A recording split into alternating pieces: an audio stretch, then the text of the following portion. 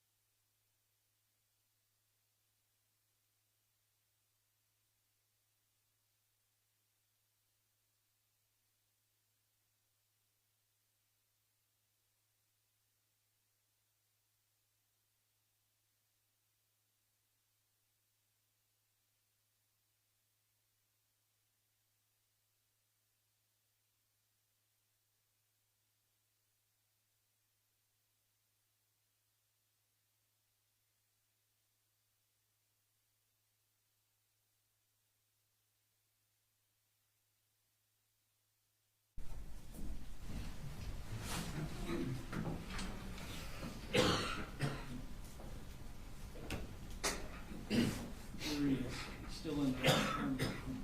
Jury's still in the restroom, so we'll stand down for a minute.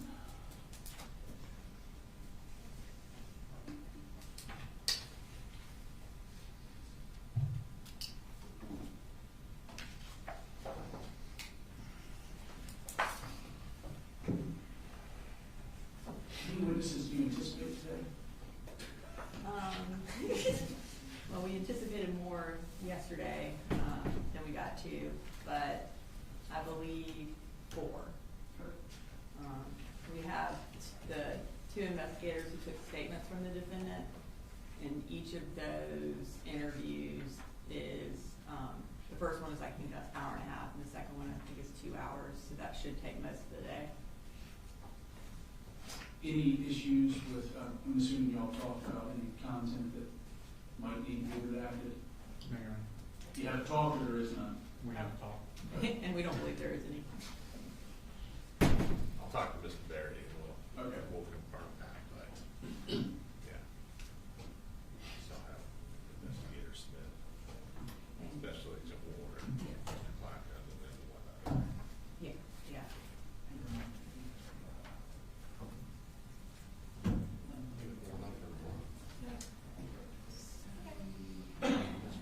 Shoot. Yeah. Tomorrow we shoot. Unless Smith gets kicked in. So Jenny will be tomorrow. No, she'll be all right. Jenny will be the fourth one today. You guys are keeping me busy today. I think Jenny has class. I thought Jimmy had Jim. I tried. Smith may get kicked in tomorrow. Just because of that. Yeah, and if not, we all decide, I guess you have to wait until Jimmy has. Kind of depends on Jenny. Yeah. Right. Because So if you have y'all to like we plan. talked about yesterday, if Jenny goes first. Yes. I can probably get what I need from Smith, who watched the interview as opposed to making the channel. Yeah. Save us some time Yeah. and not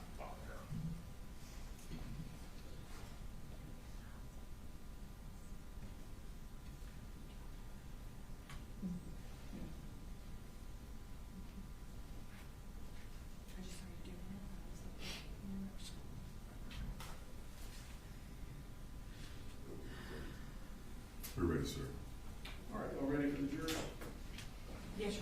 Yes, Your Honor. All right, wait a minute.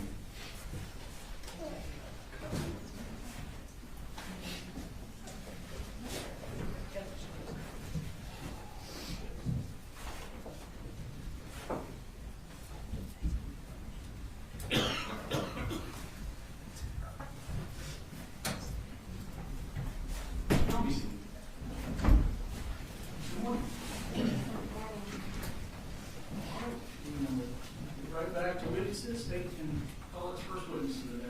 The state calls George Clackam.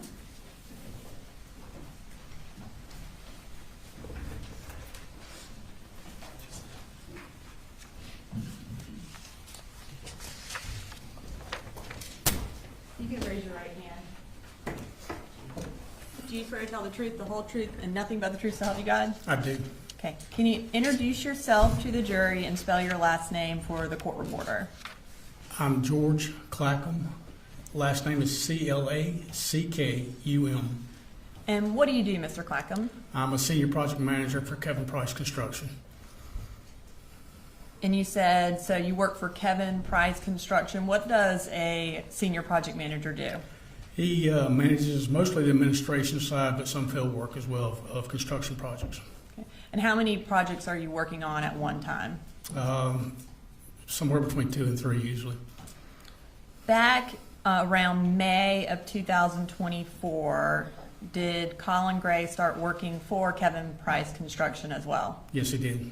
And what position did he hold? He was a superintendent for us. And what exactly is a superintendent? They kind of manage the subcontractors and the day-to-day operations of the project itself. So whereas you're working on kind of overseeing several projects on the administrative side, the superintendent will be solely working on one project generally? Most of the time, unless the project's finishing up or just starting, then there may be some overlap. Okay.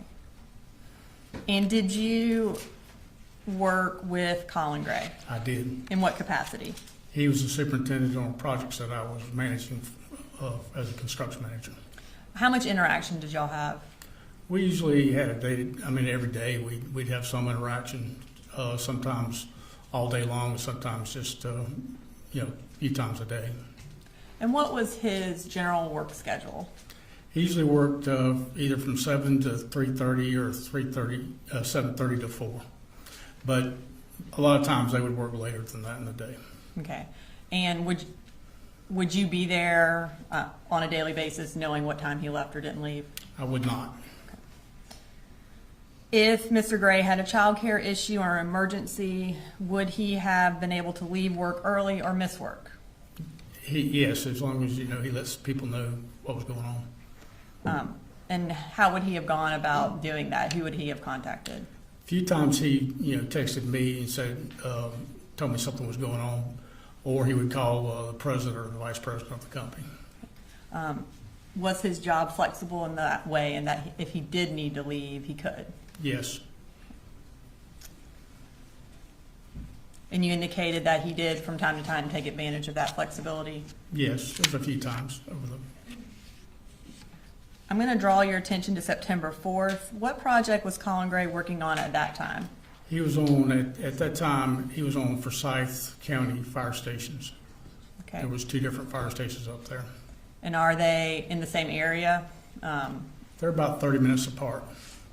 And then Forsyth County, what city is that? Coming. Was he present at the work site on September 4th? Yes. And that morning, where were you located? I was actually I'd gone by the fire station in Rockdale County that we just finished, just to check on some things there. and then I was on my way to the office, but never got to the office. And where's your office located? It's in Athens. Was anyone being fired that day or anything like that? Not that I'm aware of. And at some point that morning, did you receive a call from Colin Gray? I did. Okay. And you indicated that you never got to the Athens office. Was that on your way to Athens? Right. What, do you remember around what time it was? It was morning, probably somewhere around 9 or 10, I'm guessing. Okay. But that's just a guess. And what did he say in that phone call? He said that the school had called and his son had broken his arm and he needed to go to get him. So he told you that he needed to go pick up his son because his son had broken his arm? Yes. Did he indicate which son had broken his arm? I don't remember, but he indicated which son. What was his demeanor like, or how did he sound when he said his son had broken his arm? Just matter of fact, no, not really emotional in any kind of way. And the phone call was, I know you said around 9 or 10, but from the phone records it was around 11:15. At that time, had you heard yet about the Apalachee school shooting? I had been listening to the radio earlier in the morning and I heard there was a shooter, but didn't pay attention to where the school, what school it was or anything associated with it. So at that point, did you know that it was at the school that Colin Gray's son went to? I did not. Later that day or early the next morning, were you forwarded an email from Mr. Gray? Yes, I was. And who forwarded it to you? My boss, Kevin Price. I'm going to show you what's been marked as State's Exhibit 181. Can I see that real fast?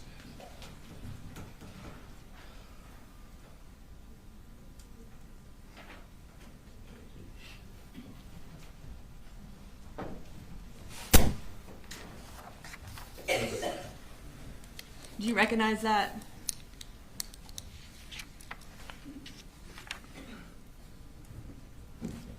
Yes. And what do you recognize that as? It's an email that Coley had sent to Kevin concerning something he had to do the next morning. Okay. And is it a fair and accurate copy of the email that Coley or the defendant sent to Kevin Price and then that Kevin Price then forwarded to you? Yes. Your Honor, at this time I would like to introduce into evidence State's Exhibit 181. No objection. 181's good. We're going to go ahead and publish it for the jury. So this email was sent on September 4th at 10:47 p.m. And can you read what Coley Gray wrote in that email? I'm sorry for the late email tonight. My son had an issue today at school. I have to meet with his school in the morning. I will give you after I meet his teachers and counselors. I will get with George in the morning as well as Andrew and give him a rundown on who's coming to the job. Thank you both for everything again. Sorry to reach out so late, Coley. Thank you, Mr. Clackam. Nothing further. Cross. No questions, Judge. All right. Thank you, sir. You're free to go.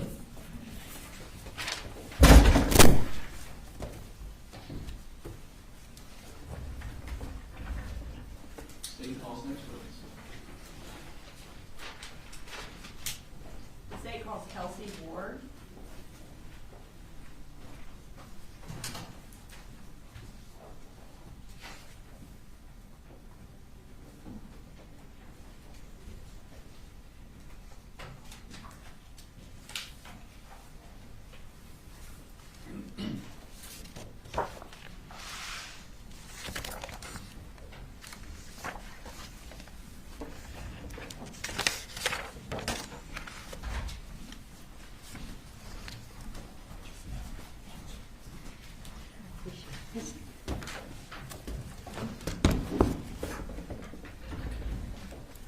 Will you raise your right hand? Do you swear to tell the truth, the whole truth, and nothing but the truth to help you God? I swear. And can you introduce yourself to the jury? Yes, I am Kelsey Ward, and I am an agent with the Georgia Bureau of Investigation. And what region of the Georgia Bureau of Investigation do you work at? I work at the Athens Regional Field Office, which is Region 11. What, I guess is Bexar County one of the counties that Region 11 covers? It is. Okay. And is that one of the counties that you're assigned to work with? It is. Okay. How long have you worked for the GBI? I have worked for the GBI approximately 5 years. What do your duties at Region 11 entail? So we are a request-only law enforcement entity, which means local agencies reach out to us and ask us for assistance, and we assist them with their investigations. In your capacity as a special agent for the Georgia Bureau of Investigation, did you respond to the Apalachee High shooting on September 4th? I did. Where did you first go when responding to the shooting? I entered the school at the base of G and I Hall, if I remember correctly, which is over near the guidance counselor's offices. And what did you do there? I met with Special Agent Nick Johnson, who was at the end of one of the halls, and we began to do a secondary clearing of the school. And when I realized there were plenty of law enforcement personnel doing that, I went to the atrium to assist with organizing that clearing with one of the Bexar County investigators. Okay. After you completed that task of organizing the clearing and finishing the clearing, where did you go next? I was asked to travel to Colt and Colin Gray's residence in Bexar County. And where is that? It's located at 896 Harrison Mill Road in Bethlehem, Georgia. And is that in Bexar County? It is. What were you assigned to do there? I was asked to conduct an interview with Colin Gray, which is Colt Gray's father. Approximately what time did you arrive there? I arrived there at approximately 1:25 p.m. And what was the defendant there when you arrived? He was. Did you ask to speak with him? I did. And did he agree to speak with you? He did.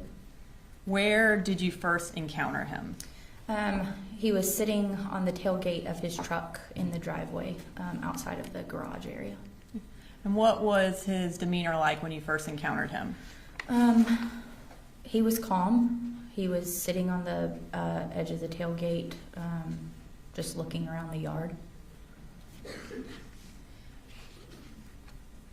And were you wearing body camera that day? No, so the GBI doesn't use body cameras, but I was using my digital recorder. Okay. And in that first interaction that you had with the defendant where you walked up to him on the bed of his truck, have you had an opportunity to review any body camera that did catch that initial interaction? Yes, I have. And whose body camera was that? That was a Bexar County Sheriff's Officer deputy named Anthony Townsend. Okay. And in reviewing that camera, was it a fair and accurate recording of that initial interaction that you had with the defendant? Yes, it was.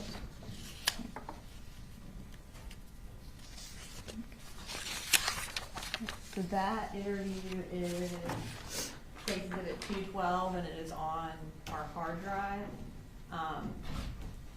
You're all right. This time I'd like to introduce into evidence case exhibit 212 and play just the portion of that body camera where it catches the initial interaction between Special Agent Ward and the defendant. No objection.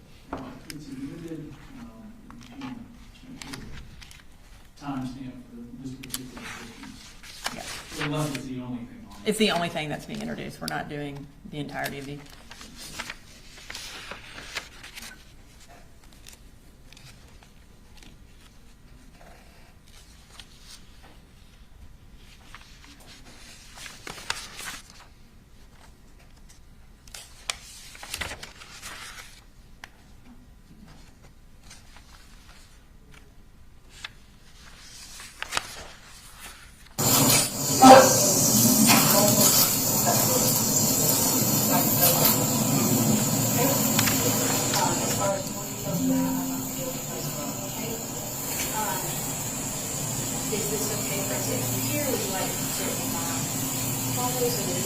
personal? Why don't we do that?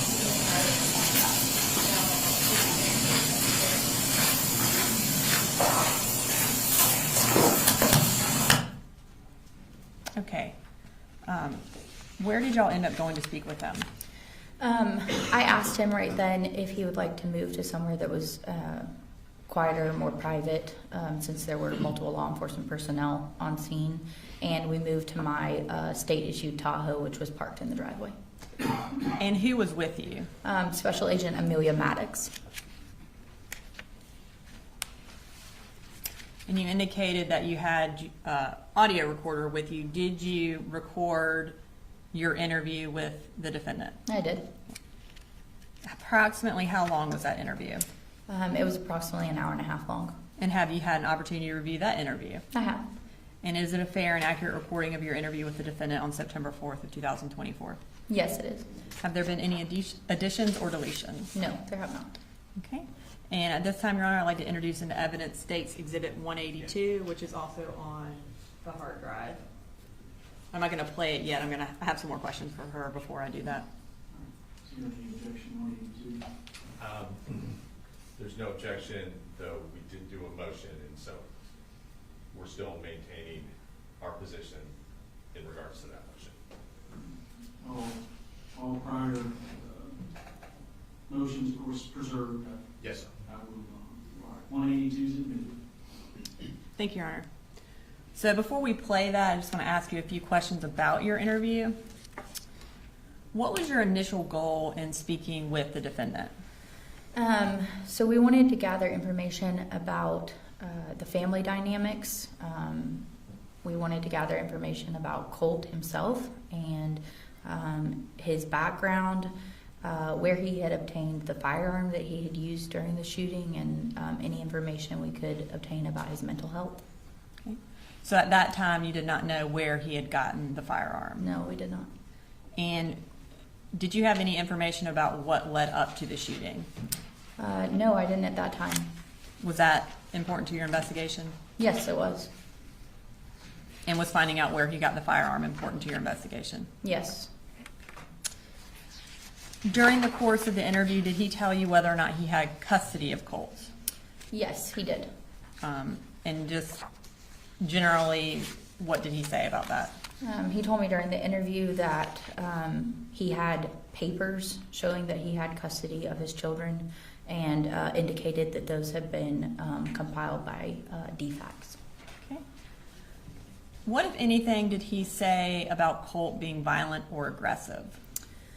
So he said over the course of his interview that over the last, I believe he used 5 to 7 months, Colt's behavior had become more aggressive and escalated, and that Colt had previously broken a window, had been involved in physical altercations with Colin. There had been 3 to 4 of those physical altercations. He used the term bull rush when describing how Colt would come at him during those altercations, and he would physically have to hold Colt or take it, is how he described his incidences with his son.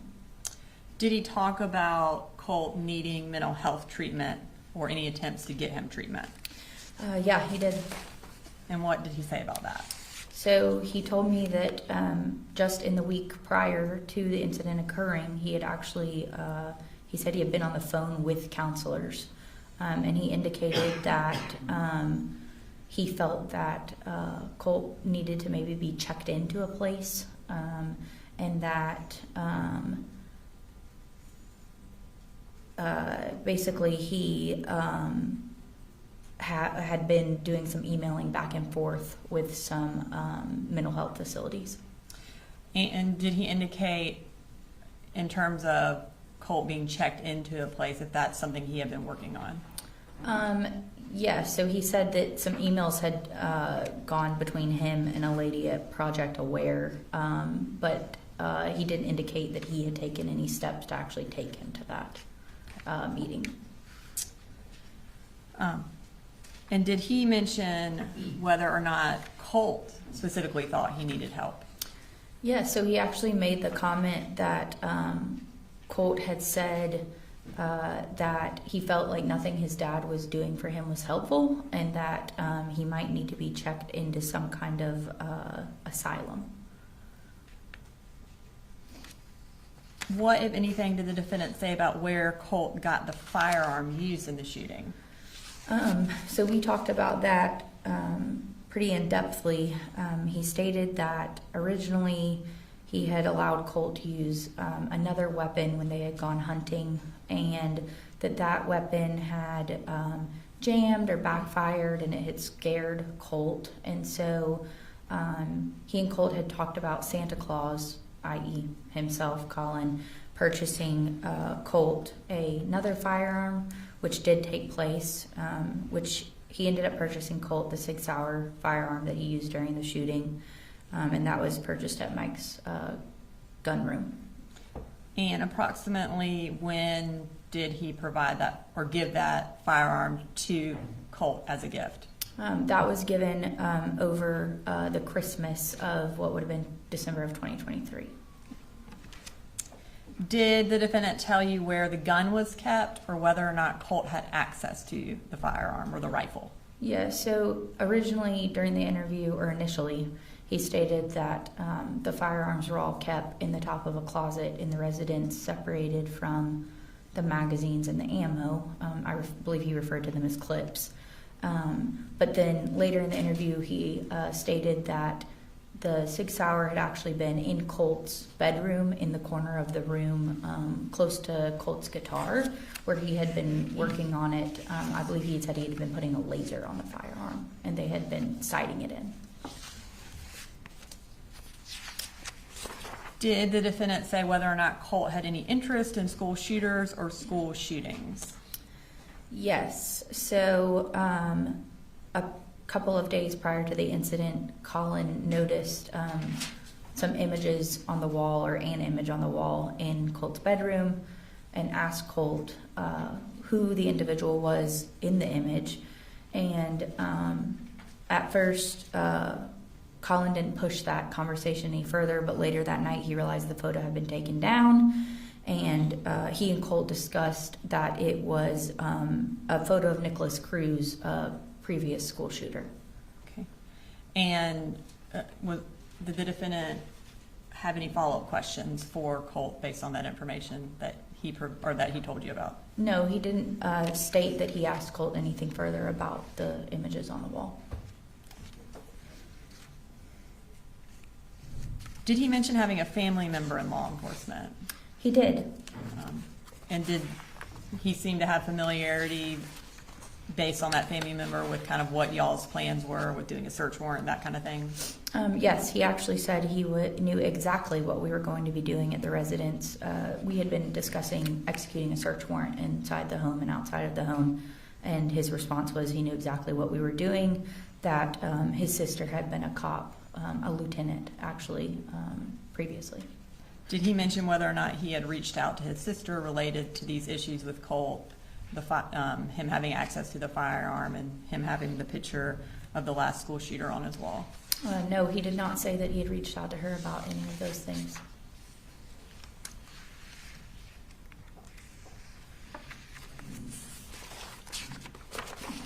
Okay, so at this time, I'm going to go ahead and play the audio recording for the jury.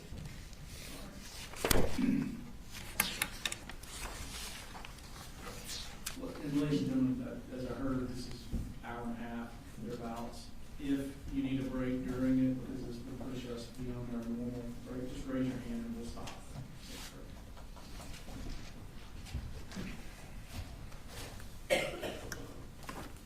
This is Agent Ward.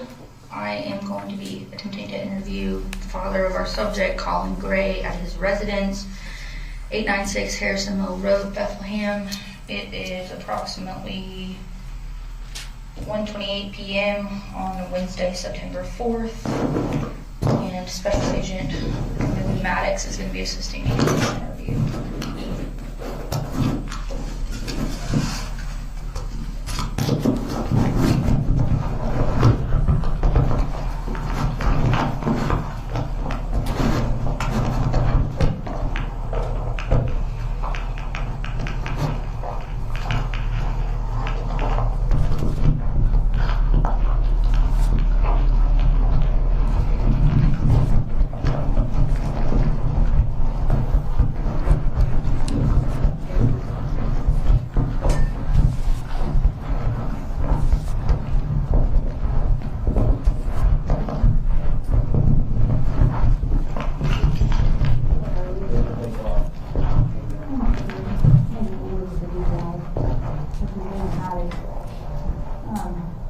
do an interview with you to gather as much information as we can. I can't give you a lot of information right now. I'm very sorry about that, but we're going to do some investigation because this is something that cannot be disclosed to you at this time. And it's evolving. So he is in law enforcement custody at the time. So I can tell you that. Okay? As far as more details than that, I'm not going to be able to tell you in the case. Is this okay for us to interview here? Would you like to sit in my Tahoe so that it's more personal? Why don't we do that? Yeah. Yeah, we can send the air one that way.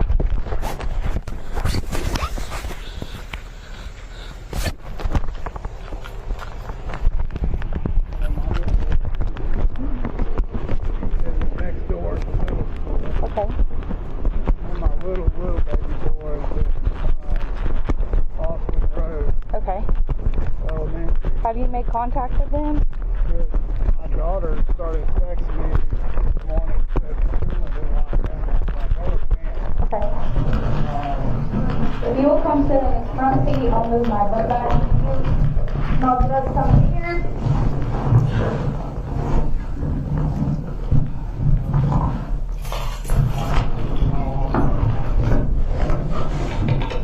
Turn this on so we can air conditioning.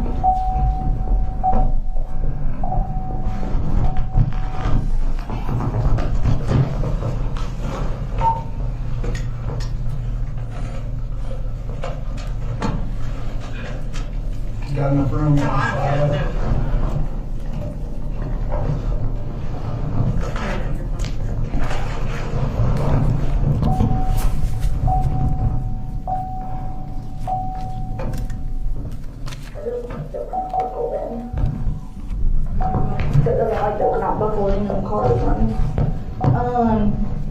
So like I said, just kind of tell me about your family. Tell me about Colt.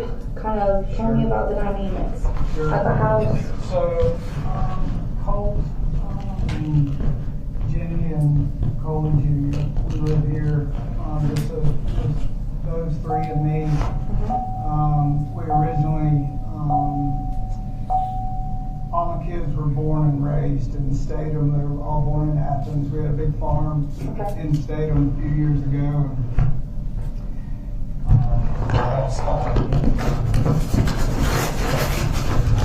Sure. And her family's all from South Georgia. So COVID all hit, like I'm hurting, I need to heal. So it was like, hey, let's take some time, we'll stay down there. Her grandmother passed away, there's a family house down there. I said, so I can heal, and nobody's doing any building because of COVID. And I said, you can get a job at Georgia Pacific, be good. So we went down there and started down that path. Okay. And I don't know, we were down there probably I guess it was 8 to 10 months. It was close to a year. And then I started feeling better. Her and I kind of not really seeing eye to eye. She, at that time, her issue was drinking. So back then.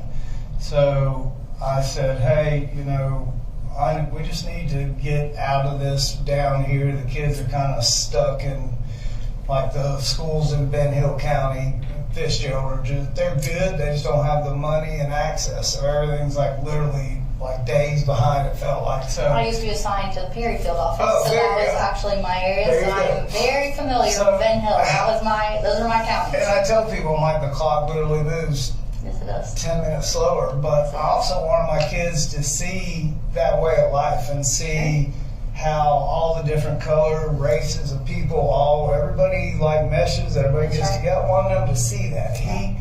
He had some trouble with some bullying in Jefferson a while back, and that kind of just was, I thought, you need to go down there and just see the simple way of life, and we'll just take it easy and we'll build our way back up here. I said, once construction starts, Dad will go back up there, get a job, and we'll be right back in business. So we stayed down there about as long as we could, and I've got my son-in-law, who I got a job doing what I do, full circle, called him up and said, hey, I'm healed.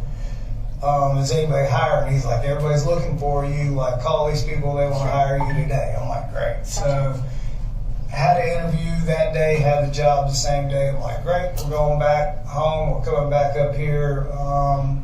And the kids were all happy because this is where they know, you know. So came back up here, and she stayed down there with little one, and Colt and I just started out in Jefferson, just him and I. And when was that? This was about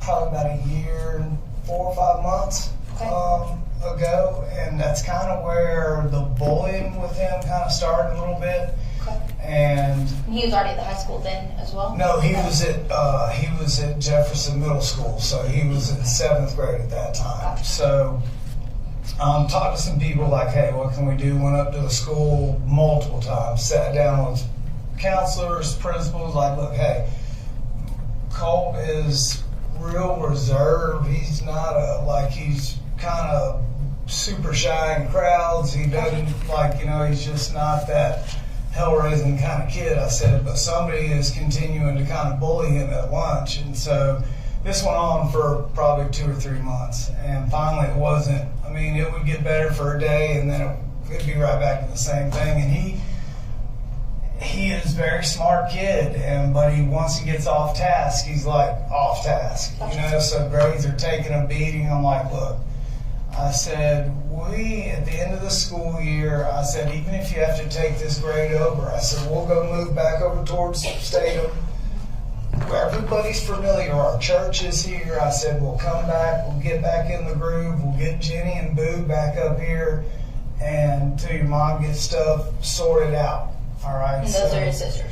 That's his sister and his little brother. And his little brother, yeah. So at that time, I thought it was still just her having issues with drinking, and we'd been up here for 6-8 months, maybe, like I said, it might be that year mark. Mm-hmm. And I wasn't down there every day, but what was happening was she got mixed in with the wrong crowd. I don't know how, but I had a phone call from her mother, said, hey, look, Marcy is kind of riding on the wrong side of the road here. I'm worried about who she's with. And I'm like, do not let the kids around there. If you thinking what she's doing is drinking, it's still in my mind was drinking and driving. So what it ended up being, we find out, I get a call. Colt and I just had moved to this house, been here a couple of months. DFAX calls me at like 2 o'clock in the morning, and I'm like, hello. Mm-hmm. She was like, I need you to come down here right now and pick up your 2 kids. I'm like, it's like 2 o'clock in the morning. I said, okay. I said, but it's going to take me 4 hours to get there. She's like, oh man, where do you live? So we went through this whole thing. I'm like, tell me what's wrong. I said, I can hear your voice. What is happening? She said, just like this, I can't until you're face to face and you sign a piece of paper. Like saying you're their dad. Right. So I'm thinking, okay, she got a DUI. Okay. So I hung up the phone and said, look, we got to go down there and get your brother and sister. And he was like, I told you, Mama doing things she shouldn't be, riding the roads all hours of the night. So him and her had a rift down there, obviously. So that was part of the reason why we were just going to let them kind of get calmed down. Yeah. And if the 2 older ones the little ones wanted to come up here, then that was fine. We're just going to try to make it to that summer, right? So we get the call, we go down there, I meet her. I'm like, okay, we're church parking lot, 7 o'clock in the morning. I'm like, what are we doing? What is going on? She said, just trust me. I'll tell you when we get there. She has to sign this paper and blah, blah, blah. So long story short, we get there, go in the house, and I still, like, what do we do? I have no idea. She goes and gets the kids. They're all happy to see me. Junior, like, pole vaulted across the couch. Oh, please take me with you. I was like, okay, hang on. I got to talk to these folks. Sure. Yep. So I'm like, in my mind, I'm like, okay, get to it. Well, hopefully she didn't wreck or hurt anybody or anything like that. It's like, okay. So we signed the paperwork. She said, we did a hair follicle on you, Mrs. Gray, and it came back. All this opioids and Adderall, and I'm like, and she said, a high level of alcohol, and I'm like, yep. And she goes, and the biggest thing, and I've been doing this for 25 years, and I've never seen a level this high, she goes, is the meth. And I spun around the chair, and I'm like, what did you just say? And like, she looked at me, I'm like, did you just say meth? I'm like, what? I like lost my mind for a second. I'm like, our children are down here. That's it. We're done. We're leaving. She's like, hang on. You got to sign some paperwork. I'm like, I'm leaving. She's like, hang on. She said, you have went through the whole deal. You have custody of your kids. You're in charge of who sees them and when. If she wants to see them, it's going to have to be permission only. And she was like, well, who grants permission? It was like, Mr. Gray, and it'll be visitation supervised. And I'm like, and she's going through all this, and I'm just sitting there looking at her like we've been married for 14 years, almost 15. And I'm like, she's an engineer with a degree on the wall. Yeah. Like, I have nothing. I've worked my ass off to get to where I'm going. I'm like, you know. So anyway, we get in the car and we come back up here, tell the kids, like, look, we're going to get your mom help. I can't do what I want to do. I have to show them the right thing. I wanted to snap and like, you figure it out. But I just told them, like, listen, your mom messed up, but we're not going to leave her. We're going to help her. I said, Dad just started his job back here. As soon as the insurance kicks in, we'll get her sent somewhere to get help. I said, that's what we're going to do. So we came up here, probably 3 weeks were good. Get a lieutenant guest at 2:30 in the morning beating on my door. And I'm like, yep. He's like, can you step outside? And I'm like, I can. I'm like, what's this about? And he was like, we got a call that you went to pick up your kids for fall break and you never brought them back and you won't answer the phone. And I'm like, no. I said, let me get the paperwork out of my truck. I said, here's the paperwork from DFAX. Went through that whole thing. He said, that doesn't matter. He said, I said, it does matter. I have custody. That's what this paper says. And he was we were going back and forth about, like, I'm not taking my kids back to her. Like, that's not happening. So we got that worked out and did nothing further from that. I said, if I've got to come in there and talk to somebody at the office with y'all, I'll do that. I said, but we're not. The reason they're here is because of all of this. And it's a danger to have them around her. Like, so pretty much from that point on is when Colt and his mama had a riff. And once he found out it was meth, he just was pissed. And that was about a year ago? The meth thing was probably about 8 months ago, 8.5, 9 months ago, because she took it to heart, and we kind of found some places, and she checked herself into an inpatient care down there, and I was going to move her up here to Athens as long as it was inpatient so she could see the kids, as long as she was getting better. So they were happy about that, but Colt and her were still kind of at odds. And how old would he have been then? He's, I would say, in the time that the rift started, he was probably about 12 and a half, maybe 13, and it went through 13 and to this point now. Yeah. So he's really pissed about how she was doing and what she was doing.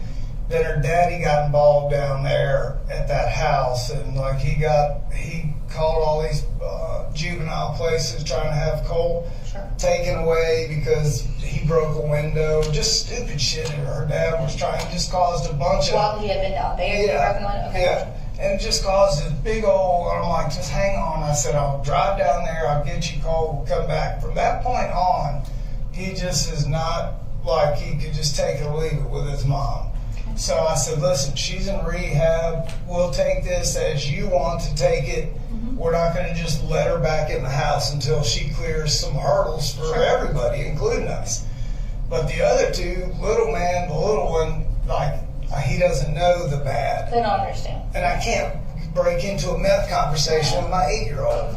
So Jenny is old enough to know. She knows what's going on, and she's just kind of like the neutral one and doesn't want to cause a rift. And she knows that Colt and her have got issues, and so probably about 5 or 6 months ago, 7 months ago, shortly after we got back from all there, got everybody settled and going. I'm like, Colt, we got to start talking about school.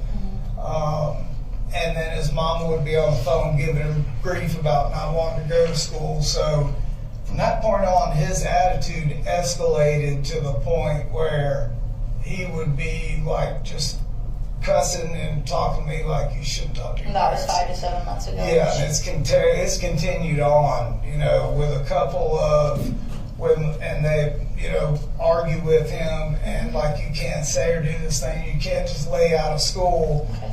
And he's like going to hands-on, trying to fight me. Okay. So I tried to just either hold him down or get him like hold back and just turn my head and like Because stop. he's 14 now? Yeah, he's 14. Okay.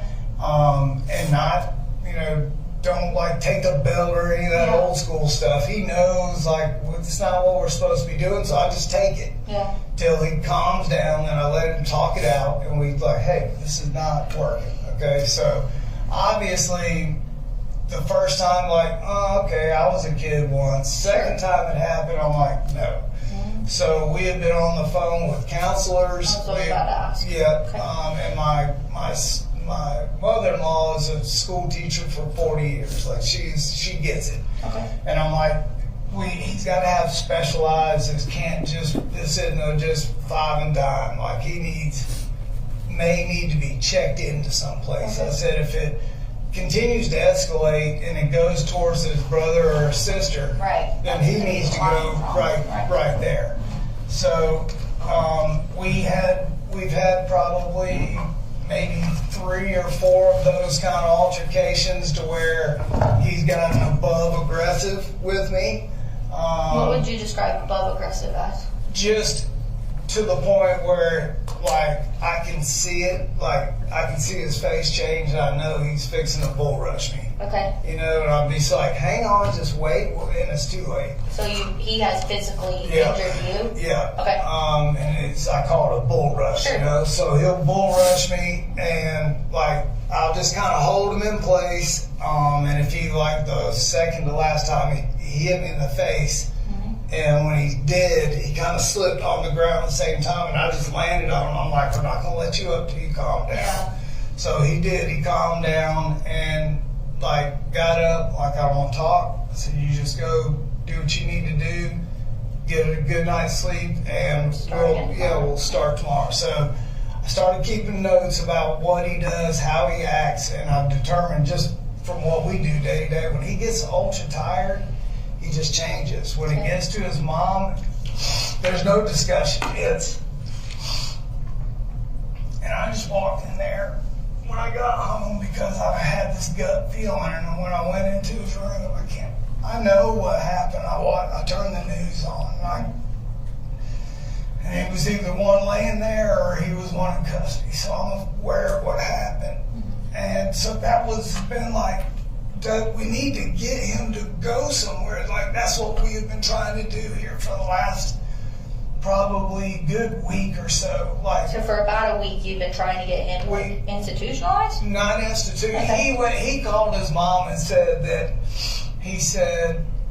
that nothing that I was doing was good enough, and that maybe he just needed to be in an insane asylum. I'm like, he's just been. When was that? That was probably a couple weeks ago, maybe, in passing. And I'm like, no. I said, listen, I talked to him and told him I've got been on the phone with the school and the counselor at school. Okay. Like, they're all aware of what's going on. What's the name with of that him. counselor? Do you know? I've got. We can look later. Yeah, I've got an email where we've been back and forth. Okay. She sent me another piece of document from Aware. Okay. Counseling is a third party. It's a third-party counselor. Right. Said, would you be? I'm like, absolutely, yes. I would love to do that. Give me the paperwork. So I filled it all out, signed it, and sent it back. I said, tell me what we need to do, and we will make this happen like the next day. So she said, once we get that filled out, when he comes to school, we'll sit down and meet with him. I'm like, okay, do I need to be there? She's like, no, we'll just meet with him first. Okay. I'm like, okay. So the goal was them to meet, and then the paperwork I filled out was, the way I took it is it's not an interest for the school or anybody. She's just more dialed to the child, trying to give him like Hands-on care, basically. correct, right, and make that determined for me. I don't want my wife, who's sort of kind of involved, or my mother-in-law to, say, oh, he needs to be, institutionalized. I want somebody, third party, that doesn't know anybody in the family to say this is what we To make like an unbiased assessment. Yes. So that's what I was trying to do. And yesterday I said, hey, look, it takes and I tried to give him a pep talk. I'm like, So hey, this was yesterday? this was yesterday. Okay. I said, and I'll show you the text. I'm like, it takes a lot of guts to do what you're doing. Go walking back into school after all this time. I said, you're doing the right thing, and I'm super proud of you. So get back home from work, come in, cooking dinner, and he said, I didn't go to school today. And I'm like, okay, what happened? He said, I got dressed, I got ready, he said, I started to walk out the door, he said, and the bus came, I didn't have my book bag, he said, and I said, you didn't feel like going today, did you? And I said, it's not the book bag or the bus. He said, I just don't want to walk back in and have everybody go, oh, look. And I said, Colt, I can't go to school for you. I said, I have to pay all these bills. I'm the only one doing all of this. I said, and I'm getting people in there to help you because I can't. And you need to go to school you're falling behind. I said, and there's no left behind, like they're not going to fail you. You're just going to be left in the dust trying to catch up. Right. So I said, let's go to school today. I said, let's get the right people in front of us. That was today. That was today. And I said, let's make a plan and we'll figure this out. I said, there's nothing, I kept telling them, there's nothing that we can't overcome that you've already not overcome. Right. You've been through a lot, and you've done the hard part, So this morning, I can show you the text. I was like, hey, I'm proud of you, what you're doing, everything. It's just a good thing. Just constantly giving them a pep talk. Today. Yeah, if I could take a picture of that. Yeah, it's all good. And did you take him to school this morning, or did he normally rides the bus when he goes, so he rode the bus today? Yeah, yes ma'am. So how it works for me is I get up, I get everybody ready. Okay. And then I take little one to school at Austin Road, then I go to work. Okay. Those two catch the bus, and then I'm home by the time Junior gets off the bus. Gotcha. At 3 o'clock. And Junior's the youngest one? Yeah. Okay. So I'm usually here when he gets home. So this was today. I said, morning, big boy. I'm proud of you. I love you. And I hope you have a great day today. I will see you this afternoon. He said, getting ready for the bus, and I love you. Okay. Yep. You can keep scrolling. I'm going to kind of take a picture, if you don't mind, of your conversations today. Yeah. Okay, you can keep going. Perfect. Okay, and keep going. This is where I'm like, something's wrong. Okay. I thought he got in a fight. Okay, keep going. Okay, keep going. And keep going. Thank you. So, Tell me, I have that's great information. That is exactly what I, wanted to talk to you about. yeah. I have a couple of more specific questions. Okay. So, I was told there are weapons in the house. Yep. We live in Georgia. Yep. Not Everybody's surprising. got Everyone them. has guns. Yep. Tell me about his awareness of those firearms, his Sure. past with firearms, Sure. the hunting, Yep. anything like that. So, it originally started with telling him, was like, hey, when I was dealing with all this as a kid growing up, the way I coped with it was deer season. Mm-hmm. I said, Thanksgiving and Christmas, I said, I was in the woods. I said, Nan Gray used to just raise all kinds of cane because I was always deer hunting. And I said, so this was last year. I said, so let's try to go deer hunting. I said, we'll get through all this together. I said, your mom and I will take care of it one way or the other. I said, our family will be together. And I'll never stop for y'all. And I'm going to work my butt off. I said, you're going to go to college. I said, that's just how that's going to be. And I said, it's going to be fine. We'll just take it one day at a time.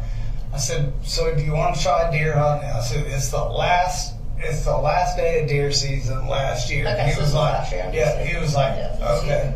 And I said, all right. He was like, but I don't have a rifle. I was like, I know. I said, I've got some. I said, we got to teach you the way around of a firearm and all of that. And he is like OCD about knowing. Like, so he'll break into whatever we're hunting that rifle was, and he did all his research, and I was like, that's impressive. So he throws himself into whatever he's interested in. Yeah. Okay. So as a treat, I said, hey, I bought a rifle, and I said, it's an AR platform. I said, I know everybody's got one. I said, this will be what you will take hunting with us. And he's like, this will shoot a deer. I'm like, this will shoot a deer. Tell me about the specs of that firearm.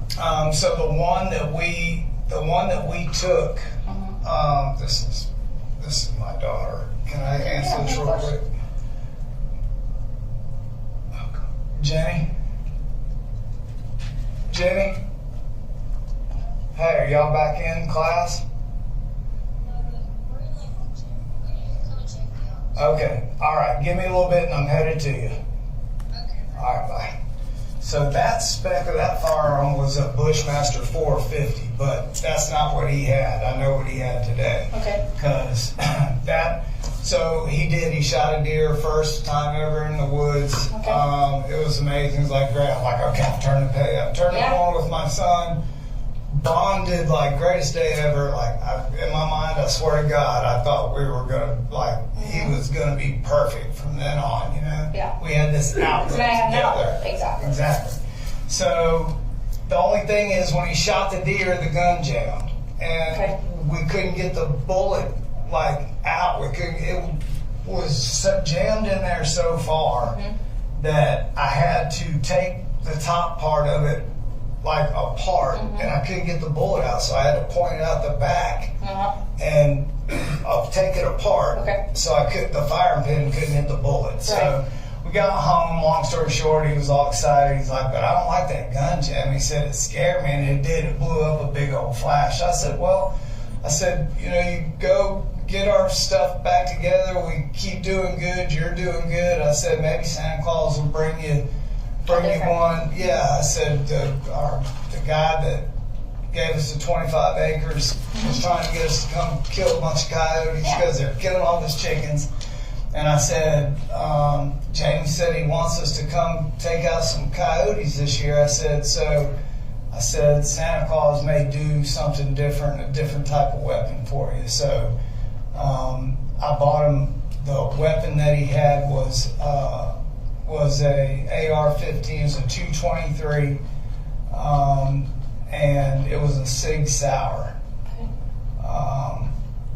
And that was kind of like his big Christmas present, where I said, this is for you to hunt with, but it's not a toy. He gave that whole speech and everything, and he understands how. And that was his Christmas present this past Christmas, yeah. Okay. And so we've gone to the shooting range a couple times just so he learns gun safety. He took the range test with me. Okay. And he understands what weapons are and how it all works. So I don't know where. Where was that firearm kept? So all the firearms are up in my top of my closet in my bedroom. Okay. And all the clips are separated and nothing's loaded. They're all up on the top part of the closet. I bought Colt just as hey, I'm going back to school probably a month ago or something. On Amazon they had a good deal on a kind of a red dot scope that he wanted for that thing. So I got it for him. That was like last month?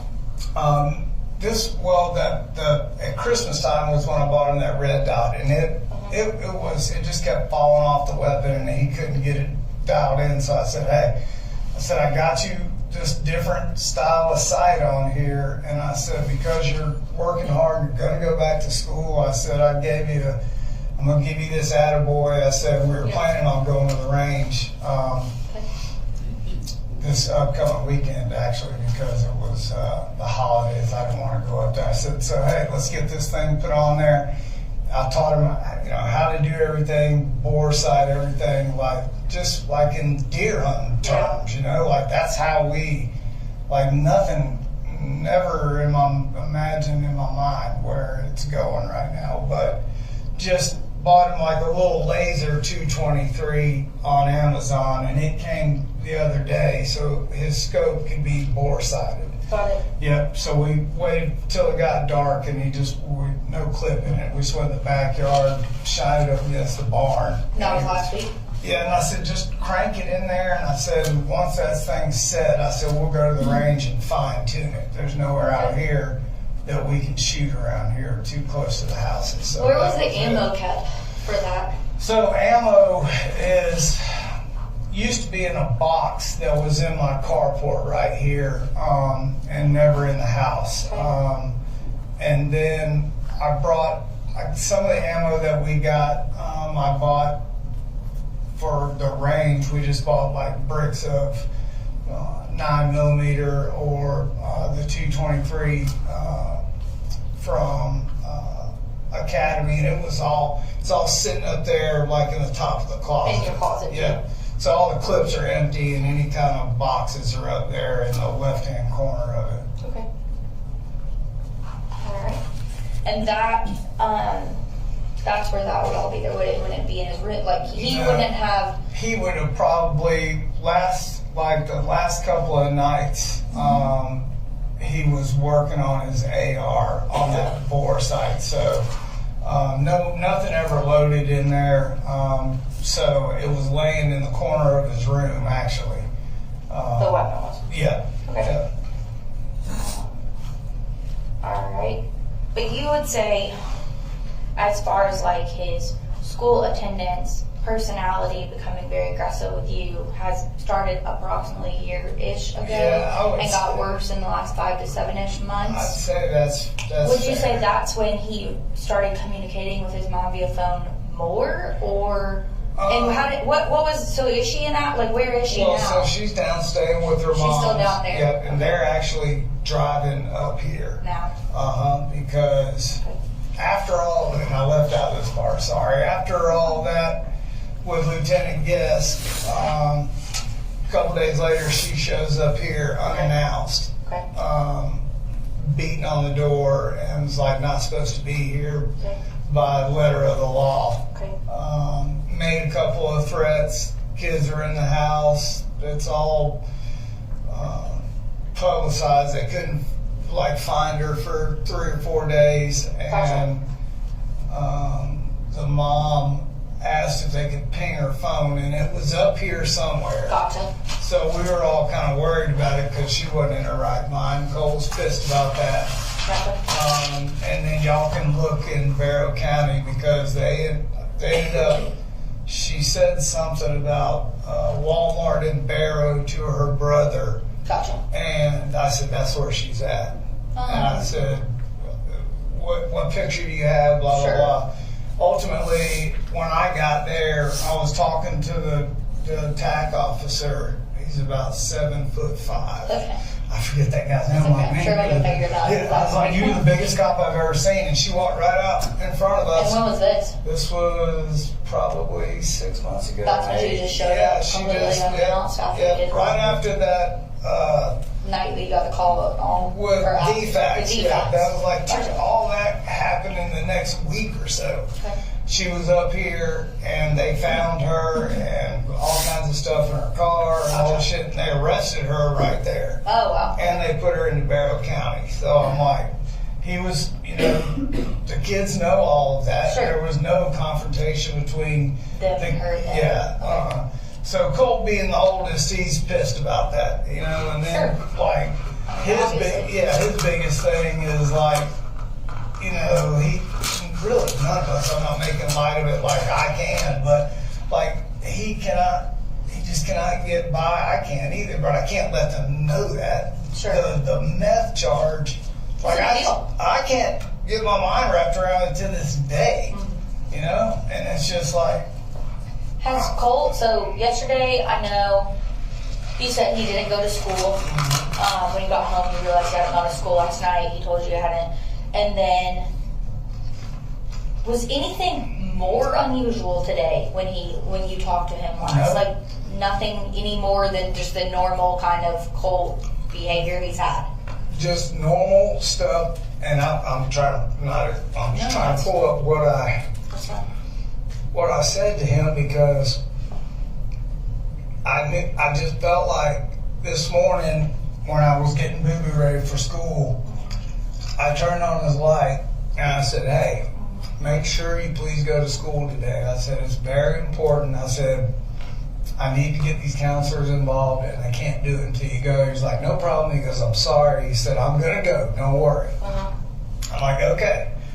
So this morning leaving, I thought I made a good connection with him. I know he's going to go to school, and everything is going to be okay. He's going to be with the counselors. Yeah, at least just get in there, be accounted, like not absent, because I told him like be present at the school.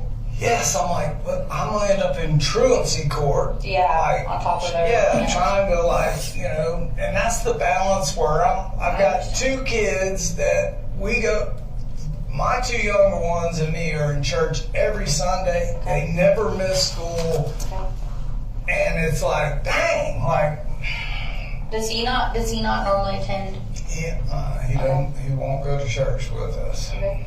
Does he have any other extracurricular activities that he does, or I mean, I obviously this gun stuff seems to have been a positive thing as of recent. It was just a like positive something for him thing. to put his mind into. There's a couple of things that I learned more about my son, and like I was so like we were building momentum. That's why I'm just like stunned. Yeah. Is obviously the outdoor stuff, but man, that kid is so gifted musically. Okay. Like I bought him a guitar. Like we'll see how long that lasts. Okay. He took it, and I had to go buy him another like really nice guitar because. Like he can rip it, like he can hear a song and play it. He's that good. He can read music, and I'm always like, Cole, this is a great thing. He's obviously really smart. Just like, hey, nobody can just sit no one down can and do do that. this, you know? I think it's a really good Yes, thing. and the second thing that I buy him a new computer tower, like $400.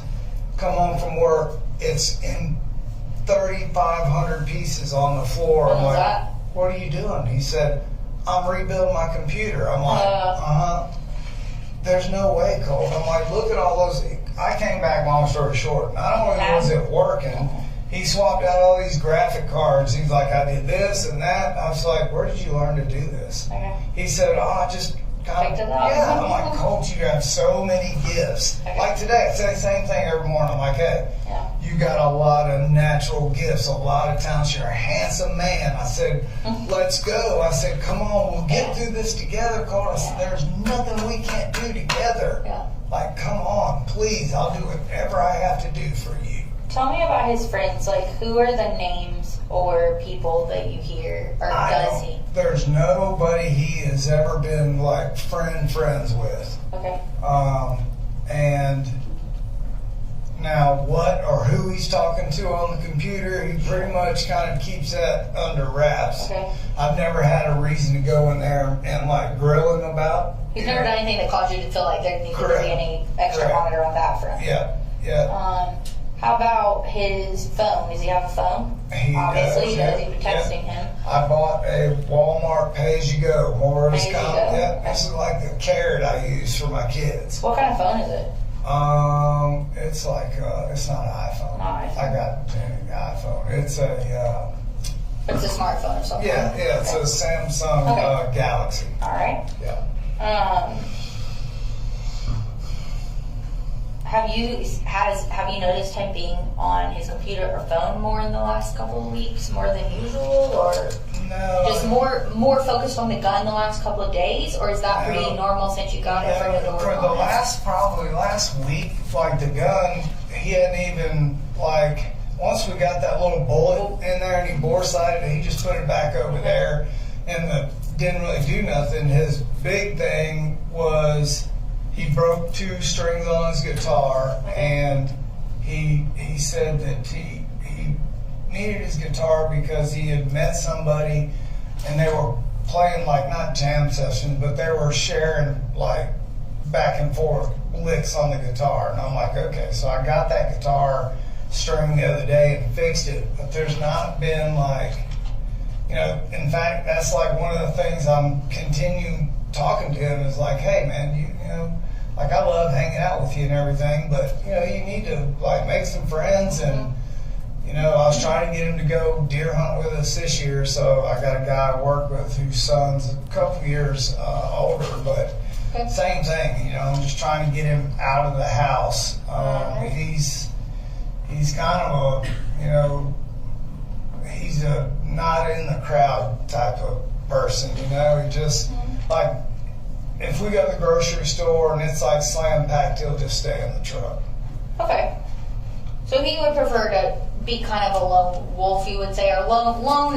He's not going to be the guy that's bumbling and making a ton of friends. Yeah, no. He's more of a focused kid. I mean, that shows in the computer and the music. Right. I mean, those are all very specialized, oriented tasks. Now, if he had a couple people sitting there that shared the same things, he'd be chatty catty. Sure. You know, if it's something he's interested in, exactly. knowledge about. Okay. Yeah, but he's more shy than he is like anything else. Okay. All right. And when did you get home today? Tell me that. So I was at work, and you said you work where? I'm sorry. I work for Kevin Price Construction out of Athens. And I'm building fire stations right now, so in Forsyth County. Okay. So I was up on the roof this morning, and my little girl texted me and said 3 people at the high school got shot. And I'm like, oh no. I said,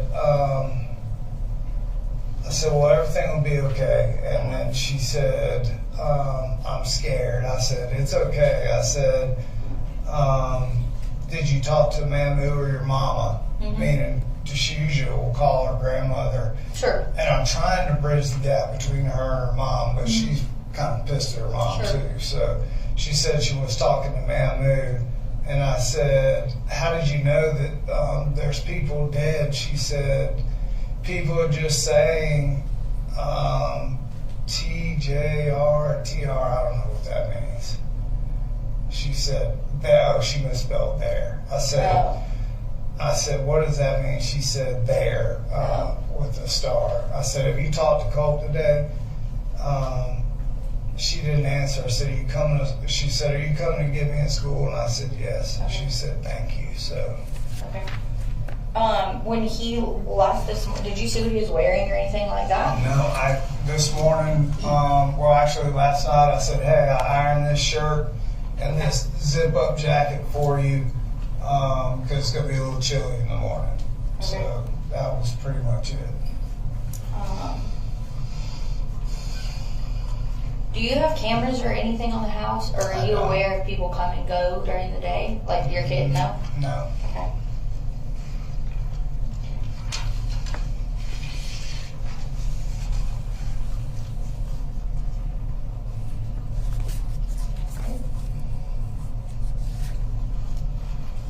And how frequently, day to day, would you say you talk to Colt, like during the day? Like, do y'all text during work? Like, what is your communication with him like normally? It's nonstop. Really. Nonstop? Yeah, texting and talking to him, you know, to the point where I know I aggravated. What about today? And I know I just took, it looks like mostly you sending and him not responding. This was after, like, at 9:42. So that's what I was, let's see. He said, He said, I'm getting ready for the bus. Love you. So he said, I'll text you in about an hour. He said, it's important, so answer. And I figured, okay, he's going to be rolling into school, and he likes my pep talks. Okay. And I tell him, like, you can do it, just like, if I don't, surprisingly. He's like, I can get a pep talk. I'm like, okay. So I try to. So he asked for one of those, and that was at 9:42. Yep. Okay. And I said, okay. I said, what are you going to be texting me about? I said, is everything okay? He said, yep. And I said, okay. I really hope you have a great day, Bubba. Okay. So that was at 8:30. And then at 9:42, he said, just out of the blue, I hadn't been talking to him. I was actually having a job meeting about the crane on site. Okay. And out of the blue, he says, I'm sorry, it's not your fault. That was the two texts that just, and I wasn't talking to him. And I said, what's wrong, Bubba? I said, you didn't do anything. And he didn't answer. And I said, hey, like, what's wrong? Yeah. So, Let me get a picture of that again, because I just want to make sure. yeah, so that was at 9:43, and then he answered at 10:03. Let me see this. Do you want to try the times in there? Yeah, can you pull it over to the left for me, just so I can? Oh, hang on. Sorry, Yeah, I know there you're you go. busy. Perfect, thank you so much. Yep. And Was that his last text to you, though? That one this right was, yeah, this is where it went green, because he said, no, I love you, Jenny and Coley. And that's when I jumped off the roof. I said, something's wrong. Yeah. And he said, you're not to blame for any of it. And I started climbing down the ladder, telling my people, I've got an issue, I'm leaving. Yeah.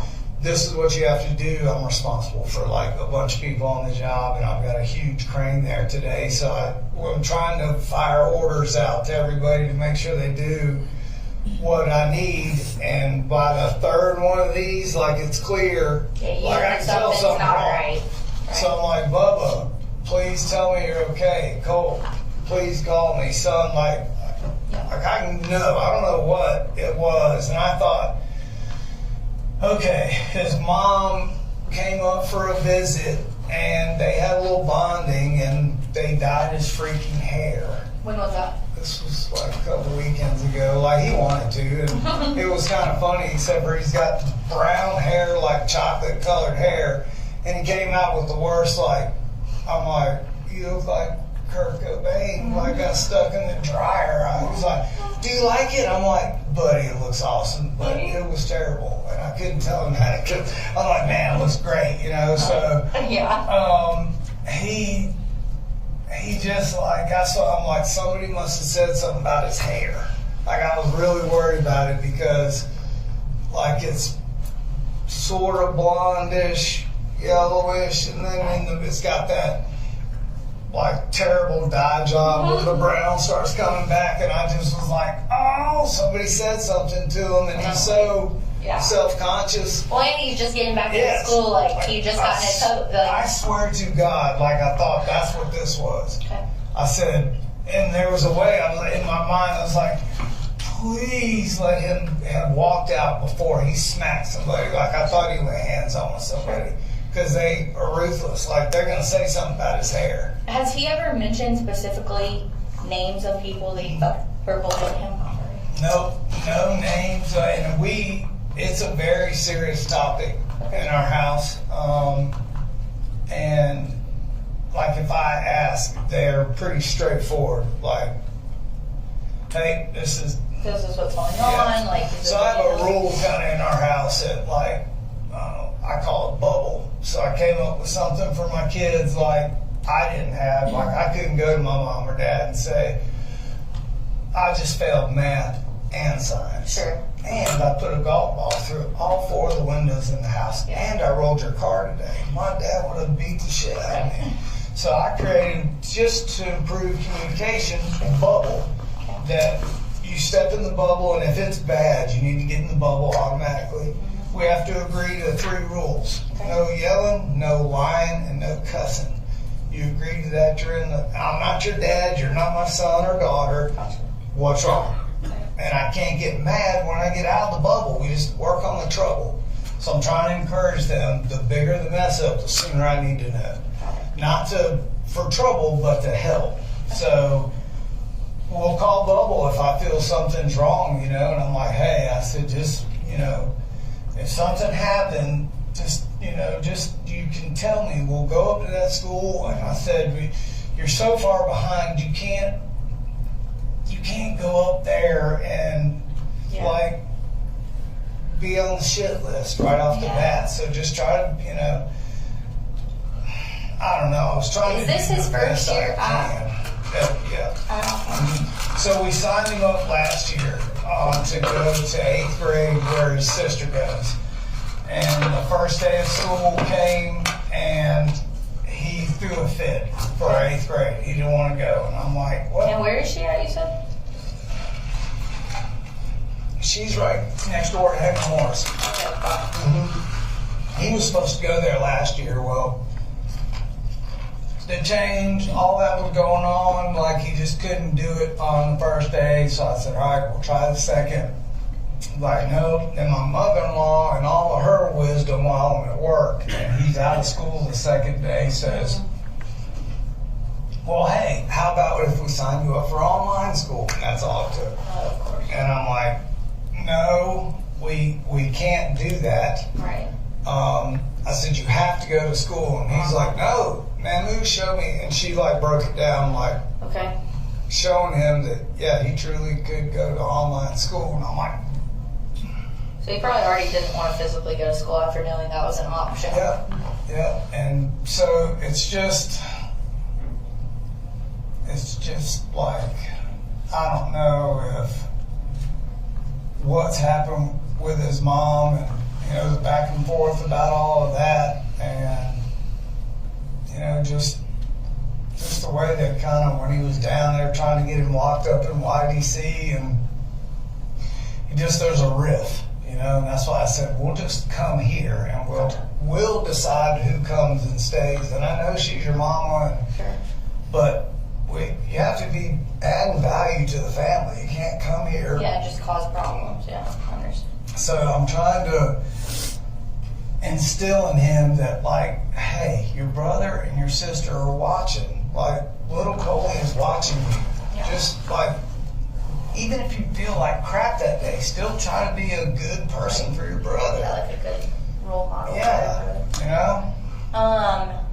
Have you been in his room today and looked around or anything like when that? I got home, I walked in and I'm like, Sorry, do you know? I don't know if that's one of us, Amelia.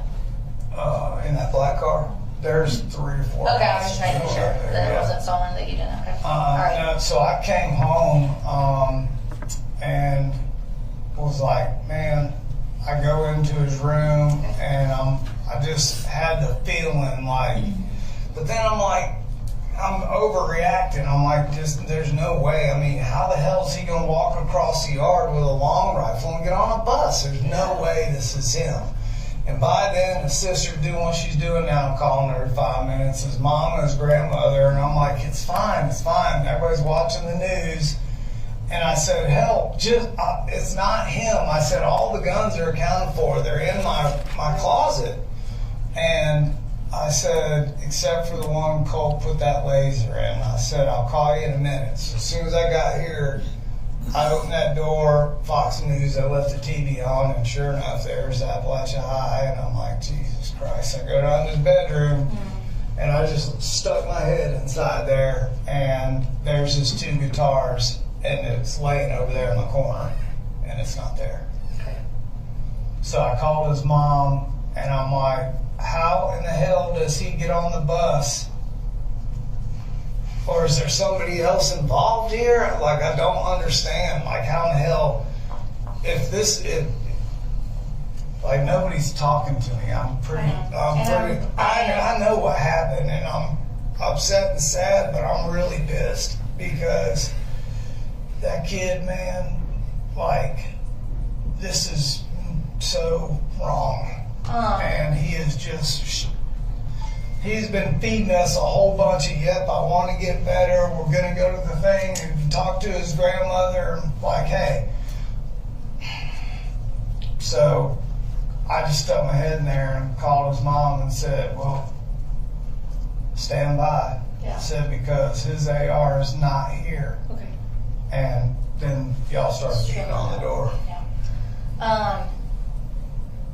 I'm gonna find out what information I can give to you at this time. And that's one thing I'm gonna try to do for you, because I'm sure you have 9 million things going through your head right now. And I've gotta and get you have my other two kids. Yes, so that's important as well. It's the only thing that is like, Okay.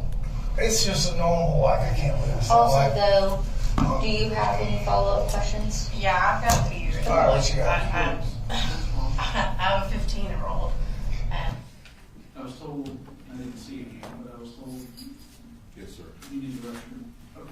All right, we'll take a 15-minute restroom break.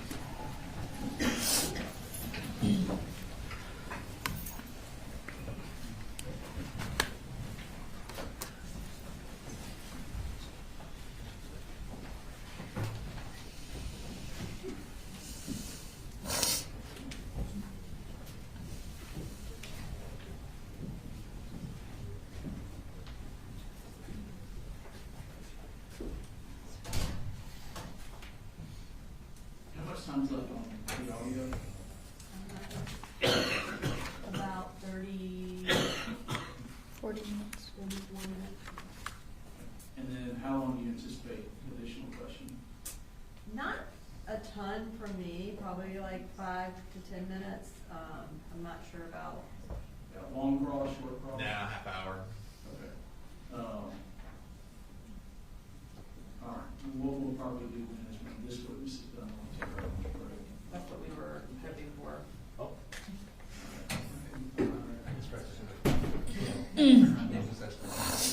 Thanks, Matt. Maybe somebody could just do it normal. All right, we'll be in recess.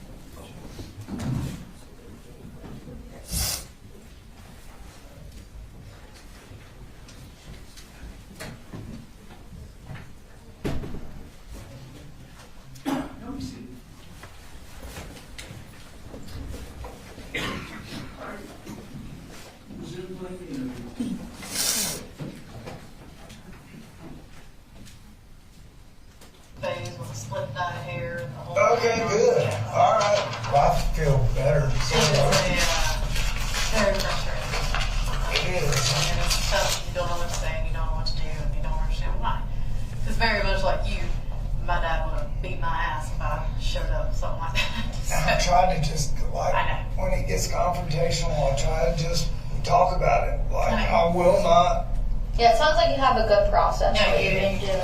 doing. I will not. You've been way more understanding than most. Yeah. My parents, I would be halfway to China by now, Yeah, probably. like, I will not, like, my daughter is like, you know, like, I will not touch my children. I will not strike my kids. Yeah, Like, it's not and gonna happen. that's, And he knows that.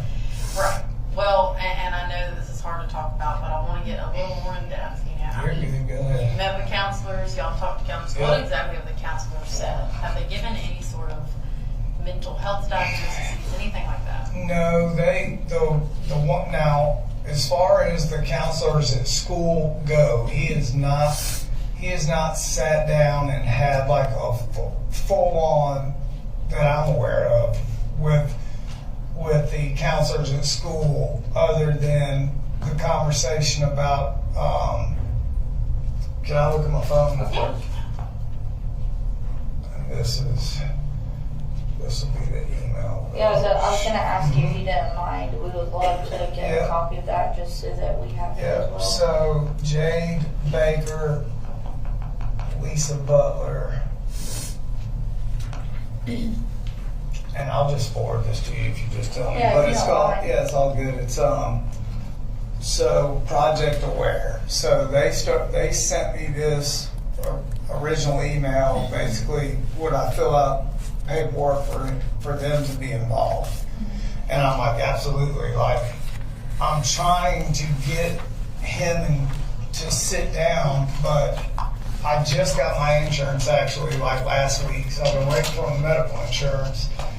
And then the lady I thought I was going to take him to doesn't take my insurance, United Healthcare. So this is Lisa Butler sent me this and asked me to fill this out Okay.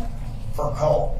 When was that? This was last week. Okay. So they had this. I filled it out and said, absolutely, I would like expedite. Can we just get, like, I know he needs somebody, not to this level clearly. Like, I know he's like a normal kid and he's dealing with a bunch of crap. Like, I swear to God, like that, this was the last thing, like, it's not even like I get it, he's a hothead, I was too, like that, I'm more worried about breaking windows or skipping school. That's gonna be the worst thing I gotta deal with him. This was not on your radar. This was not on my damn radar. So this is the email, and I'll just forward you the last one so y'all Yeah, have I'm it. gonna give you my email so you Yeah. can send me all of that. Yeah. But she was like, what they can offer Colt. All right, and they were asking, was it okay for them? Yeah, no, it's all good.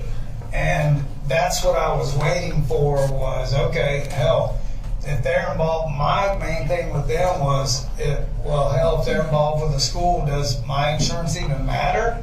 Sure. If it doesn't, then let's get him Let's in just there go for like it. right now. So I see that it says anxiety. Is that something that he had said he feels? Yeah, he said he feels anxiety, and you know, I tell him, well, drinking a Rockstar doesn't help anxiety. Yeah, so he's, you know, he doesn't drink a lot of those, but I told him, I'm like, if you're anxious at all, this is not what to drink. So When did he last express that to you?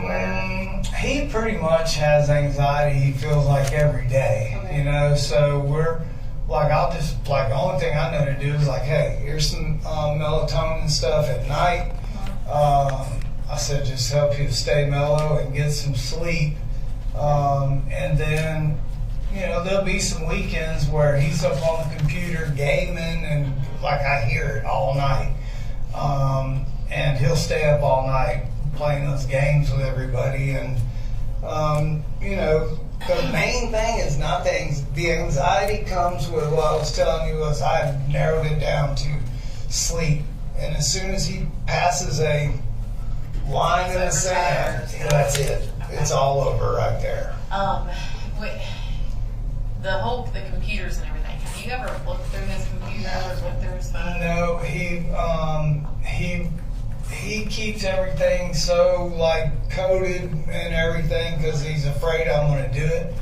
And I don't know what the heck's on there, to be honest with you, but I always try to keep him thinking that I know what I'm doing on a computer, but he's got all these firewalls and shit where I don't get in there, but he thinks I can.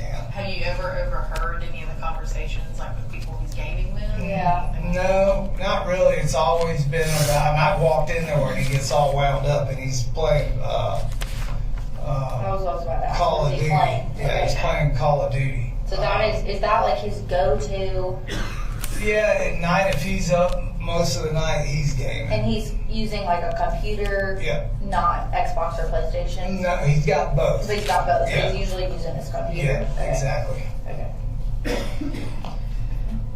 Going all the way back to 7th grade. Yeah.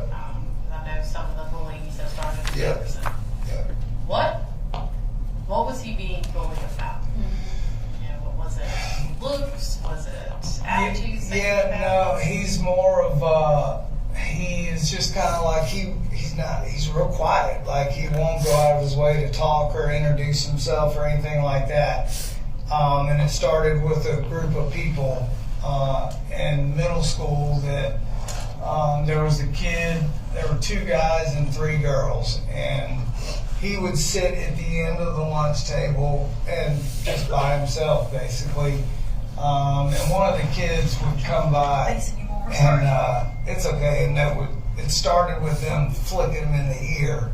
Okay. And that's the first time I went up to the school. I was like, okay, Yeah. we're not just yik-yakking now. Yes. I know it's just a flick in the ear, but they made contact with him, and I don't want to make sure we're doing the right thing here, and you got people on this.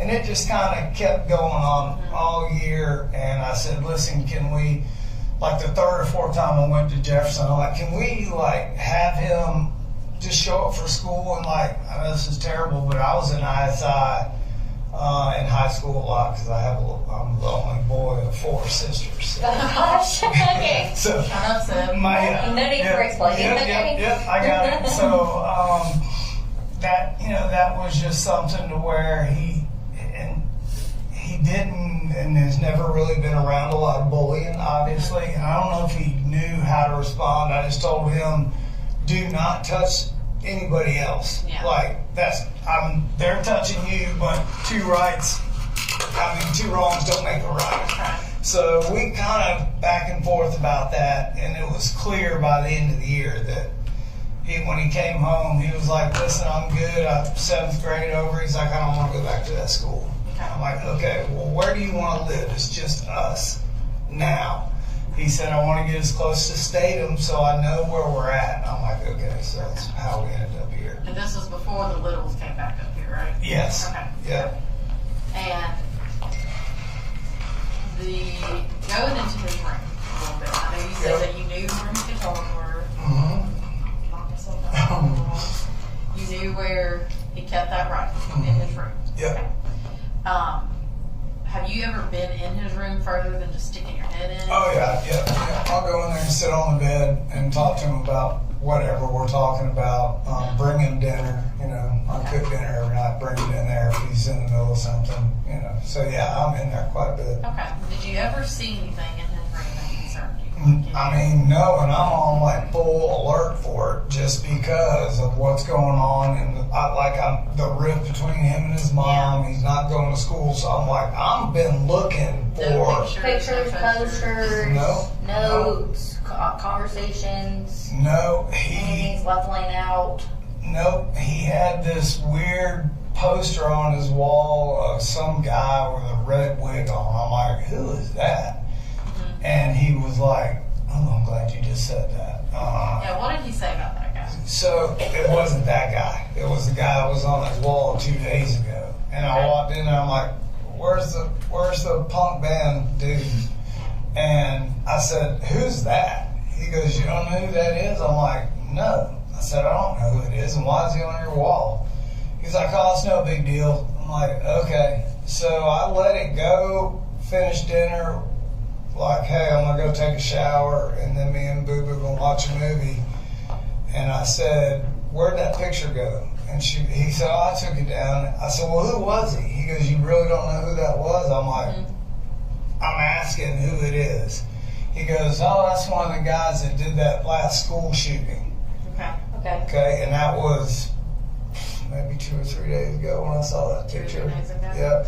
What did he say why he had that, or No, what is it? he didn't say anything other than like I had no idea what that. It didn't look like something's wrong with that kid. Yeah. You know what I mean? Like I just What kind of couldn't picture tell. was it? So it was like a magazine headshot of a brown-haired like teenager, like late teens, and he had glasses.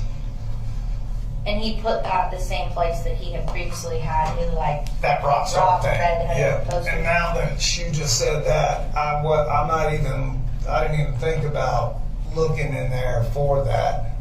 But somebody said something about a warrant, so I guess y'all go in the house anyway. So. Yeah, I mean, I hope you understand why. Well, We gotta go yeah. And my little sister is a retired lieutenant out in Las Vegas, so Well, then you're familiar with what we're doing. I know exactly what y'all are doing, and like I'm just pissed. What about a firearm in a silver toolbox or a Pelican case? Is any of that familiar to you? Yeah. What did you say? A firearm that was in a silver toolbox or a Pelican case in your truck. You familiar with that? No, I don't have a Pelican case. Okay. What about, you have a toolbox on that truck? I didn't even see. No. Okay.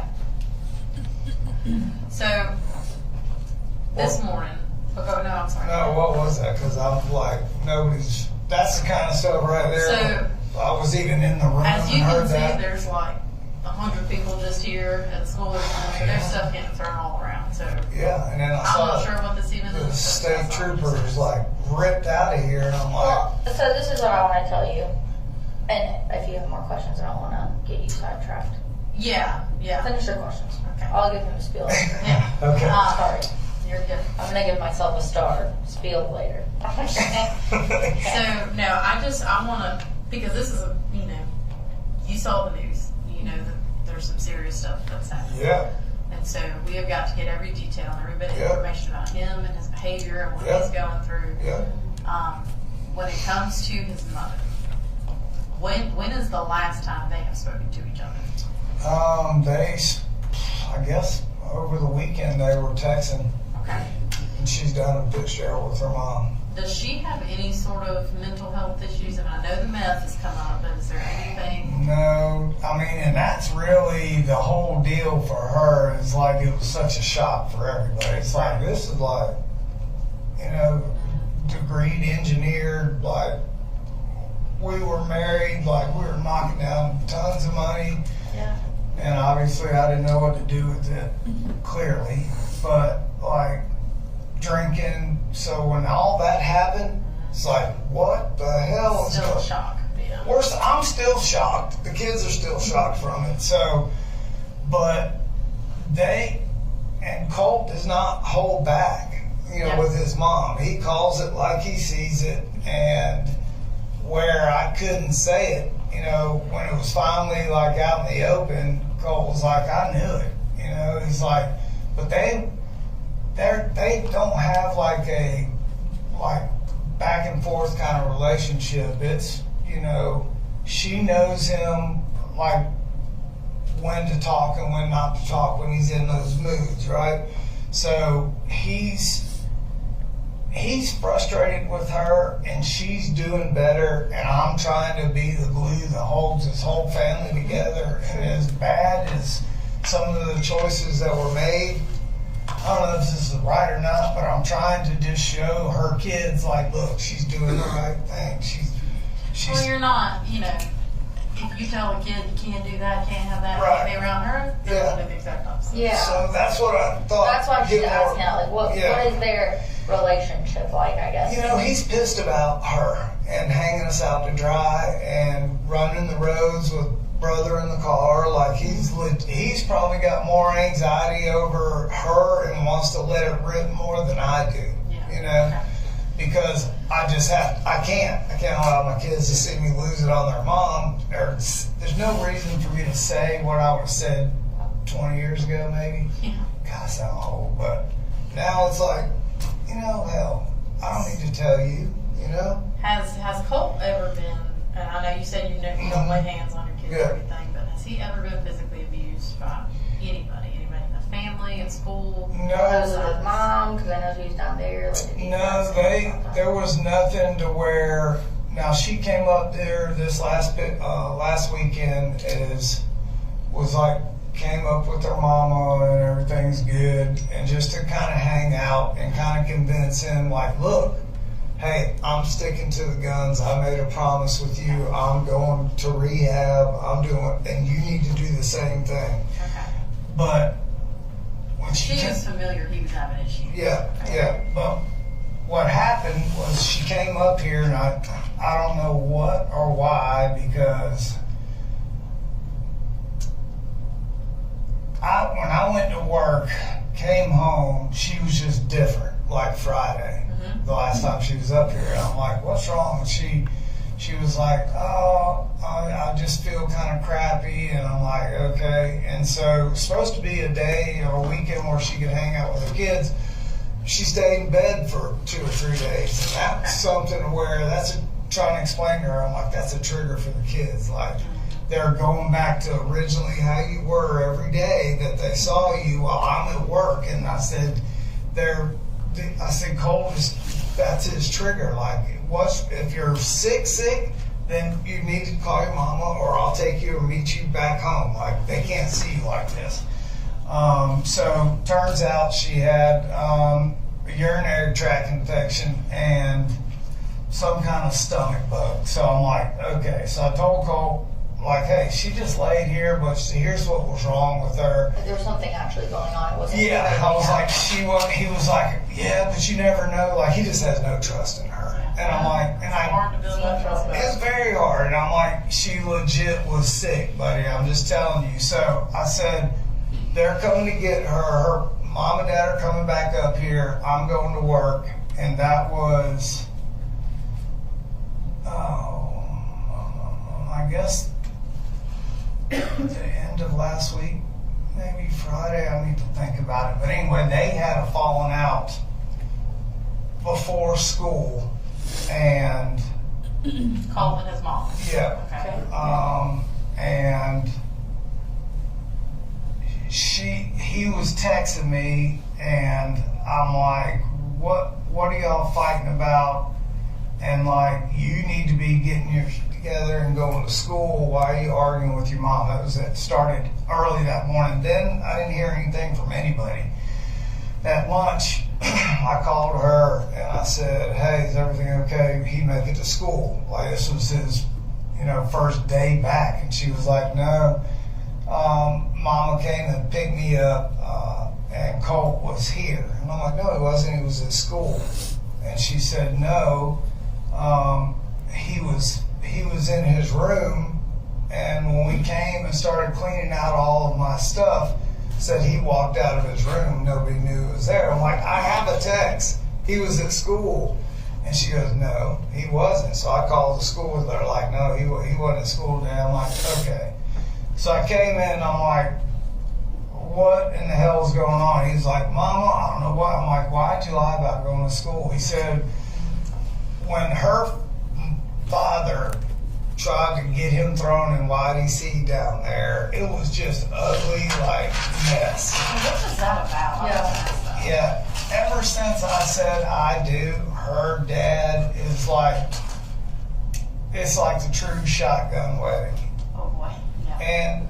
And so he's a 2-time Olympian, pole vaulter, and like, it's shitty because he's got a great heart, and he's put so many kids in school on full scholarship to teach them how to pole vault, but he has no people skills. Like, he's terrible. Yeah. And like, he doesn't even know his own kids. So that's when they were staying down there, and I had come back up here to start work and try to get enough money so we could move back up here.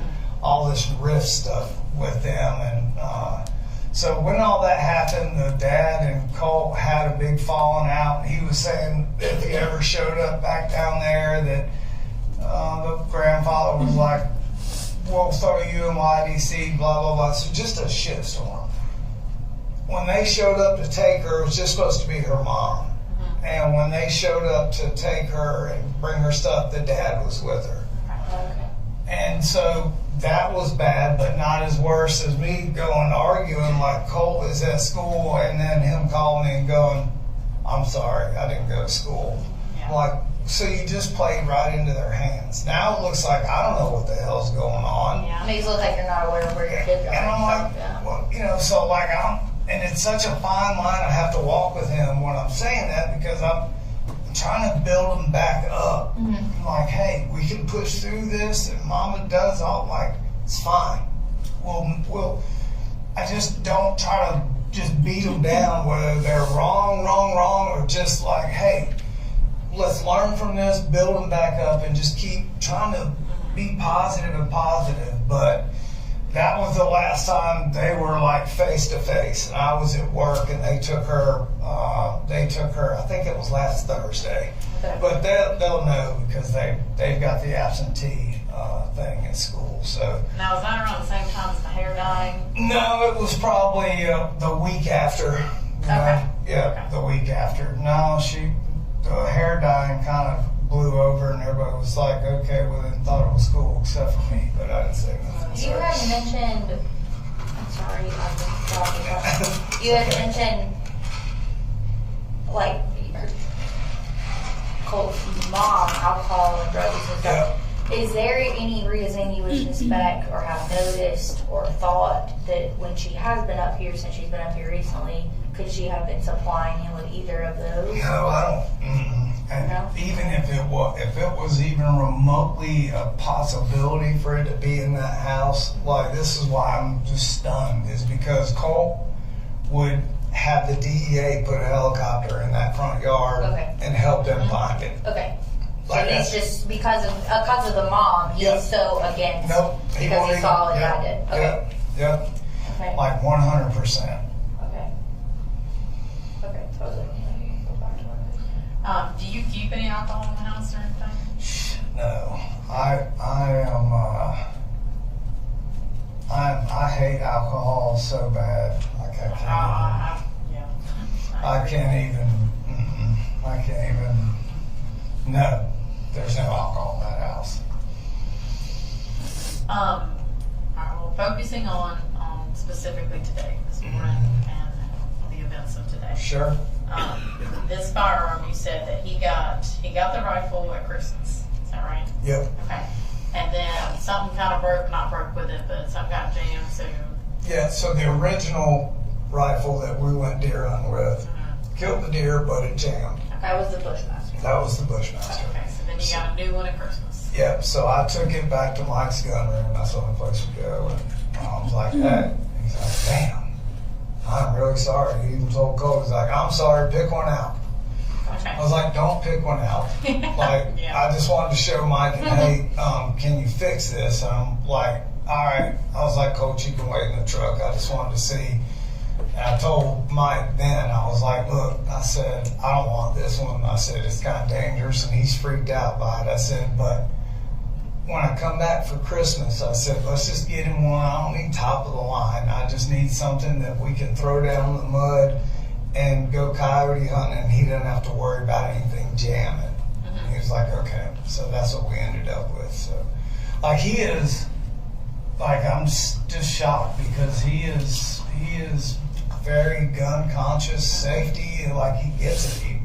I was going to go to the next question. I'm assuming if you're going to like a range and Sure. those firearms. Oh yeah, he knows. yeah. Like he took the test at the range pass place. You know, I'm like, he's like, you have to take it. I'm like, I know. You're shooting too. You take it. Yeah. So I made him take it with us, and Jenny went the last time and watched us do all of that. So there's safety measures, glasses, ear protection. Like they do it how it should be done. And we have not physically gone out shooting outside of that, like at a range in a not controlled environment yet. We haven't done that yet. So the goal Well, we went deer Besides hunting. hunting. Yeah, that was the one. Like, I literally bought him that rifle like a couple of days before we went deer hunting. So Okay. that's the extent of that. As far as, you mentioned that, like, how could he walk on a bus with a long rifle? Yep. You know, is this a firearm? I know, like, our Daniel defense rifle is what we carry. You know, we can basically take them apart into 2 pieces and break them down. Is he Yeah. familiar with how to do things like that? I mean, No, he actually was asking me the last time we went, and I was unsure with that SIG how to break it all down. I said, so the only thing that I do, I said, we only shot like 50 to 75 rounds that day. I said, all I do is I don't break anything apart because I'm not sure how it all goes back together. So I said, I lock the bolt back. I said, I take the wire brush that comes with that caliber, taught him how to, clean it. I said, I clean the barrel. I wipe down anything that we were holding a lot of, wipe down the barrel, and then spray it with Remy oil just to keep the rust off of it. That's the extent of his knowledge as far as breaking down a weapon. He couldn't, like, if we told him to do it, he couldn't do it. That I'm aware of. I've never taught him to do it because I have no idea. Yeah, that's what Yeah. and I think that's a good question to have, like, how did he get on the bus? Does he carry a backpack? He does. Yeah, it's a Jan Sport backpack. We just bought the same one that he wanted for his little. And I'm just telling you, man, his little sister, man, idolizes him even when he is just being a total ass. Like, your sister thinks you hung the moon, dude. Like, come on. And I'm just sitting here like, what the hell am I going to tell her? As far as, I know you talked about he's been physical with you before. Yeah. Has there ever been any of those instances at school where he's gotten physical with anybody? You're No. aware of? No, and the only time it's ever been that was at Jefferson, and I was called about that. But full-on fights or really even any kind of bullying or chippiness or like nothing like that at school. So. Okay.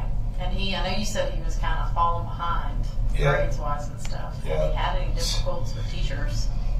Well, so, man, you should work for the GBI. When you get older, you're going to be a good one. That just jogged my memory. So, very good.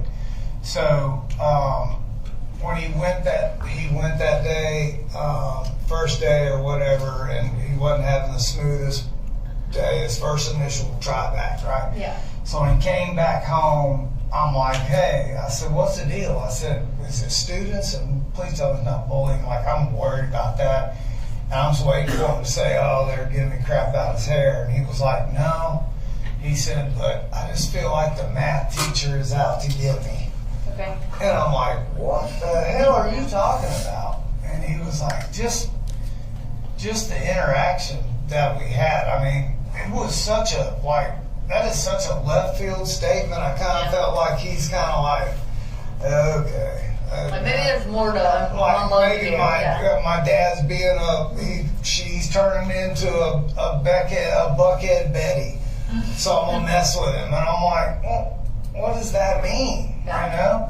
So I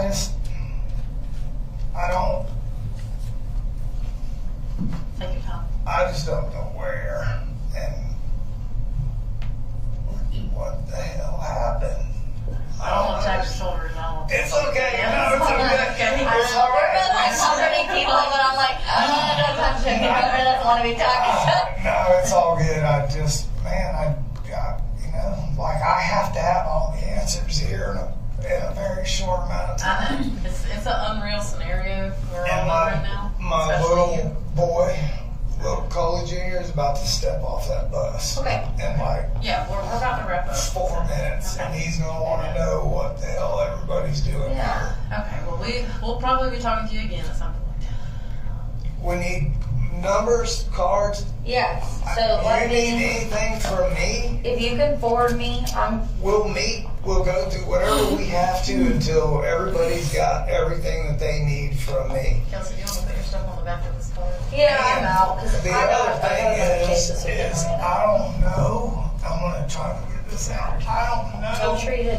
what all has happened, but man, if he is responsible for anything. So that's the spiel I want to give you. First, I want to tell you, this is not your fault. And you're going to, in the coming weeks, you're going to see things, you're going to hear things, people are going to say things, and they're not going to be kind. And me telling you this is not going to mean anything, but I need you to just hear me say this to you as someone that has never spoken to you before. You sound like a great dad. Apparently not. But listen, you have to listen to me. When things like this happen, you can't blame yourself. You have to be what you've been doing all along, which sounds like a great father figure and doing the best you can. And honestly, you sound like a great dad. I mean, you have really been doing some incredible work in all your kids' lives and holding it together in situations that are unbearably difficult. Something happened I never even could imagine this But here's the thing. You are doing all the steps. I'm gonna come around and say. You come around. You are doing all the steps. So you need to hear that from me. You see the things you're going to see and what you hear. She's going to open the door. We'll get on this side. Okay. You have to understand that you have to keep being this dad, the dad that you just described, because your kids are going to need you to be that and keep being that, okay? 2, the GBI is handling this, and we are available to talk, answer questions when we can answer questions, but also if you hit a wall one day and you're like, no, I can't do this anymore, I need you to know you gotta call us, okay? Because we have resources and you're gonna need resources. Because you just are. You're going to get to a point where you're like, you know what? I'm there. This is, I know, and you're going to be, and it may be today that we just need to go in and start working on that, but at the same time, this is gonna be big. When it does come out, when we can tell you all the information, it's going to be hard, okay? I am sorry that I cannot sit here and give you all the details right now as a parent, because I can only imagine, I am a new parent, I can only imagine what you have going through your head right now.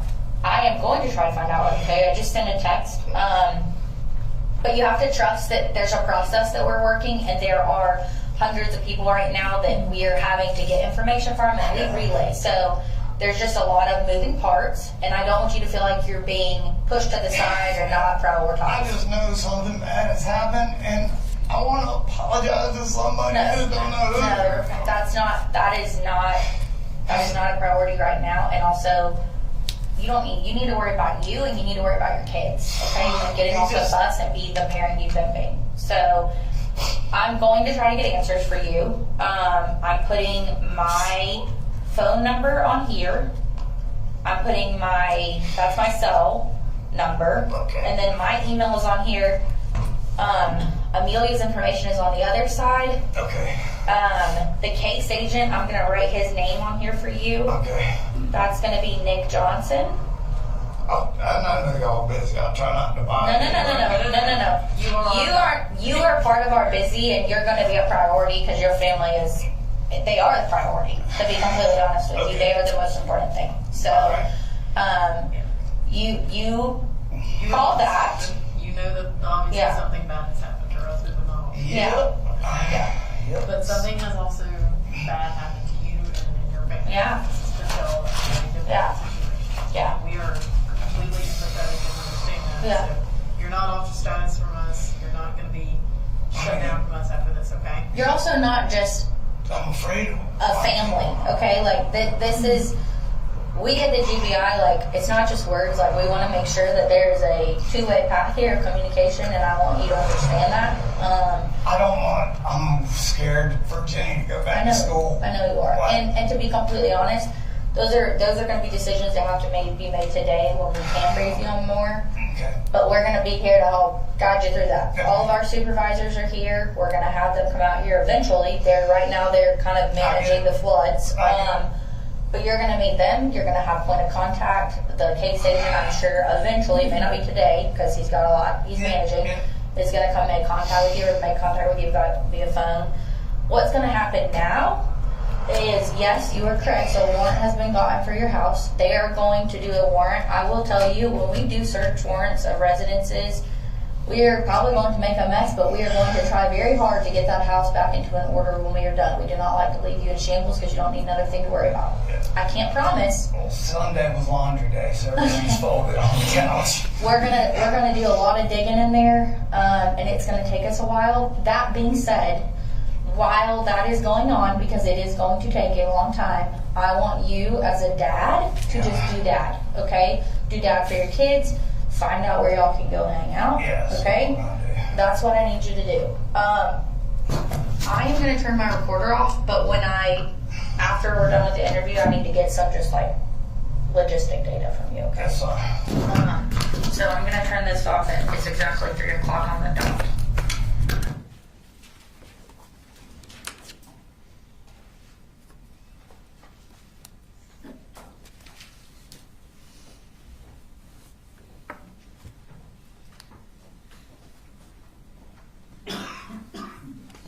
You mentioned that once you turn the recorder off, you were going to have to get some logistical data. What did you end up doing? Well, I got his date of birth and that kind of stuff. And then I asked him if we could take his cell phone and download it. We were going to have it downloaded, and we completed a consent to search form at that time that he signed, agreeing to let me take that phone to have it downloaded. I'm going to show you what's marked as State's Exhibit 183. Do you recognize that? Yes, I do. What do you recognize that as? This is the waiver of constitutional rights to a search warrant of an electronic and or a cellular device. Okay. And is that a fair and accurate copy of that consent to search form? Yes, it is. Your Honor, this time I'd like to introduce into evidence State's Exhibit 183. No objection. 183 submitted. And so that was the one that was filled out by Colin Gray at 3:06 on September 4th? Yes, it is. Okay. So at the end of your interview with the defendant, you said you had to give him a spiel. Is that part of rapport building?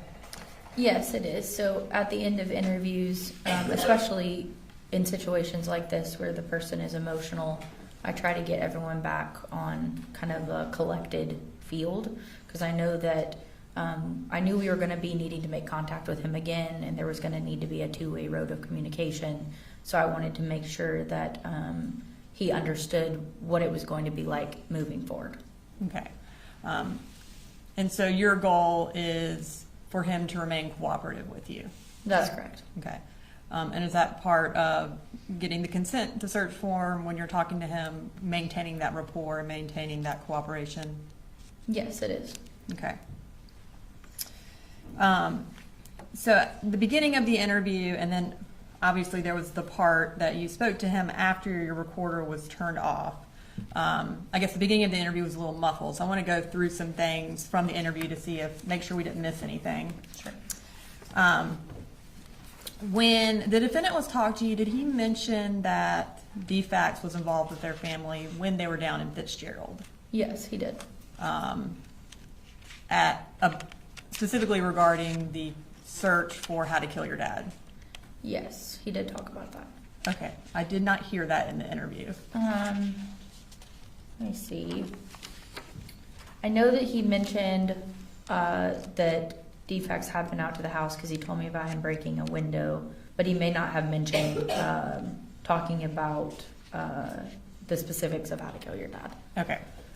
And then and I also wanted to see, did he mention anything about going to West Jackson Middle School? No, I don't think he did. He just mentioned that they were living in Jefferson. Okay.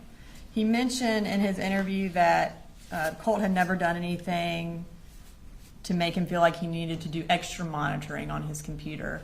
At any point did the defendant mention that the Jackson County Sheriff's Office had come out because Colt had threatened to shoot up a school or was being investigated for threatening to shoot up a school? No, he never brought that up during the interview. Okay. He also, during the interview, he talked about Marcy leaving and going back home after I guess she had been up there for a few weeks. Did he at any point mention that the reason she left was because Colt and her got in a fight over the firearm, or over his rifle? No, he did not mention why she had left or what Okay. the altercation was about. During the interview, it appeared somebody was chewing something. Can you tell us what that was?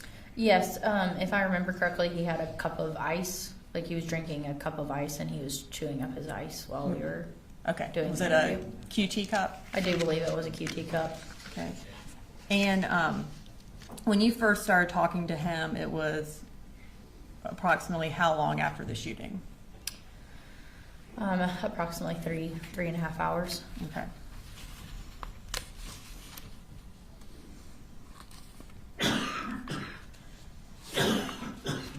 Okay.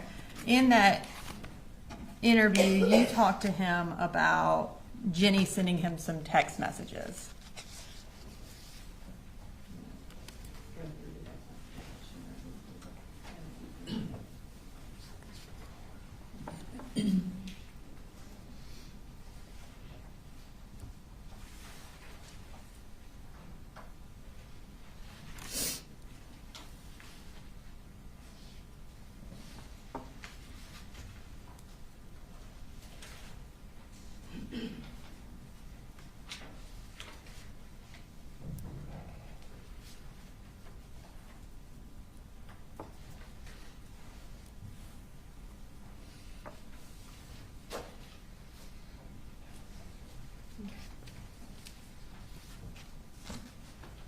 I am going to show you these. These are text messages that are from State Exhibit 156. They are from September 4th, and they are between Jenny and the defendant. During the course of your interview, he showed you some text from Jenny. Is that correct? Yes, he did. Okay. So I want to read through first the text that he showed you from Jenny.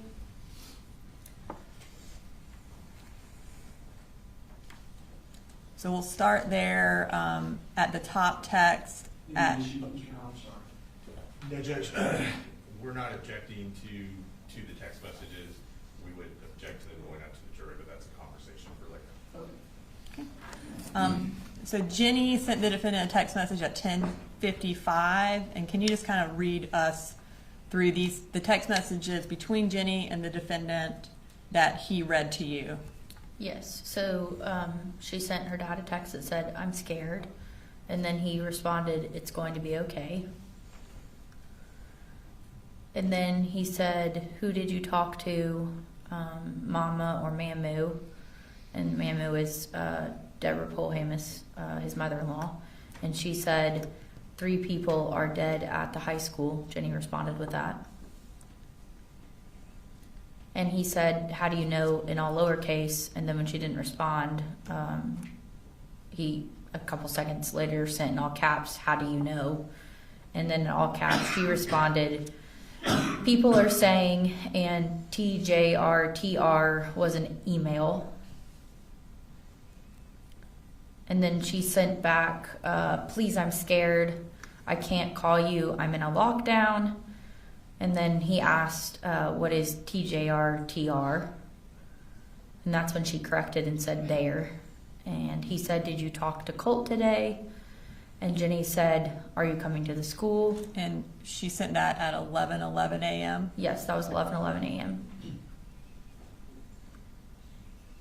And then at 11:11 he responded yes. And then the last text that he actually showed me was at 11:12, and she said thank you. Okay, and at this time I want to read the text that the defendant did not show you. So what is the next text that Jenny sent to the defendant?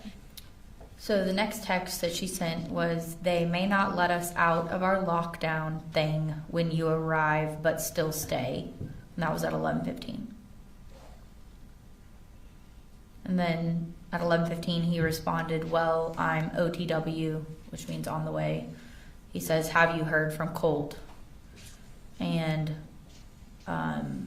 quite a while later, so at 12:17, she responded, "They said that the police will be escorting us in a few minutes." And then right after that, she sent IDK, which means I don't know where though, I assume the parking lot or the football field. And then she said, they also said the threat isn't in our building, so that's good.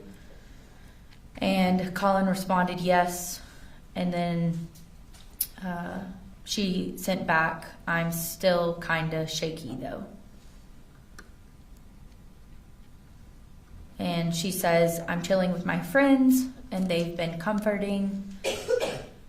And that was at 12:19. And right after that at 12:19 still, he says, Jenny, have you talked to your brother? And she says, no. And then she sends, but I think we are thinking the same thing, and I don't want to talk about it over text. That was at 12:20. And then he, right after, responds, yep, 10-4, which means clear in law enforcement terms. He says, I'll be here in just a few. Let me know when you're back in the building and when I can come get you. And she says, all right, with a heart emoji. And what time was the 10-4 text and then the all right text? The 10-4 text that he sent her was at 12:20, and the all right text was also at 12:20. Okay. So all of these texts would have been sent and received by the defendant before you spoke to him. That's correct. But he did not show you these. No, he did not. Okay.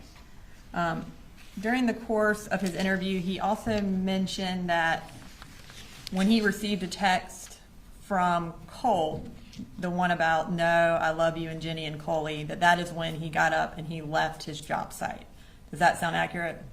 Yes, he stated in his interview that he had received a couple of text messages in a row and got off the roof, is how he phrased it. Okay, I'm going to show you that text message, and will you read for the jury what time that text message was sent? Yes, I will.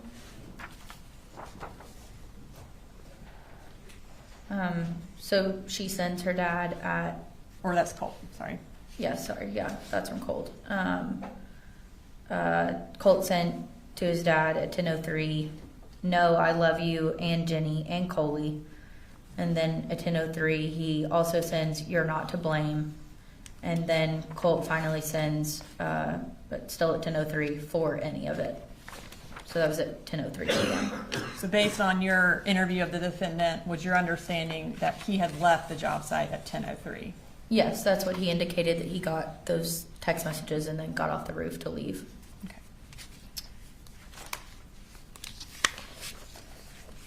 After you concluded your interview with the defendant, what did you do?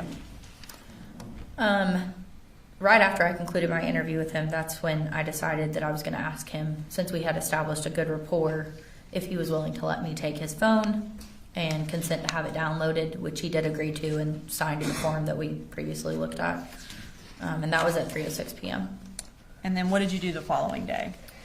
So the following day, I went back to the school first, Thursday morning, and had a briefing with some of the other agents from my field office. And then it was decided that I would attend the forensic interview of Jenny Gray, Colt's sister. Okay. And can you explain what a forensic interview is?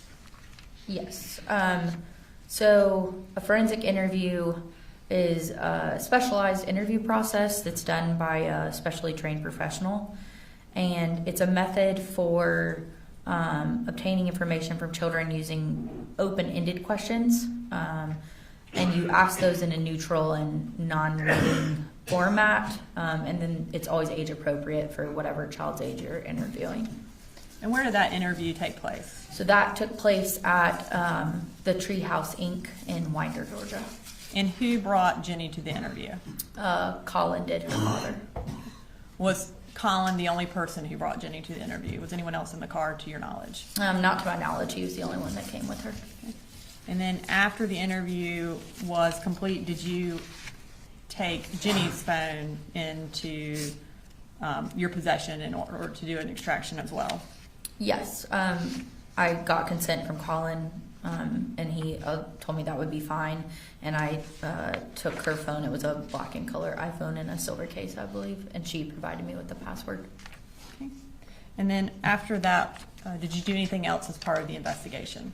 Well, I turned that phone over to one of the Barrow County lieutenants, and then, yes, in the next couple of days, I conducted some other interviews with some witnesses, and then ultimately I took out warrants for Colin Gray. And do you see the defendant, Colin Gray, in the courtroom today? Yes, I do. Can you identify him by piece of clothing he's wearing? Yes, he's wearing a navy suit with a blue, I think it's striped undershirt. Your Honor, at this time, I would like the record to reflect that the witness has identified the defendant. I don't have any further questions at this time. Yes, Your Honor. Good morning, Special Agent Ward. Good morning. I represent Mr. Gray. I'm going to ask some questions. If I ask a question that's ambiguous or you need further clarification, just let me know. Sure. All right. So, according to your testimony, you first went to Apalachee High School on September 4th. Yes. And after doing a couple of responsibilities there regarding clearing the different parts of the school and then meeting with everyone, you decided to relocate to Mr. Gray's residence. Yes, my supervisor asked me to go conduct an interview. Okay. So you arrived at Mr. Gray's residence approximately 1:25 p.m.? Yes, it was approximately 1:25 p.m. And I'm guessing you were not the first law enforcement officer to arrive at that residence that day? No, when I pulled up, there were other law enforcement personnel on scene. Okay. And at that point, if you know, had law enforcement already gone into Mr. Gray's home?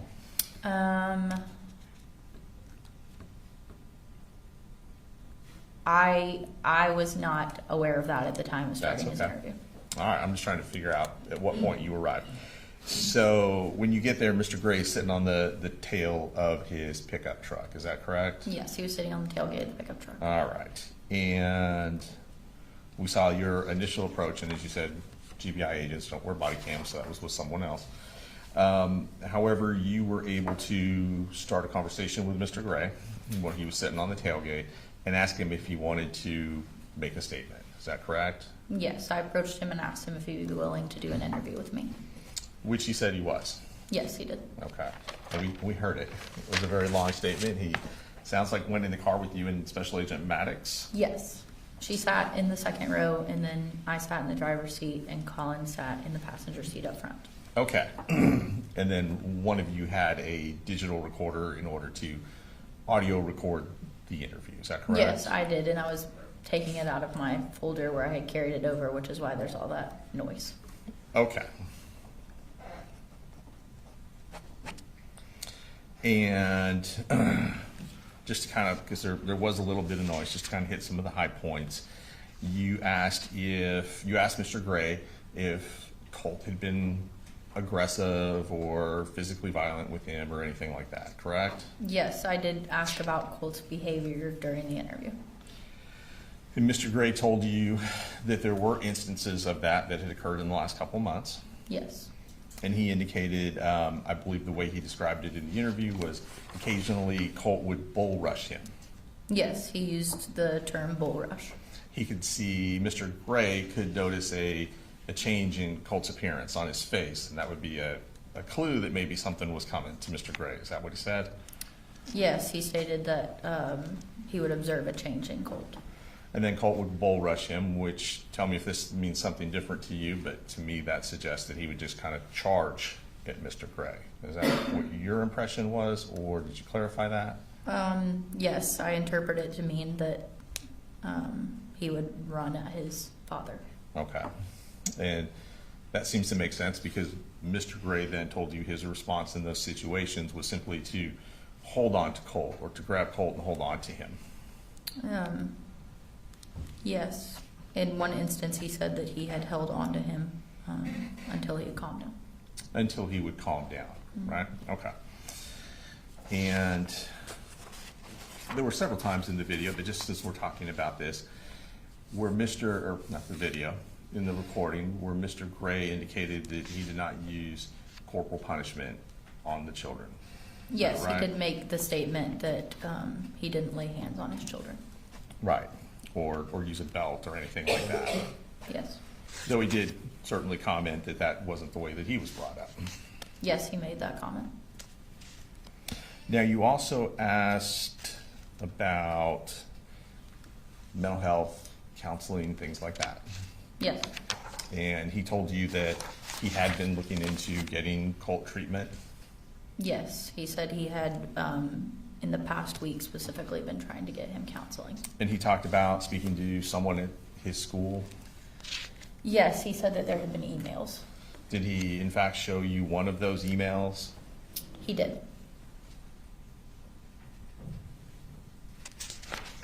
And told you he had filled some paperwork out to send it to the school so they could get started immediately.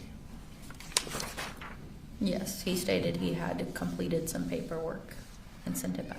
Now, in kind of covering everything, he also told you that Colt had complained that he wasn't doing enough. Yes, he said that he understood that Colt had made the comment that his dad wasn't doing enough for him. And I believe that was to something he may have said to his mom, or he told his mom he felt he needed to be institutionalized or go in an insane asylum. Yes, I understood that he had told that to maybe his mother or someone else who had then told Colin. And Colin's response to that was his impression was Colt was venting. Do you have that I can look at? Where that response? Sure.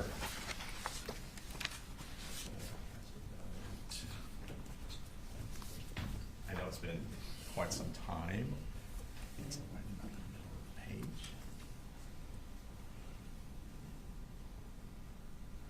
Yes, it says, I'm like, he's just venting. Okay. And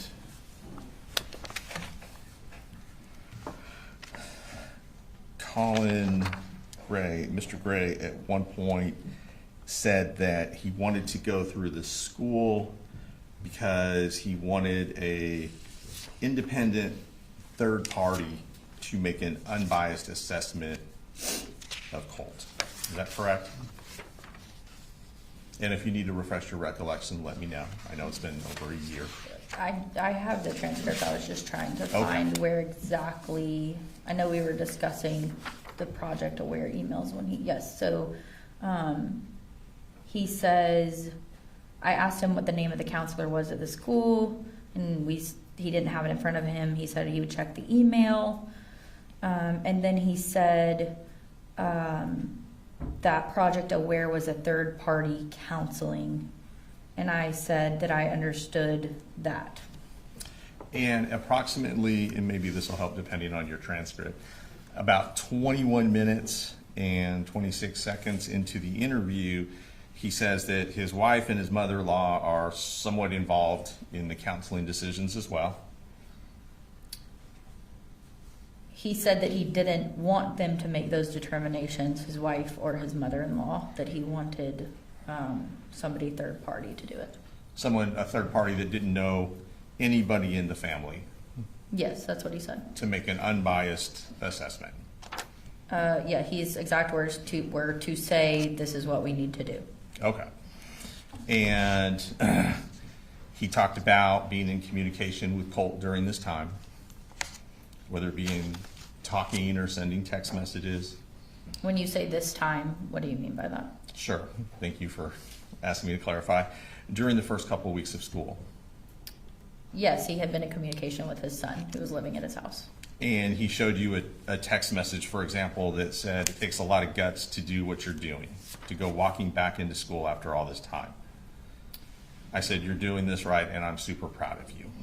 Do you recall him saying that during the interview? Yes, I'm looking at it in the transcript. Yes, Okay. he said that. Okay. And he gave you several examples during the course of your interview with him of his efforts to be positive with Colt. Is that fair to say? He mentioned multiple times that he had sent him what he called pep talks. Right. Even if there was something that he didn't like, Mr. Gray didn't like, such as the dye job on the hair, he told you he was still positive. Yes, Told Colt it looked good. Yeah, he told Colt that it looked good.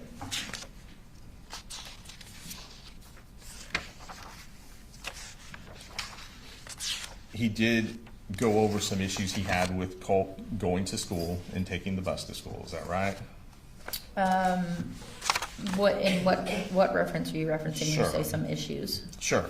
So, for example, he told you that the normal routine, he would take his youngest son, personally, he would take his youngest son to school. Is that right? Yes, he said he took Junior to school personally. And then afterwards, it would be up to his daughter and Colt to get on the bus themselves. Yes, that's correct. And he would have already been gone and on his way to work by then. That's what he indicated to me. Okay. And so obviously it sounds like there were some issues with Colt not getting onto the bus Yes. as he was supposed to do. Yes, there were some issues with him actually following through and making it to the school. And he told you that he had had conversations with Colt about that. Yes, he gave me some example text messages where he had talked to him about missing school. And then the statement, he talked about there could be issues with truancy. Yes, he made the comment that he would end up in truancy court, Colin would, if Colt didn't attend school. And when he referenced the issue in August where Colin Gray referenced the issue in August when his mother-in-law and father-in-law came up to the home, he told you that he had a discussion with Colt about how you're playing into their hands. You're making it look like I don't know what's going on. Yes, I'm not sure that it was August, I don't have the date in front of me, but he did make the Yes, comment that it was making him look like he basically didn't know where his kids were at all times. So didn't know if they were in school or not in school. Correct. Now, just to kind of jump forward a little bit, he indicated that he bought Colt a rifle for Christmas, Yes. and that would have been in December of 2023. Yes, he said it was the Christmas prior, so we were in September of 24, so yes, December of 23. Okay. And the purpose of this was to hunt, deer hunting. Yes, he indicated that it was for them to do bonding activities. Right. And to go hunting. And also to go to the shooting range. Yes, he indicated that they had intended to go to the shooting range. Did he indicate that they had, and I'm about 29 minutes into the interview, did he indicate that they had actually gone to the shooting range a couple of times?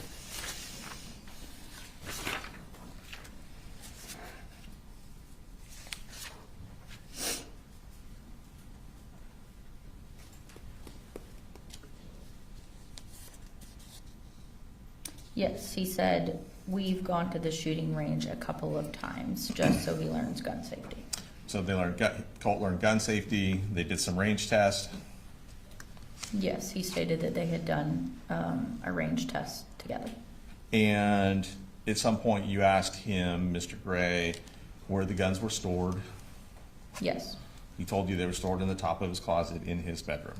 Yes, initially he stated that that's where the guns were kept. Right. In the top of his closet in his bedroom, but then later he changed that statement.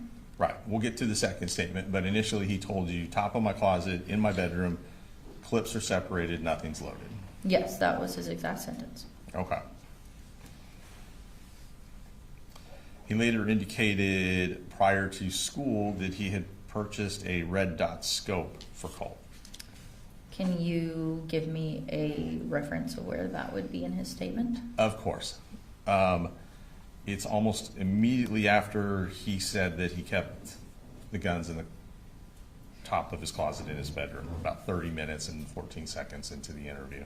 Yeah, so he says he bought him a little laser 223 on Amazon so that his scope could be bore-sighted. That was his sentence. Okay, thank you.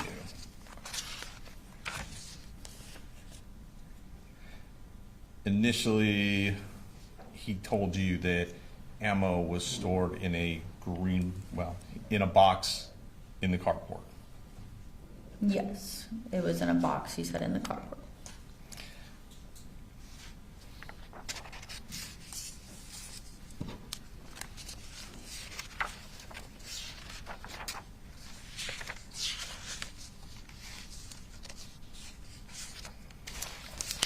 Now, as we move forward,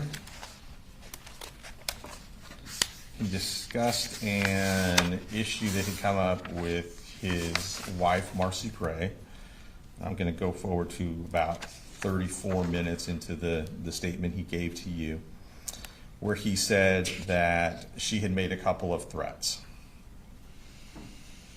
And it appears to be around 34 minutes and 10 seconds into the statement. That helps. Could I see it? Because I don't have 34 minutes right here. I have 33 to 35. Gotcha.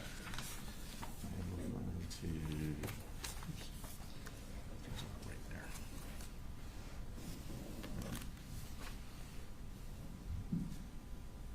there. Yes, okay, I see it on my transcript. Okay, thank you. Mhm. Yes, she says that, he says she had made a couple of threats. He did not tell you that Marcy had threatened to kill Colin. No. Specifically. No, he did not tell me that during the interview. And he did not tell you that Marcy had threatened to kill Colt specifically. No, he did not tell me that. Okay.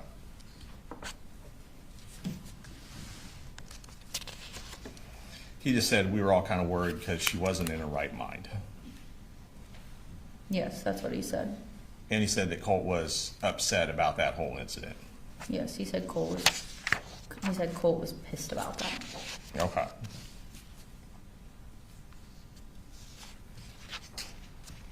And he did describe that there were some trust issues between Colt and his mother as a result of her addiction. Yes, he indicated that there were some issues between them due to issues, he didn't specifically say addiction, but he said they did have issues between them. Okay. Did he say it was triggering for Colt to see his mom in bed all day, for example? Well, he stated that it would be triggering for all of the children if their mother laid in bed. Okay, so that would be all three, Jenny, Colt, and Coley Jr. Yeah, he said it was triggering for the kids. You asked if Colt had access to a computer. Yes. You asked if Colt had his own cell phone. Yes. You asked about Colt's use of the computer. Yes. And you asked if Colin Gray was able to supervise that use or ever go onto the computer to see what Colt was doing. Yes, I did ask him that. And I believe he indicated that Colt had, he called it codes, but it sounds like he was referring to passwords, that the computer was password protected. Yeah, can you tell me where that was at? I can. It might take me a minute as well.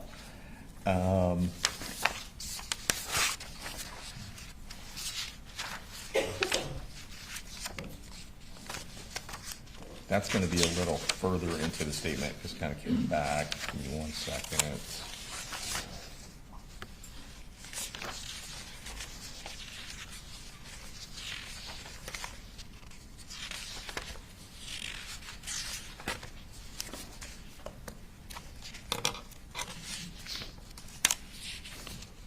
That's about an hour, 1 minute and 38 seconds into the statement, and I can approach if you need to, if you don't have that specific time.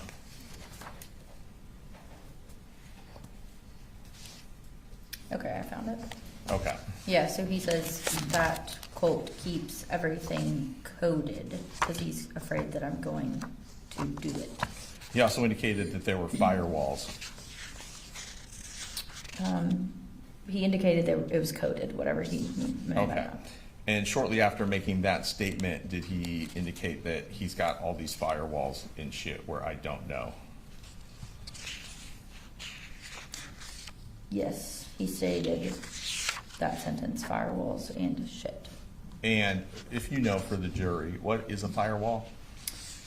I'm not a computer programmer, but it is a type of block you can put up on your computer. Okay. In very layman's terms. That's fine, thank you.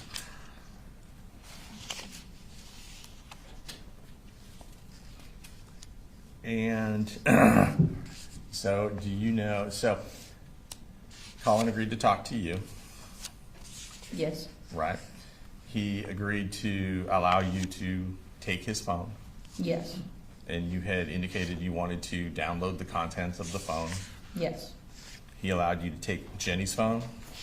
Yes. He consented to the search of Jenny's phone, I guess is a better way of asking that question. Yes, he did, but we also obtained a search warrant. Okay. And obviously when you said you wanted to search Jenny's phone, that means extract the contents of the phone? Yes, we had the intention of downloading it as well. Okay.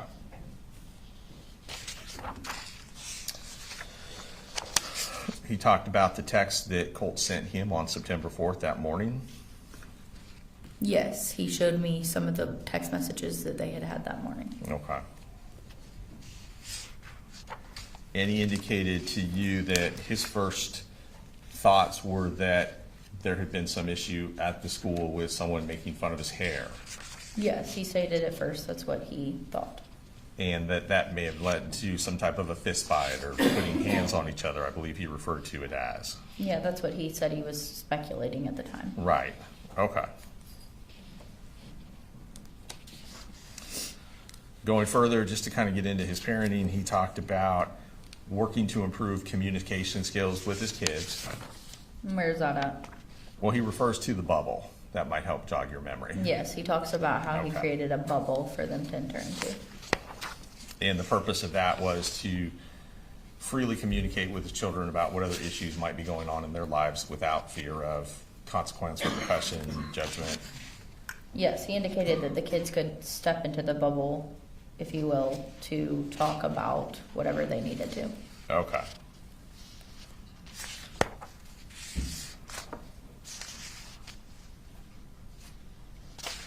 You asked him about pictures on the wall of Colt's bedroom.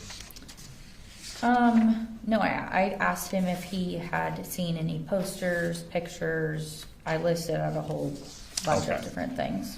And he mentioned that 2 days prior, there had been a picture on the wall.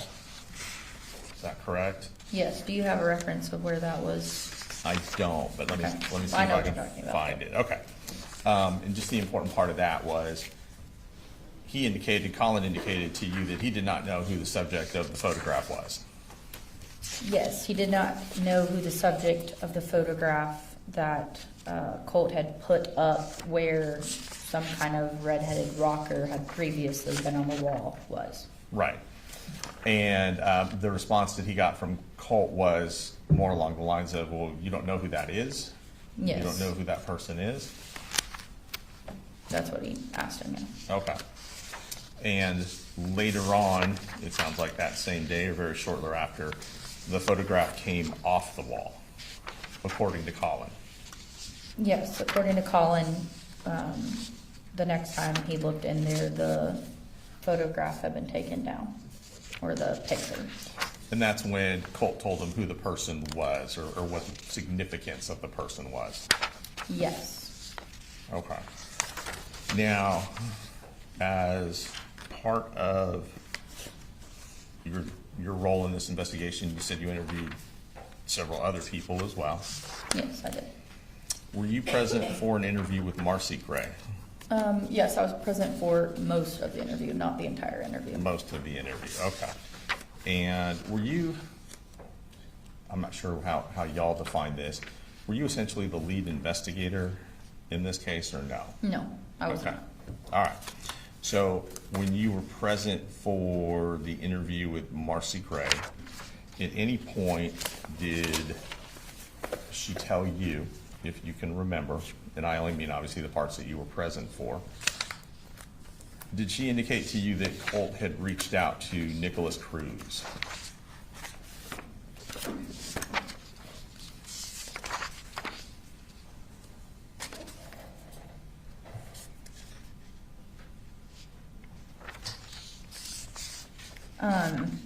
She stated that he had referenced school shootings such as Columbine and Sandy Hook, Right. and that he had an interest in school shooters. But without you showing me where she said that, I can't say if she specifically said Nicholas Cruz.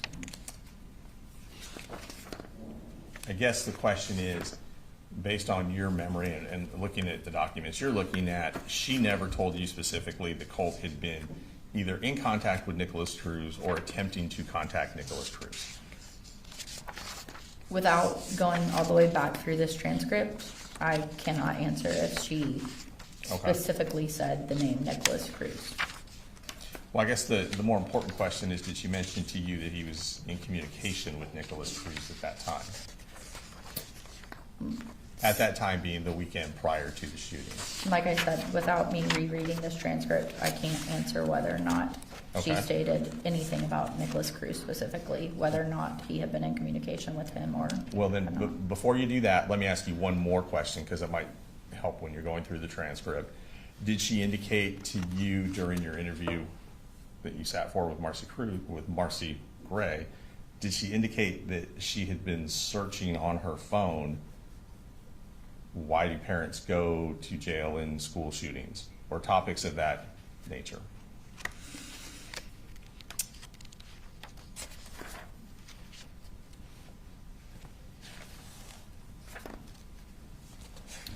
Without reviewing this entire transcript, I cannot answer that specific of a question. Okay. Would that have been relevant information for your investigation? Would what be relevant? So if she had information that Colt was in communications with Nicholas Cruz immediately preceding the shooting, days within the preceding the shooting, would that have been relevant to your investigation?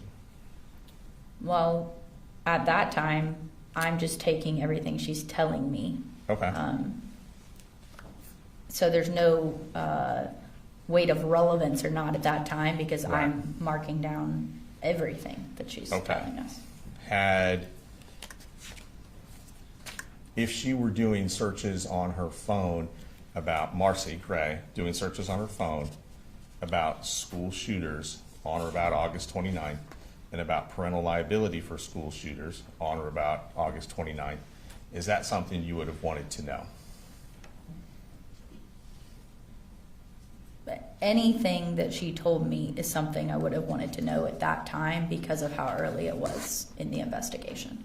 Okay. So anything was valuable that Marcy was telling us about her son. Okay.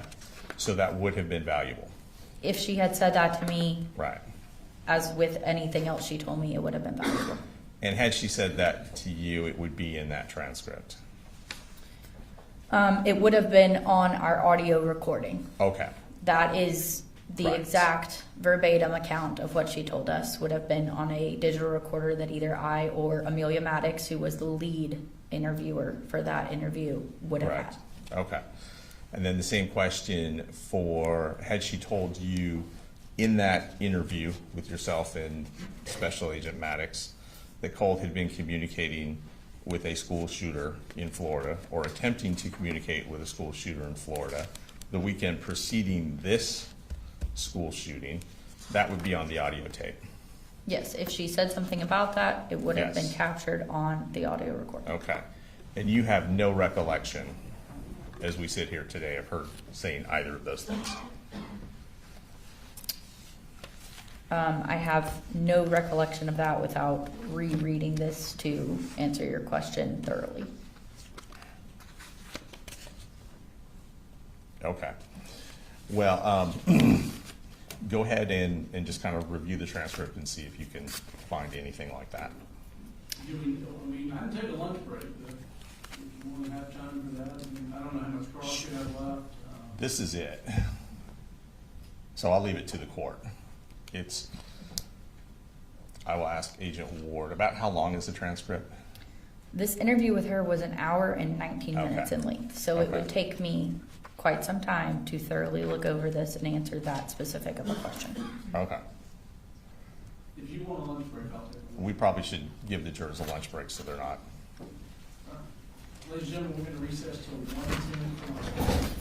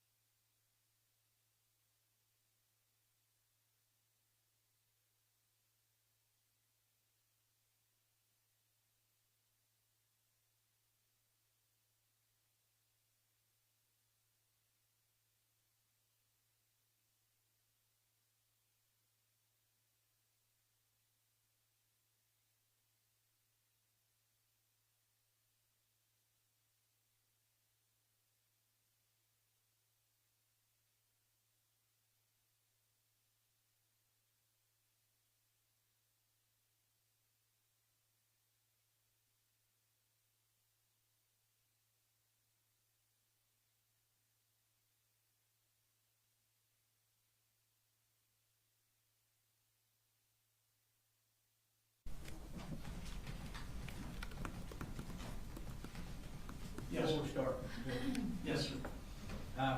We got a chance to speak with Mr. Allen.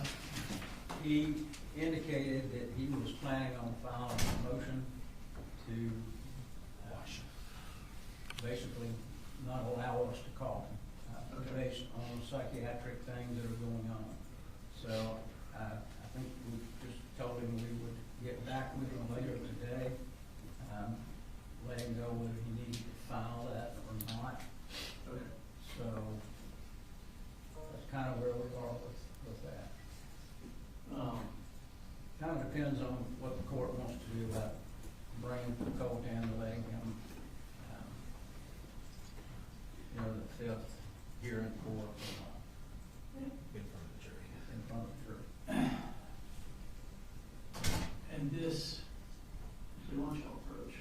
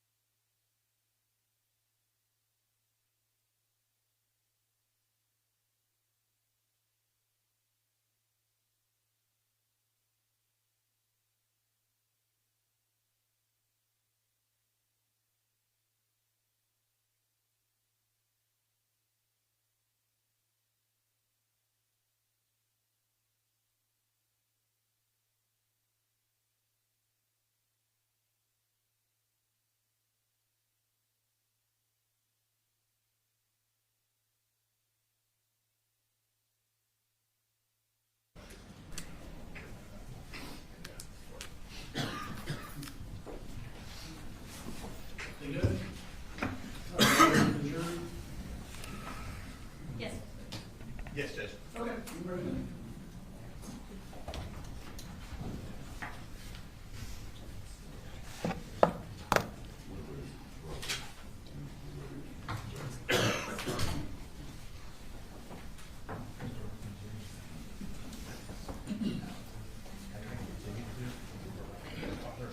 He reminded me that I'm old enough to be I kind of thought it was too.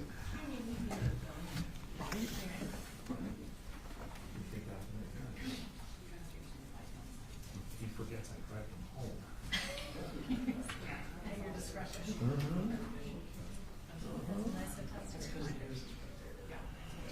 That's mine. Is it still 54? Yeah.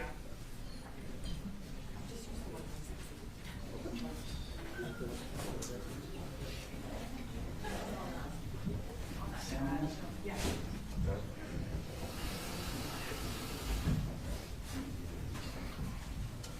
That would be testing. Like a little white noise. All right, Thomas. All right, you can resume your cross, Mr. Hobbs. Thank you, Judge. All right, just to kind of orient us back to where we were before lunch, have you had a chance to review the transcript of Marcy Gray for the interview that you were present for the majority of? Yes, I have. Okay. Having reviewed that transcript, isn't it true that Marcy Gray never volunteered the information to you that Colt had been actively communicating or attempting to communicate with Nicholas Cruz the weekend before the shooting? No, she never communicated that with us during the interview. And she never communicated to you that the weekend before the shooting, she herself had been doing active searches on her phone regarding school shootings, school shooters, and parental liability for school shooters? No, she did not tell us that information. Okay. Thank you very much. I appreciate it. You're right. Nothing from the state. Thank you. You're free to go.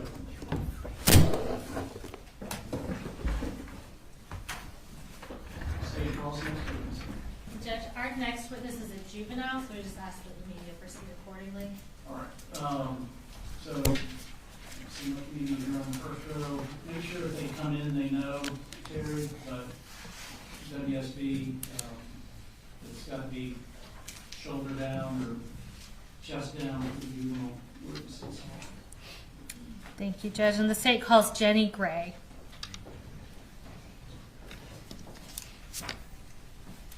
What you got?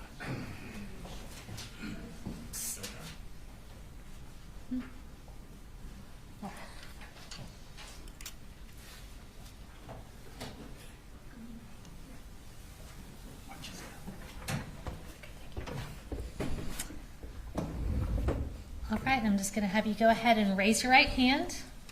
Do you swear to tell the truth, the whole truth, and nothing but the truth, so help you God? Yes, ma'am. All right. I'm going to start by just having you tell us your name. My name is Jenny Gray. And Jenny, how old are you? I'm 14. Okay. What grade are you currently in? 9th grade. And tell us a little bit about what kind of things you like and that you like to do. I like listening to music in my spare time, and I like reading. Okay, great. Jenny, do you have any siblings? Yes. And tell me what their names are.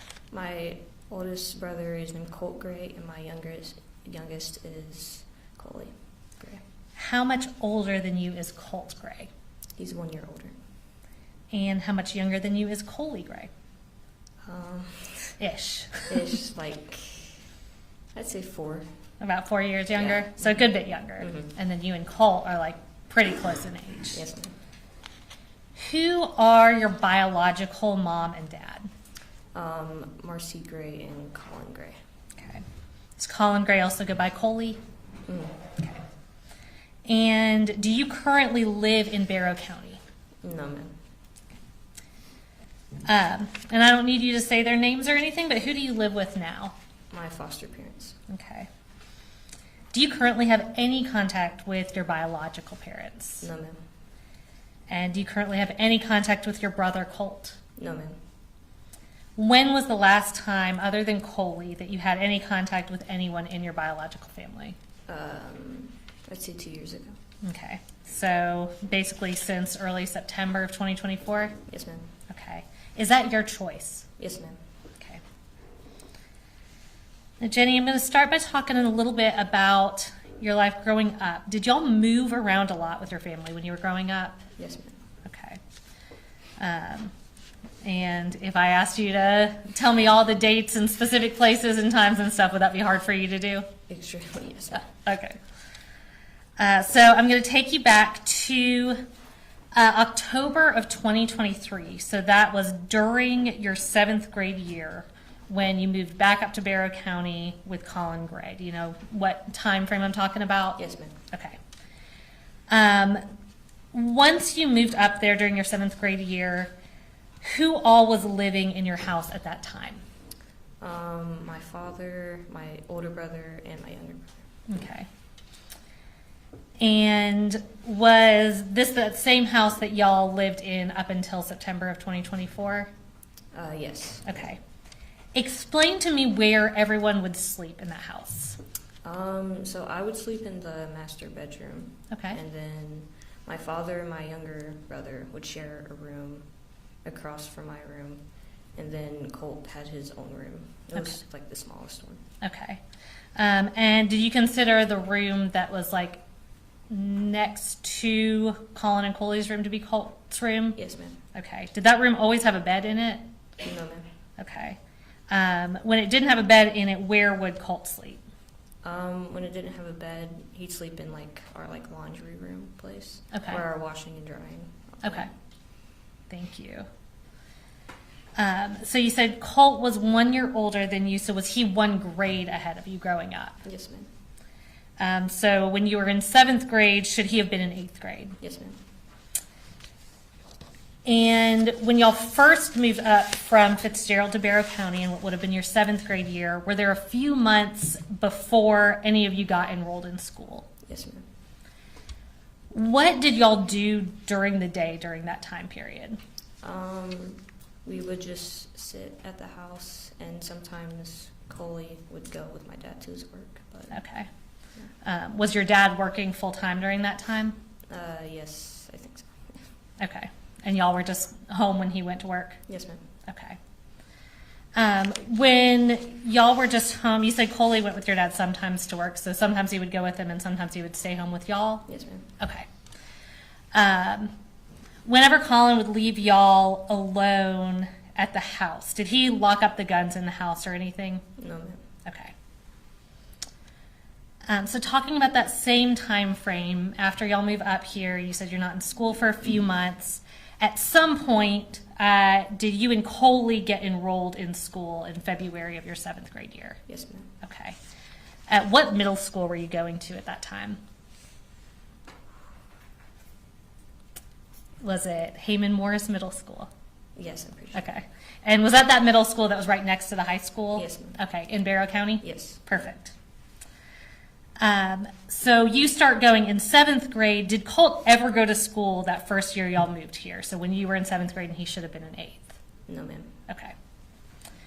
Did Colin ever talk about why he didn't make Colt go to school? Yes, ma'am, but not directly to me. Okay. Did you ever hear anything that he said about it? Yes. Tell me what you remember. I remember him being stressed over Colt's mental issues. Okay. And kind of hesitating to enroll him in that because of his mental issues. Because of his mental issues. Okay, thank you. So again, I'm still talking about that same kind of time frame. Tell me about what a normal day for your family would look like back then. I would go to school, and then, well, my dad would go to work, and Coley would go to school, and then I would go to school, and then Colt stayed at the house until we got home. What would y'all usually do, like in the evenings after school? We just go and do our own thing. We wouldn't really do anything together, like as a family. Okay. So did y'all like go out much as a family, like to the park or the playground, anything like that? Sometimes, but not every day. You know? Okay.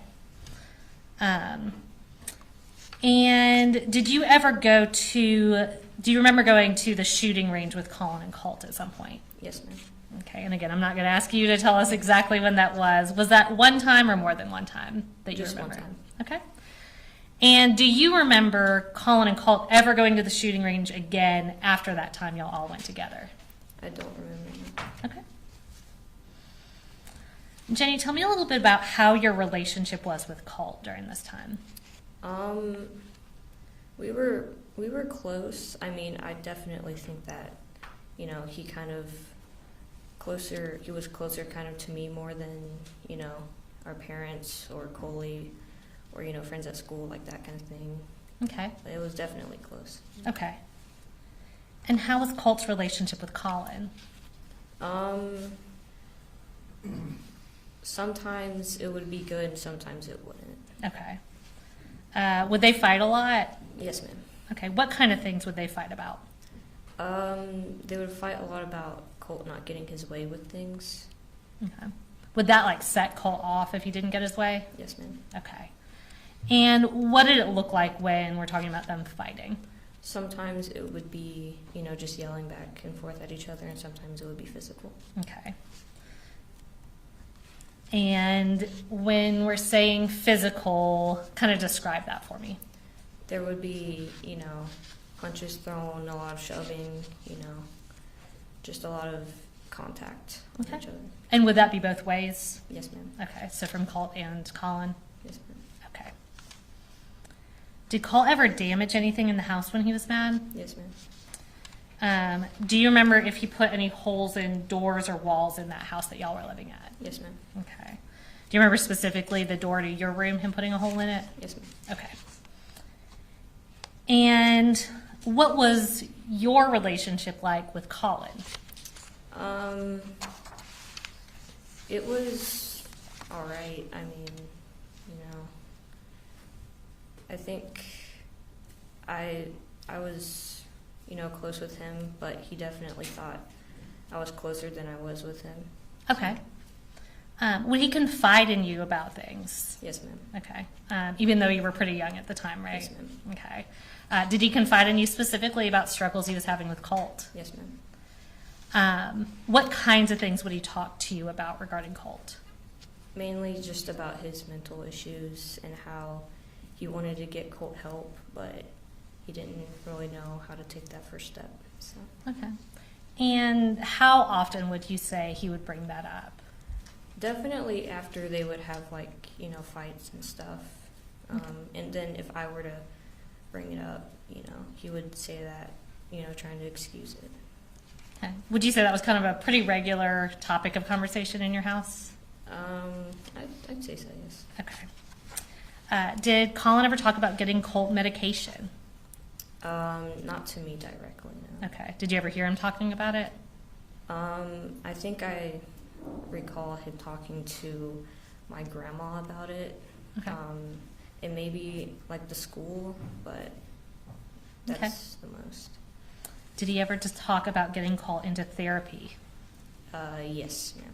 Okay. Was that something he talked to you and other people about? Yes, ma'am.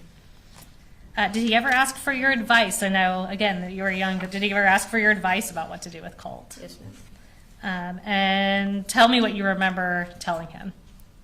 I remember I didn't really know how to respond a lot because I wasn't really expecting an adult to ask me advice about that. But Sure. when I did give a response, I just, tried to get him to talk to other adults about it. Okay. Yeah.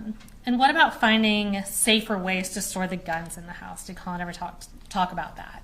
Yes. Did he ever do anything to make the guns in the house safer or stored in a secure way? No, ma'am. Okay.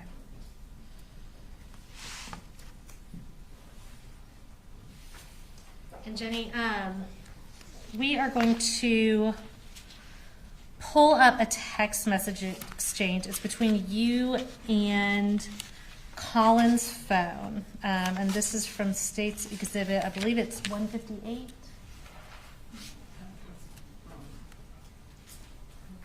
Okay.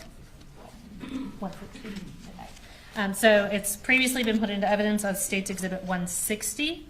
And this is going to be a text message exchange between you and Colin from your phone from July 3rd of 2024. And we're also going to pull that up on the screen. It's going to show up in front and behind you. Any issues, Mr. Defense? No, Your Honor, no objection. So have you reviewed these text messages before? Yes, ma'am. Okay. So I'm just going to read through these specifically, and I'll ask you, do you remember this exact text conversation? No, ma'am. Okay. So I'm going to read through them, and then we'll talk about it a little bit.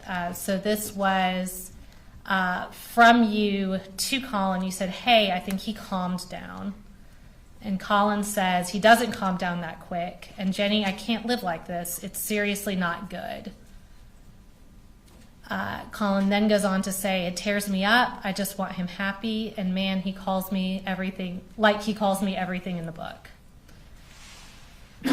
So you said you don't remember the specific text conversation, but is this a good example of kind of how Colin would talk to you about Colt? Yes, ma'am. Okay.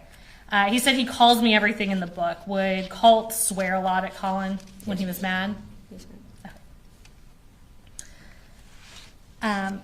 I'm going to show you another text message exchange, and this is between you and Marcy. This is from July 20th of 2024. And this has previously been tendered into evidence. I believe it states 160. No objection. And looking at that, do you remember this specific conversation?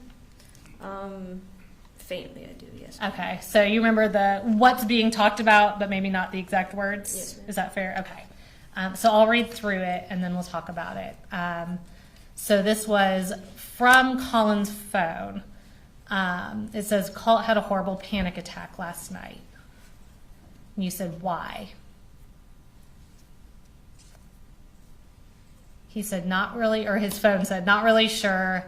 Basically had to drag him into Daddy's bedroom and hold him for like 10 minutes while we did deep breathing, LOL. You said, so he just started like freaking out. And they said he came into the living room and asked us to call 911. Then he just started crying really loud. It scared the shit out of everybody.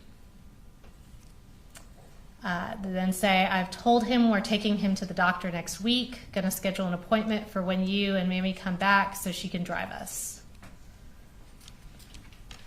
So I know I said that was from Colt's phone, but when you're reading that, who did that appear to be talking? Oh, my mother. Okay. And you said you remember the situation surrounding it. Where were you when these texts were going back and forth? I was at my grandma's house in Fitzgerald. Okay.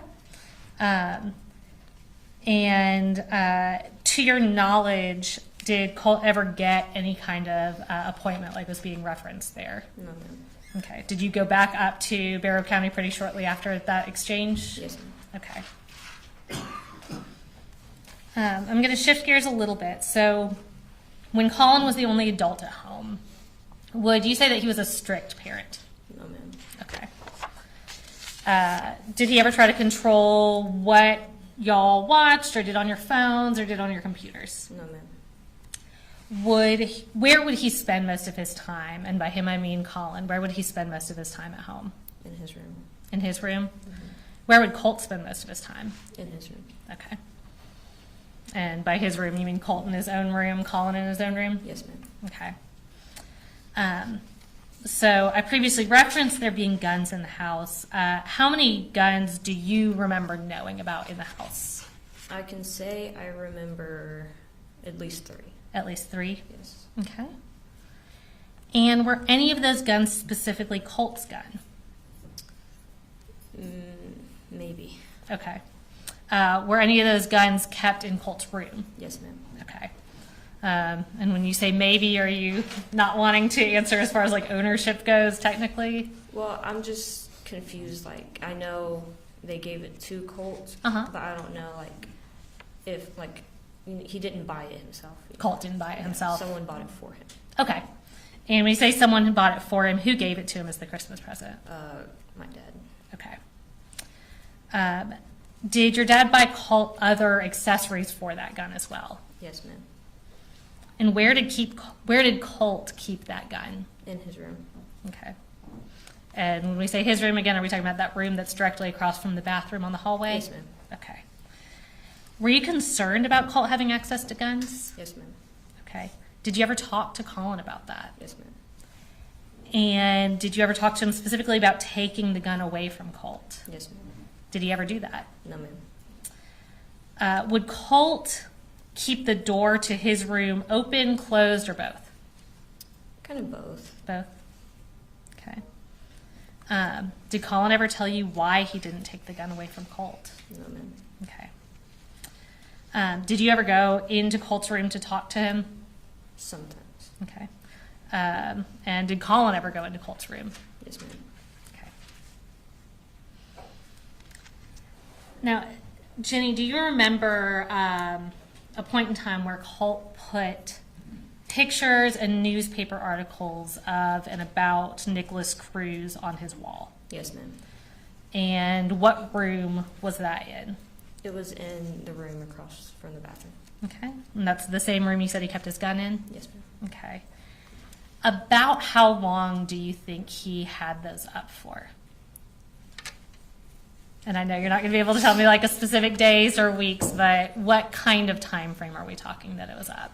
Definitely over the course of like 3 to 4 months leading up to the shooting. Okay. So in your memory, several months before the shooting it was up. Yes, ma'am. Once those pictures were up? Were they coming up and down, or to your knowledge, were they just up on the wall? They were up. Okay. Now, did Colt start going to school finally in the fall of 2024 when he went to Apalachee High School? Yes, ma'am. Did he go every day? No, ma'am. Okay. And I want to talk briefly about September 4th of 2024.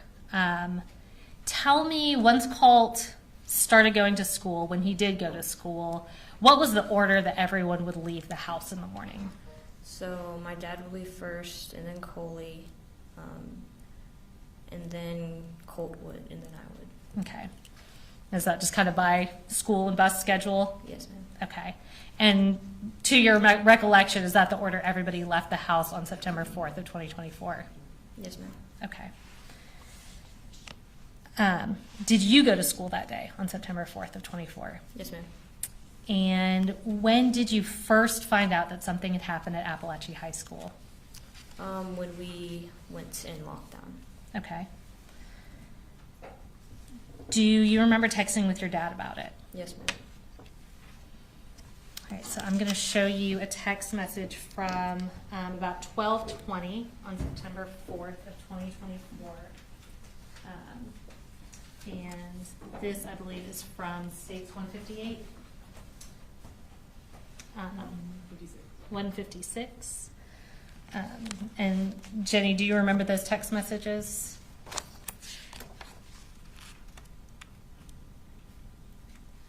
Yes, ma'am. Okay. Are those text messages that you were sending while you were in lockdown at Hayman Morris Middle School? Yes, ma'am. All right, we're going to pull those up on the screen, and I'm going to read through them. No issues, Mr. Hunt. So this is at 12:19 p.m. on September 4th of 2024. Colin texted you and said, Jenny, have you talked to your brother? You respond, no, at 12:19 p.m. And then at 12:20 p.m. you said, but I think we're thinking the same thing and I don't want to talk about it over text.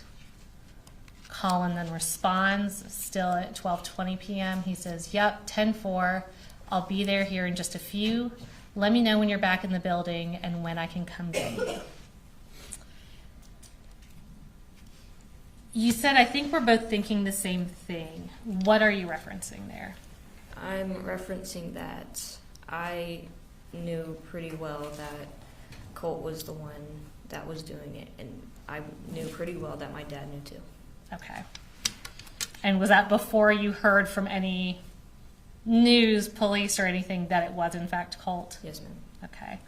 Once you heard there was a shooting, did you pretty much know? Yes, ma'am. Okay. How did you end up getting home that day on September 4th? I took the bus home. Okay. When you got home, was there a lot of law enforcement there? Yes, ma'am. Okay. Was that pretty rough to come home to? Yeah. Okay. Do you remember the next day, so September 5th, going up to the tree house to get what was called a forensic interview? Yes, ma'am. Okay. Have you ever gone back and watched that interview, reviewed the recording of it or anything to? No. Okay. So. I'm sorry, what was the answer? No, ma'am. So on that day, September 5th, who drove you to the treehouse to get that interview? My father. Okay. Was he the only one in the car with you? Yes, ma'am. Okay. When you're on your way in to get that interview, did Colin tell you anything about how you should answer those questions? Yes, ma'am. Tell me what he told you. So he told me, like, if they asked me anything, you know, about if he knew that Colt had problems and that his problems would lead up to this, that I should basically try to cover for him, and specifically about the pictures on the walls. He told me not to tell them that he knew what they were. Okay. And when you say pictures on the wall, do you mean the pictures of Nicholas Cruz? Yes, ma'am. Okay. And the news articles about Nicholas Cruz? Yes, ma'am. Okay. And so he told you to tell them that he, Colin, didn't know who that was? Yes, ma'am. Okay. Is that contrary to what you had actual knowledge of? Yes, ma'am. I guess, would that not be truthful? Yes, ma'am. Okay. Judge, can we approach briefly?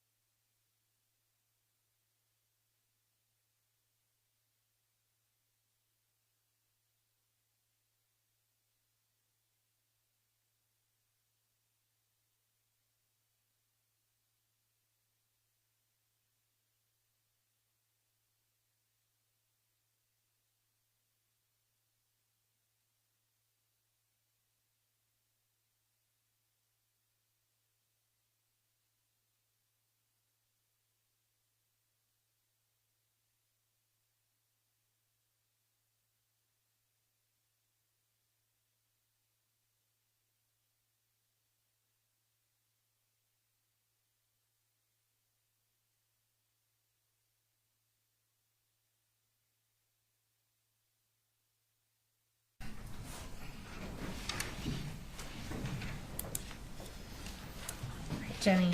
I'm almost done. We're talking about that forensic interview you went to on September 5th of 2024. So at the time of the interview, the day after the shooting, did you feel pressure to cover for your dad, Colin? Yes, ma'am. At the time of that interview, you were 13 at the time, right? Yes, ma'am. Did you know what was going to happen with you or with your family? No, ma'am. Were you nervous about what was going to happen with you and your family? Yes, ma'am.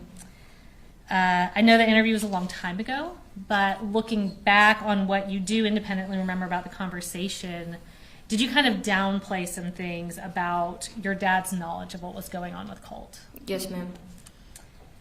Would you say that you're in a more stable and supportive environment now than you were back Judge, then? Check the leading. I'll sustain if you want to ask more open-ended Okay. why, for instance. So you testified previously that you now live with your foster parents. How does your home environment now compare to your home environment back then? We object to relevance. Well, I think that I'm going to overrule you. Go ahead. Yeah, you can go ahead. Okay. It's definitely more stable, more loving, more family-like. We definitely do a lot more things as a family that we never would have done when we lived with my father. Okay. Yep. Do you have a solid support system now? Yes, ma'am. Have you been in counseling since this happened? Yes, ma'am. And has the counseling and the support system and the family environment all kind of helped you over the past year and a half or so? Extremely so, yes, ma'am. Okay. So Jenny, is everything that you're telling us today the truth and what you independently remember from back then? Yes, ma'am. All right, thank you. I have no further questions. They'll probably have some questions for you though, okay? Yes, ma'am. All right. Ladies and gentlemen, we need to take a recess to sort through something. I don't know that it'll be very lengthy, but we'll be in recess.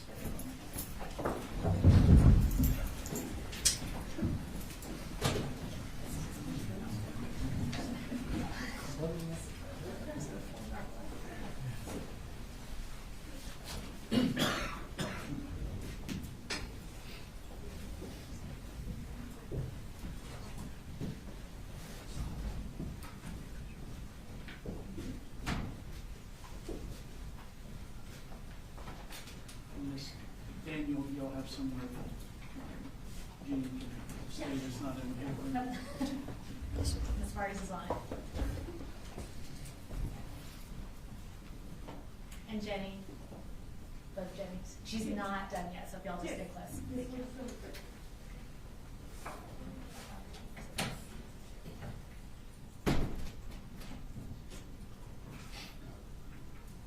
We'll just pause while everybody does a little bit of legal research.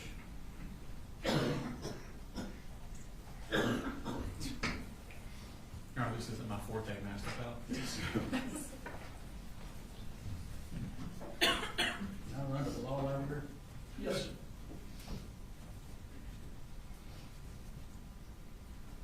I'll just go ahead and step off for 5 or so. You come with me. Okay.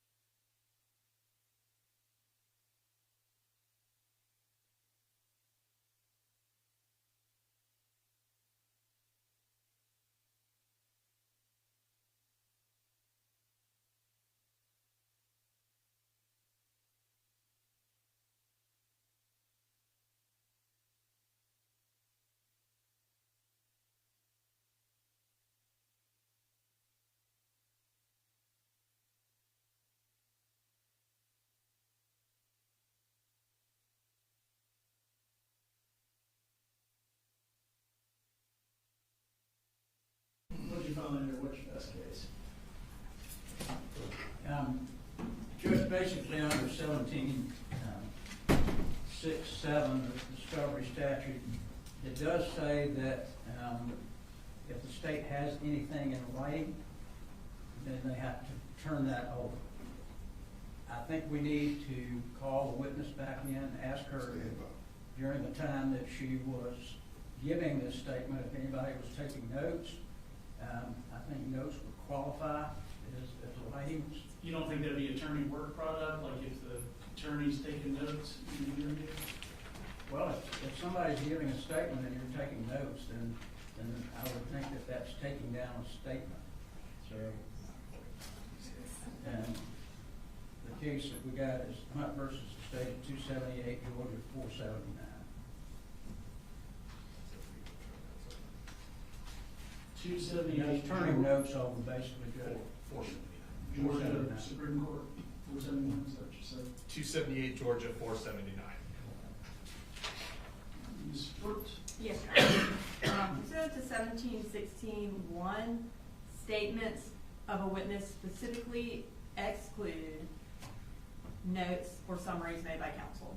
So any notes or summaries that we made are not included in any statements that we are to provide. There are several cases that support that, and that's just the statute.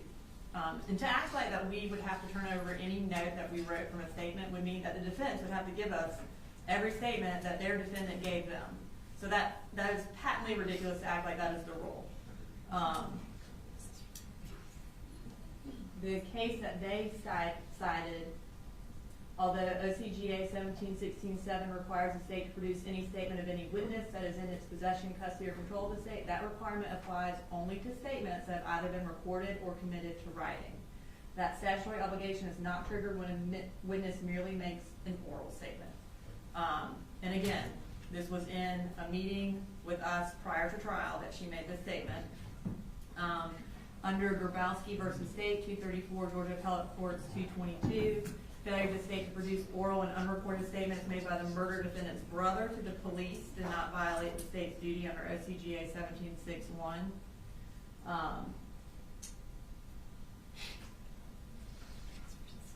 In Hines v. State, with regard to a caseworker was allowed to testify to additional recollections. The caseworker realized about the defendant's statement that she had not written in her summary but were oral, because that oral statement did not trigger any sort of production by the state. So the law, case after case after case, is very clear that the state does not have to provide an oral statement that a witness made to us. And I think if that were the rule, again, then every time Colin Gray gave the defense a statement, then they'd have to turn that over to us, which they clearly don't. So I think that is not the law, and to act like that we have committed some sort of discovery violation is just not true. Well, the difference, Judge, is that here is a witness who's given a forensic interview. That's the only thing that we have. Yes, a forensic interview.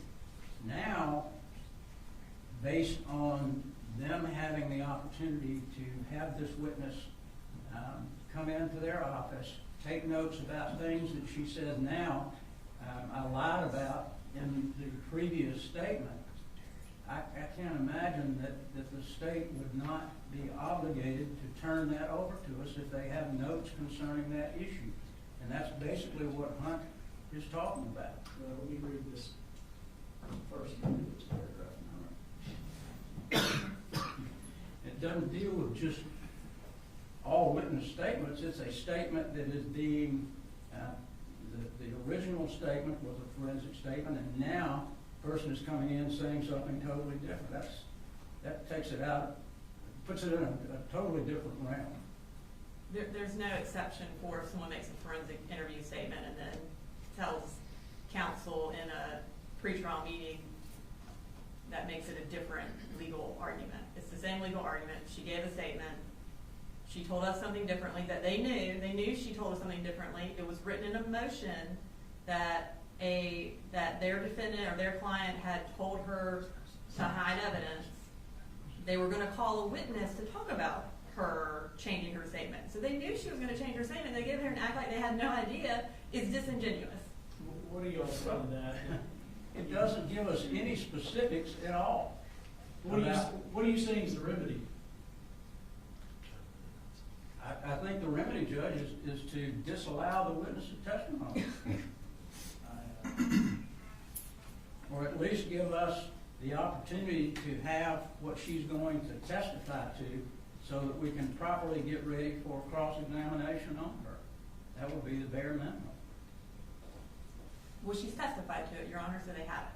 So, again, he is not providing any actual legal argument. It's just, this is the way things should be done argument, and that is not a legal argument, and that is not a legal requirement. And to act like we were supposed to do something that we are not, again, it is not, it's disingenuous to act like that. So we're not required to give over an oral statement that a witness gave us in trial preparation. Like, the statute actually says it. And he has not said any sort of case law that takes us out of a witness statement that is notes from counsel, or a witness statement does not include notes from a counsel. So if he has a case that says that, then okay, but they don't. I think that's what Hunt said. Well, let me read on it.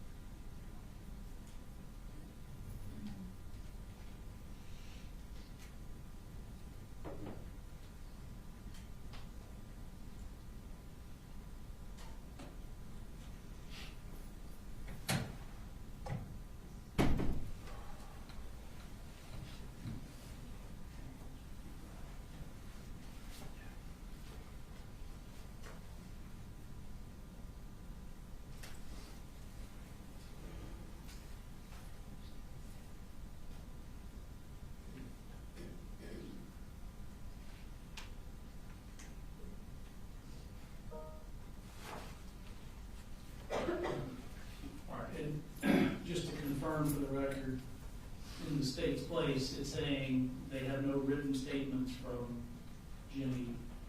Correct. These were statements that were made in interviewing her for trial. Correct. And I mean, I am sure took notes. I don't have an independent recollection. I'm sure we took notes, Ms. Daniel and I, but she made no written statements. She signed nothing. That statement was not recorded in any manner. I understand the unfair surprise argument,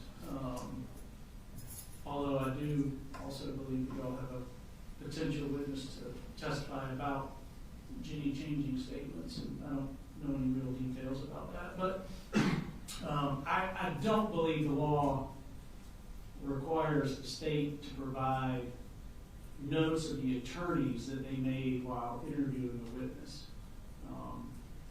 Certainly, these are things that you, as part of what cross-examination is for, you can flesh all that out on cross. But I haven't been given any legal support to say that the state was required to turn over an oral statement made to them preparing for trial by a witness, even though that witness had given law enforcement a prior recorded interview.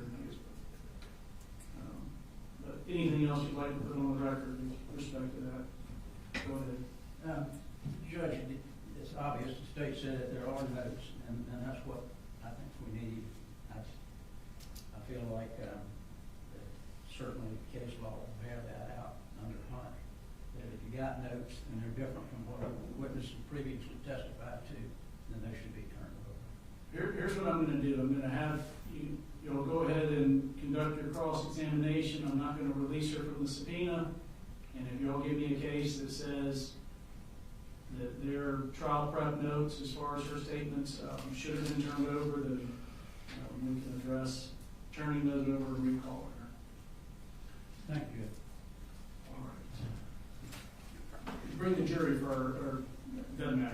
bring her first, I guess.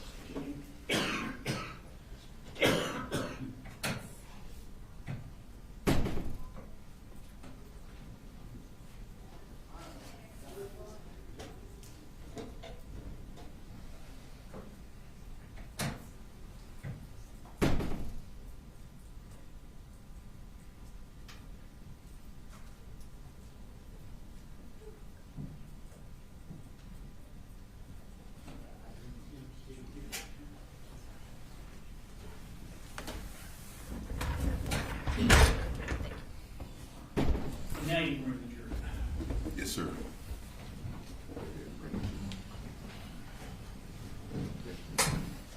You're ready.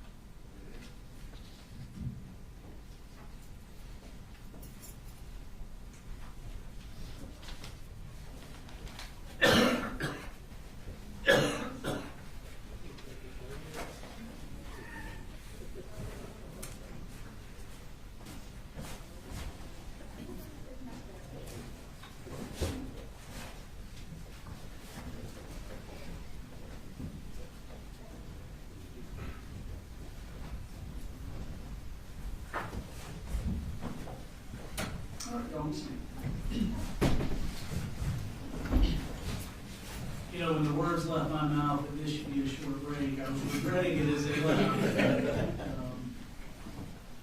All right, Cross, Mr. Hobbs. Yes, sir. Good afternoon, Ms. Gray. Good afternoon. My name's Brian Hobbs, and I'm Colin Gray's defense attorney. I'm going to ask you some questions. Yes, sir.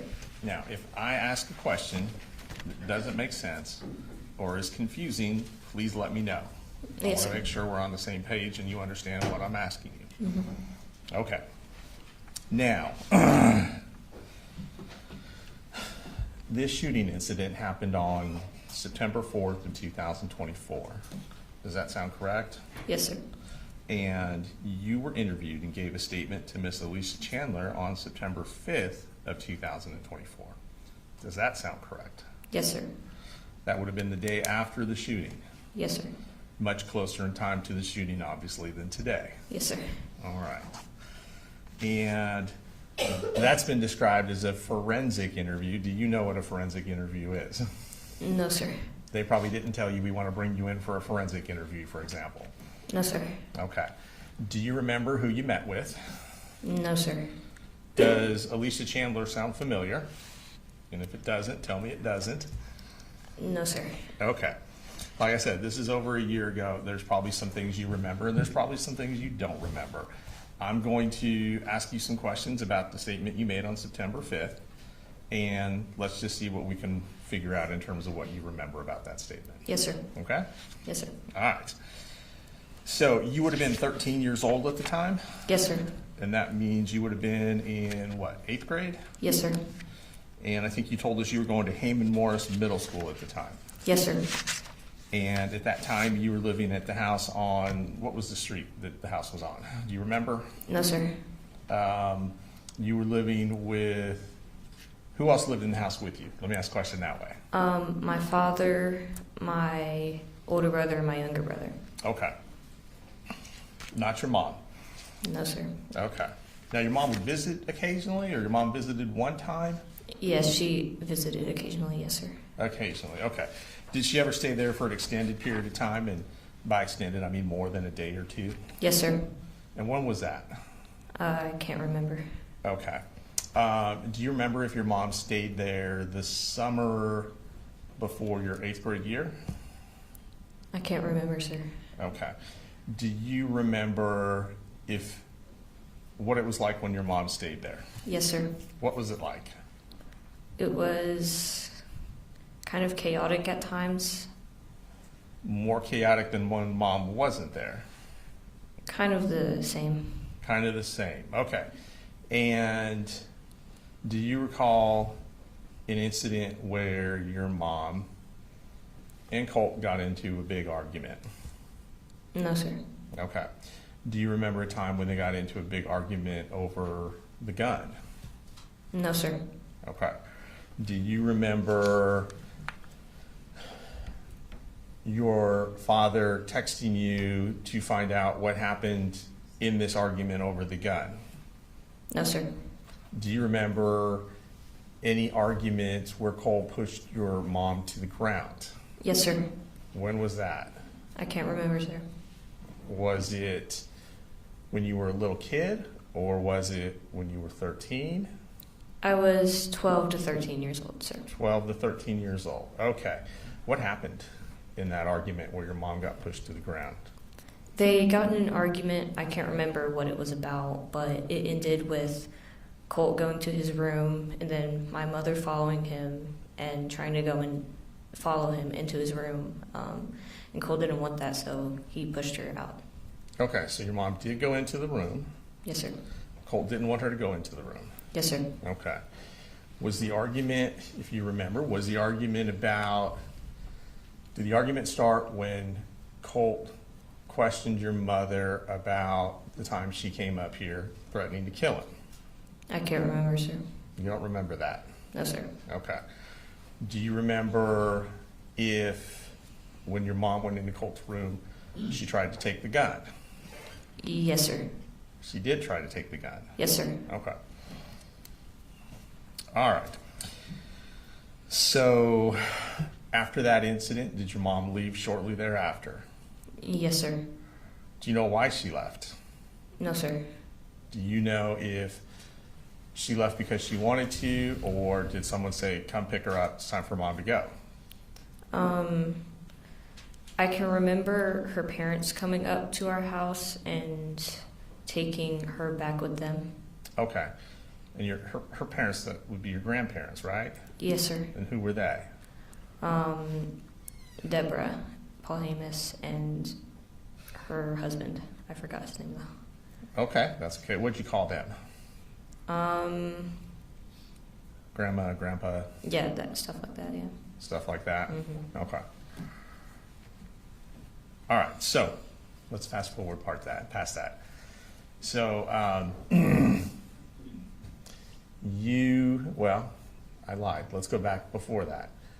When did you start living with your dad full time?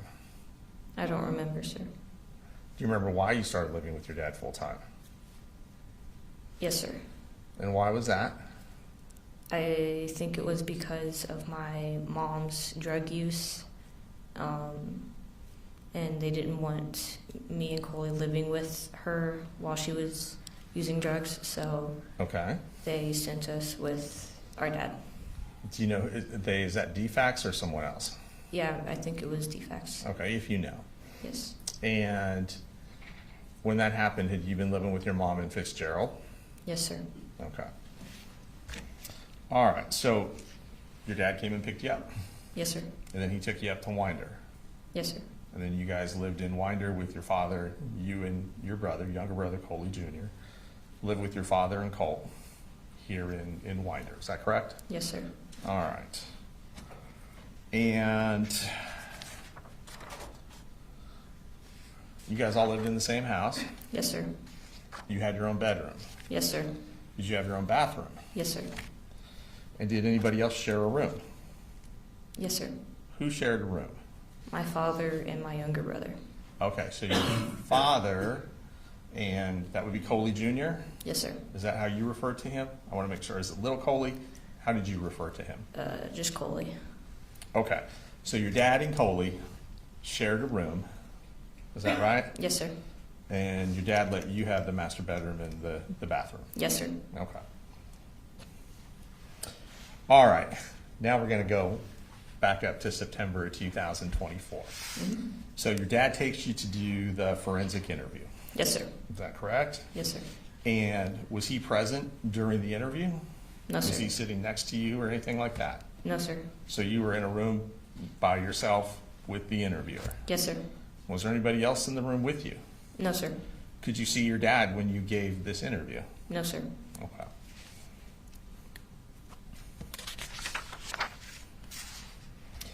And the interviewer asked you questions about yourself? Yes, sir. Do you remember? Yes, sir. Okay. She probably asked you how old you were. Yes, sir. She asked you what school you went to. Yes, sir. Did she ask you what you liked, music or anything else? Yes, sir. So kind of started off getting to know you a little bit. Yes, sir. Okay. And then she probably started asking you some questions about your family. Yes, sir. Does that make sense?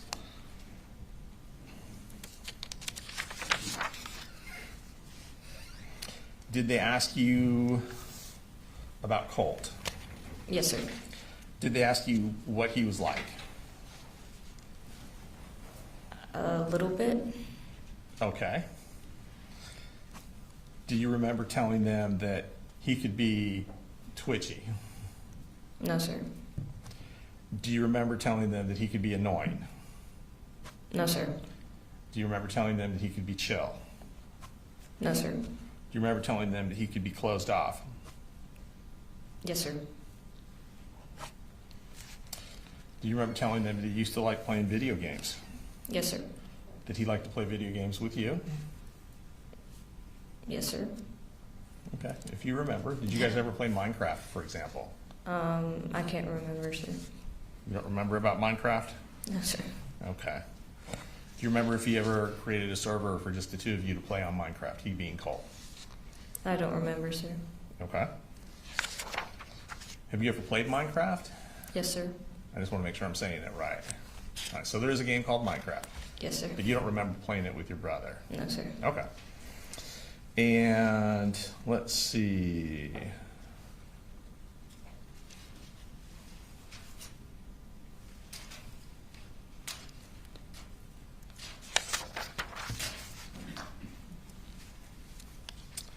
You said that during the day your dad would go to work usually, is that right? Yes, sir. And then you kind of gave us an order of how that went. You said that Coley, your youngest brother, he would go to school first. Yes, sir. Would your dad take him to school? Yes, sir. So dad would leave before you and Colt would leave. Yes, sir. So it was up to you and Colt to get on the bus yourselves. Yes, sir. Is that fair to say? Yes, sir. And then I think you said Colt's bus came first and then yours. Yes, sir. Okay.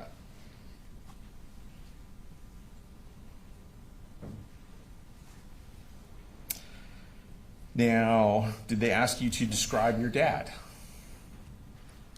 I can't remember, sir. Okay. Do you remember saying that your dad is energetic? No, sir. Do you remember saying your dad's positive? No, sir. Do you remember saying your dad's happy all the time? No, sir. Okay.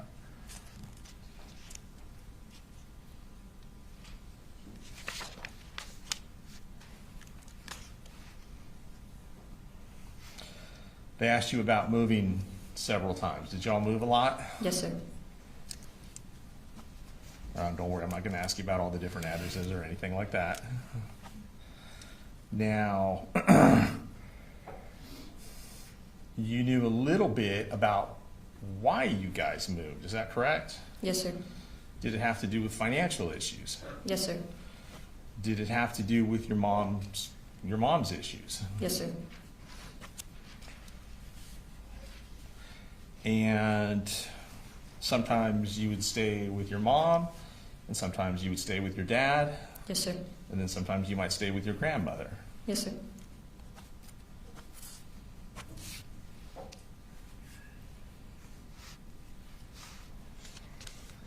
And do you remember telling them that sometimes your mom would go back and forth between living in one house with you guys and then also living with grandma as well? Yes, sir.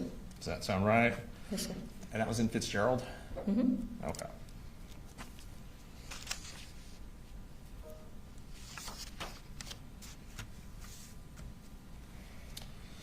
And you moved up here to Winder, you said, well, you didn't say what the date was. Do you remember roughly the date you moved up here? No, sir. It's okay if you don't. But you moved up here when Defect said your dad had to come pick you up. Yes, sir.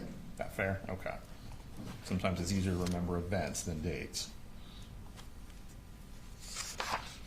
All right. Now, once you came up to Winder, would your grandmother come up here and visit you? Not a lot, but Okay. I'm So sure. a lot can mean a lot of different things. What's a lot mean to you? I'm sure she's come up at least like once or twice, but it wasn't like, you know, every other weekend or something like that. Okay. So in the time you lived up in Winder, you think Grandma came to visit once or twice? Yes, sir. Okay. Not every month, for example? No, sir. Okay.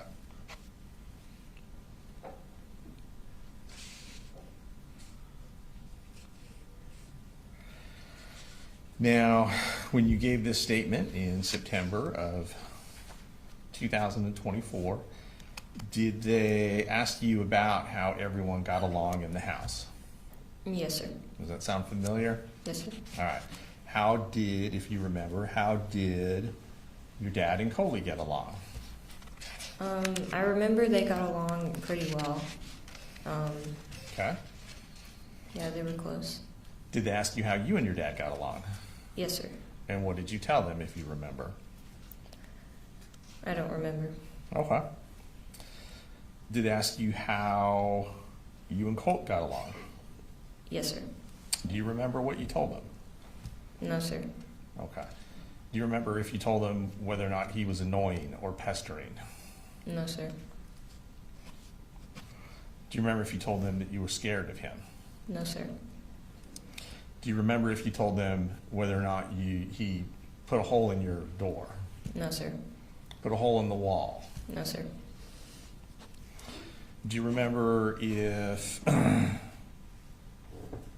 they asked you about whether or not people get in fights in the house? Yes, sir. Okay.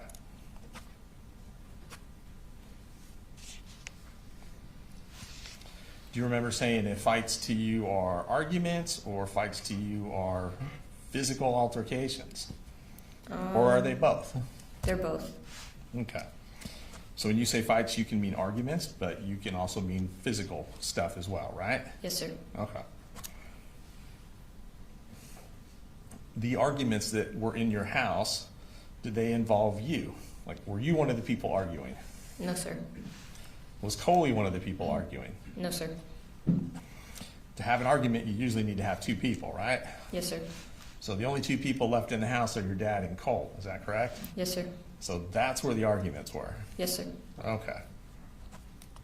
Were they every day? No, sir. Do you remember telling the interviewer in September of 24 how often these arguments took place? No, sir. And since we know that your mom was up there at least one time or some of the times, were some of the arguments with your mom? Yes, sir. And I should clarify that. Not you and your mom, but your mom and Colt, for example. Yes, sir. Your mom and your dad, for example. Yes, sir. Okay.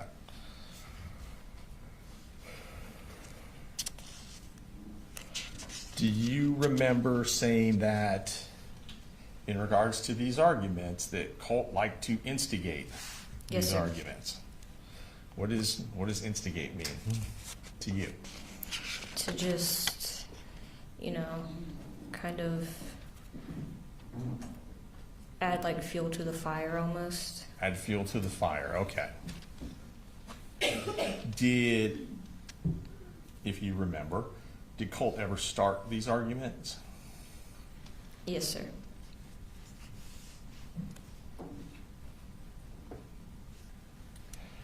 And do you remember telling the interviewer in that statement of September 24 that Colt could be mean? I don't remember, sir. Okay. Do you remember saying he would talk about how his life was a struggle? No, sir. About how he hates his dad? No, sir. Do you remember telling the interviewer that Colt didn't like the fact that he had trouble with bullies? No, sir. Did they ask you if you knew anything about the bullying? No, sir.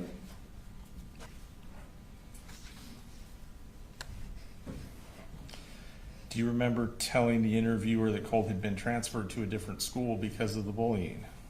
No, sir.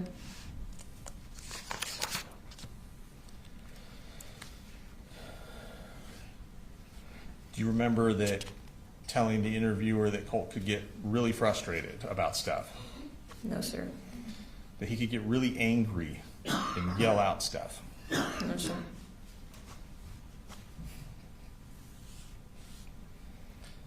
Do you remember telling the interviewer he used to yell that he hates you? No, sir. That he hates his dad? No, sir. Do you remember if he yelled anything else at your dad or anything at your dad when they argued? He would cuss a lot. Colt would cuss a lot? Yes, sir. Okay. Do you remember saying that during these arguments you might just go into your room, put your headphones on? Yes, sir.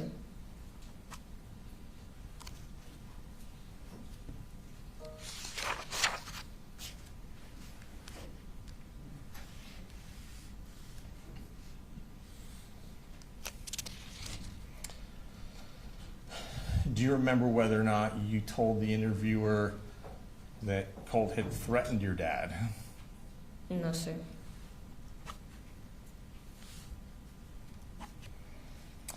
Do you remember telling the interviewer that the arguments between Colt and your dad usually started because Colt didn't get something he wanted? Yes, sir. Now, when you say something he wanted, what are we talking about? Like, what would he typically want that maybe would start an argument, if you can remember? I can remember a lot being about like his gun, like accessories for it and stuff. Like accessories for his gun? Mm-hmm. Okay. So he might ask your dad for an accessory for your gun, and your dad would say no, and that would lead to an argument. Yes, sir. And you would have told the interviewer that? Yes, sir. Okay.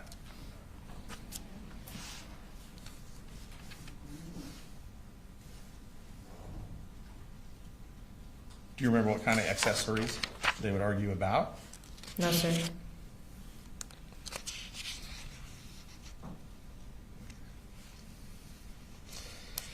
Now, you have testified today that there were physical fights between your dad and Colt.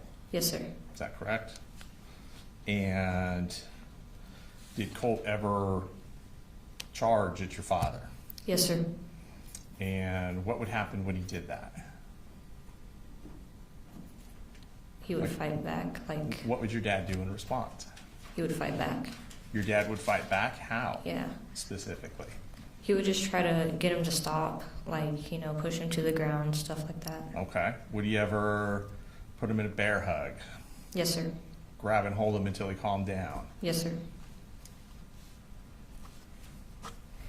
And I believe you said earlier in describing physical altercations, are you saying your dad would make a fist and try and hit Colt with his fist? Yes, sir.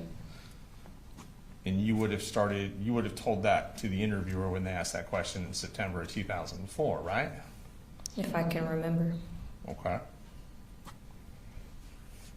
Colt would try and punch your dad? Yes, sir. Would you have told the interviewer that? I don't remember. Okay.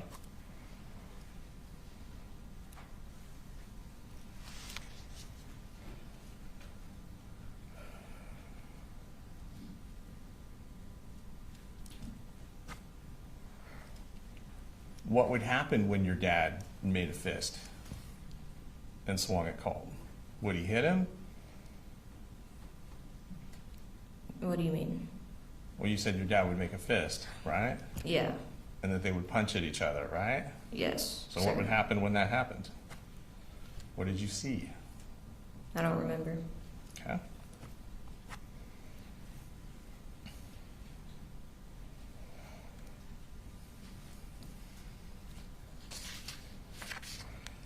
Do you remember telling the interviewer that you never saw your dad hit Colt? No, sir.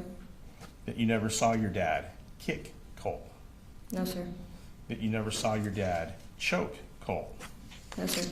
You don't remember telling the interviewer any of that? No, sir. Okay.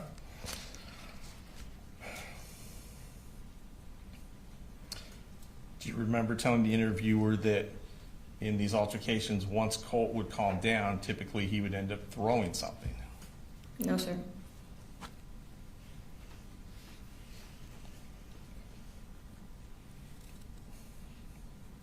Do you remember telling the interviewer that there were usually stages to these fights? No, sir.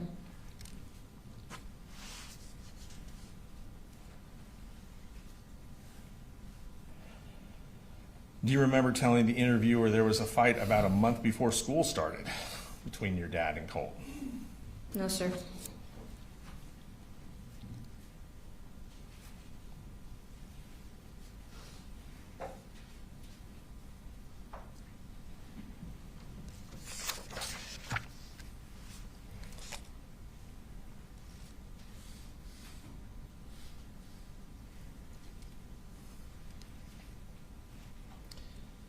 Do you remember telling the interviewer that your dad didn't really know about anything Colt was doing on his computer? Yes, sir. Do you remember telling the interviewer that Colt was very watchy about his privacy and stuff? No, sir. Was Colt concerned about the privacy on his computer, to your knowledge? I think a little bit, you know. Do you remember telling the interviewer that Colt would use burner accounts? No, sir. Do you remember telling the interviewer that Colt would delete his accounts after a week or two? Yes, sir. You do remember that? Yes, sir. Okay. Do you know why he would delete his accounts? No, sir. Do you remember telling the interviewer that the names of his accounts were just random combinations of letters and numbers? No, sir.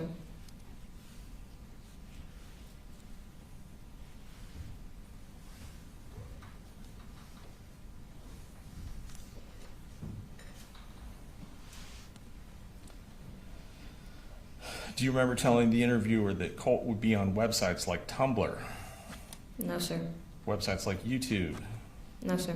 Twitch, No, sir. Discord, Yes, sir. Pinterest? Yes, sir.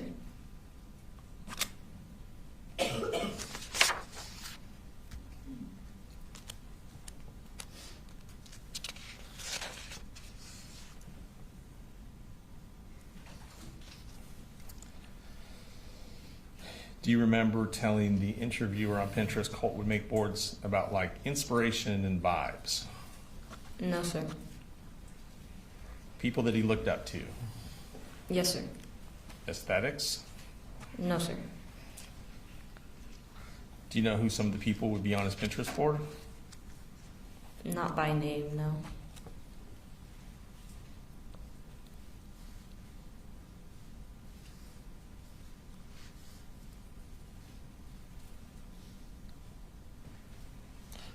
Do you remember Colt talking to you about school shooters? Yes, sir. Do you remember telling the interviewer that he would act as if you knew who they were? Yes, these sir. shooters. Did you know who they were before he told you? No, sir. Were you interested in any of those folks? No, sir. Would you act like you were when you talked to Colt? No, sir. And you didn't tell the interviewer that? You did not tell the interviewer you would act as if you were interested when he told you about the school shooters? Not that I remember, no, sir. Okay. You remember telling the interviewer Colt would act like that kind of stuff was normal, Yes, sir. that it was common knowledge? Yes, sir.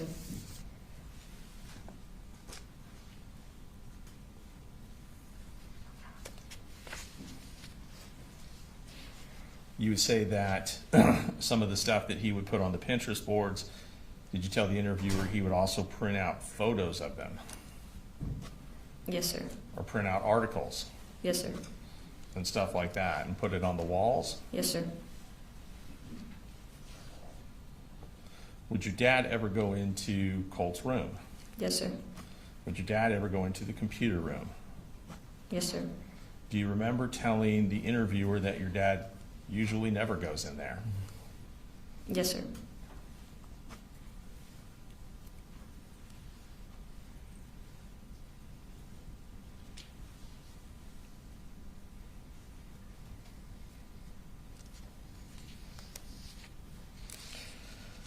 Do you remember telling the interviewer why Colt would change his account so much? No, sir. Did you ever tell the interviewer it was because he was nervous about police? No, sir. That he was nervous about the FBI? No, sir. That he was eerie about that kind of stuff? No, sir. That he would try to avoid anything that's connected to them? No, sir. That he would try his best to hide himself? No, sir. You didn't tell any of that stuff to the interviewer? Not that I remember, no. Not that you remember. Okay.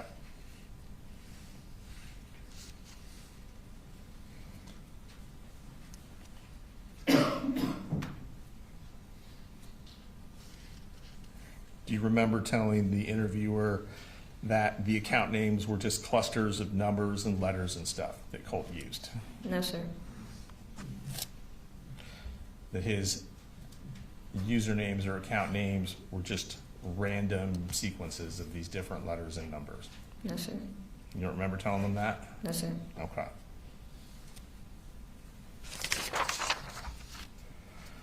Do you remember telling the interviewer that Colt would watch stuff on YouTube?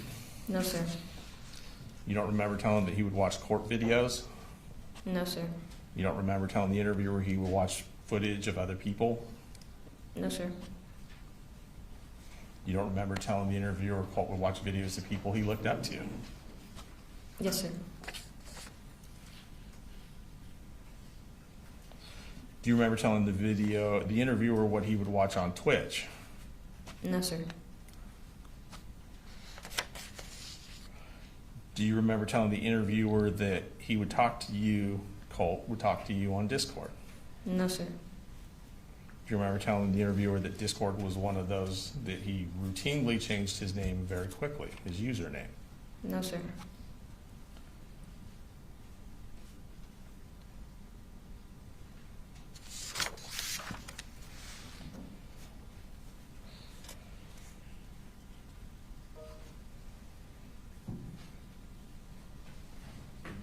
Do you remember telling the interviewer that he would look stuff up about different people on Reddit? No, sir. Do you remember telling the interviewer that Colt would have friends that he spoke to on Discord? No, sir.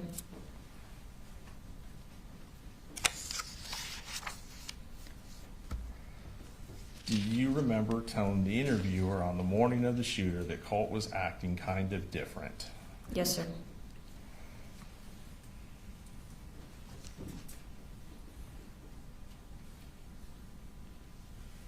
Do you remember telling the interviewer that Colt told you about making a video? Yes, sir. Why did that seem strange or weird?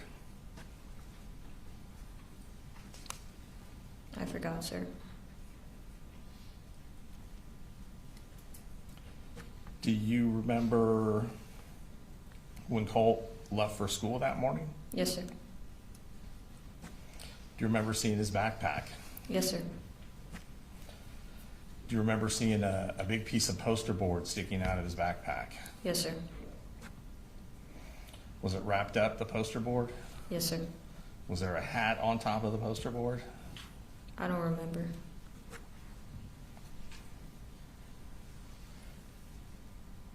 Do you remember if the poster board, and I think I just asked this, but bear with me, the poster board stuck up out of the backpack? Yes, sir. Did you think that was strange? That he had this giant poster board sticking out of his backpack? Yes, sir. How long had you been in school at that point? What do you mean? I don't understand. So, no, you're okay, that's fine. September, when did school start? I don't remember, sir. Okay, had you been in for like a couple weeks? Yes, sir. Do you remember, had Colt been going to school consistently or not consistently at that time? Not consistently. Okay. Did you ask Colt about the poster board sticking out of his backpack? Yes, sir. Do you remember if he said anything about what it was? He said that it was for a project at school.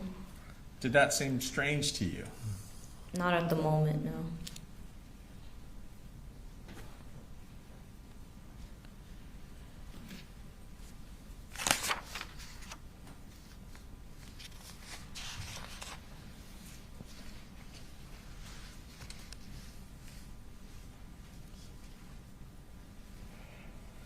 You said that, do you remember telling the interviewer that you and Colt would text each other a lot?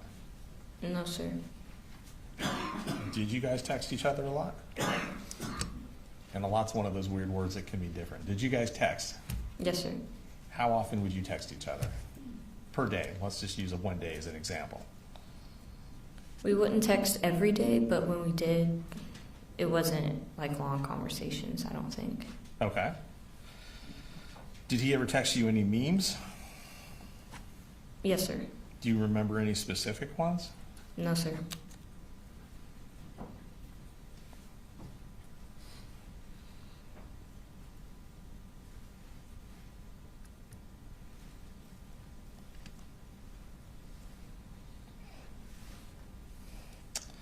You said you saw pictures and let me ask you this. You said you saw pictures on the wall that Colt had put on the wall.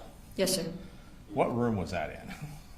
It was the room across from the bathroom. Across from the bathroom. Okay. Did you know were they photographs of people? Yes, sir. Did you know who the photographs of the people in the photographs were? Not by name, but I knew that they had something to do with shootings. Okay. Do you remember telling the interviewer that your dad didn't know who those people were? Yes, sir. Do you remember telling the interviewer that Colt wouldn't talk around that kind of stuff around your dad? No, sir.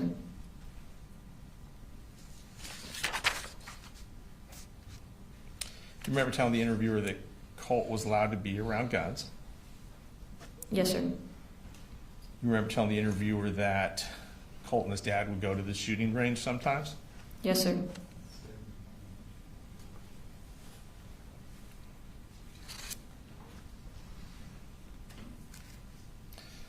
you remember telling the interviewer that they would go to the range once a year, something like that?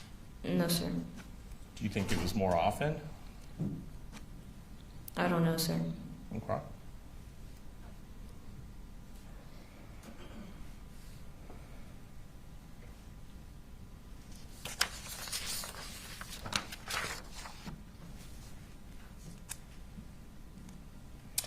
And do you remember telling the interviewer that the guns were long guns that they would go to the range with? Yes, sir.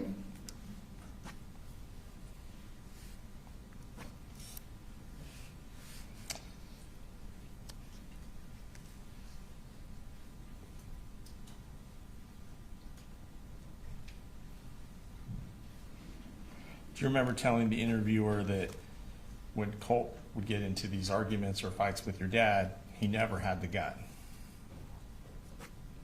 No, sir.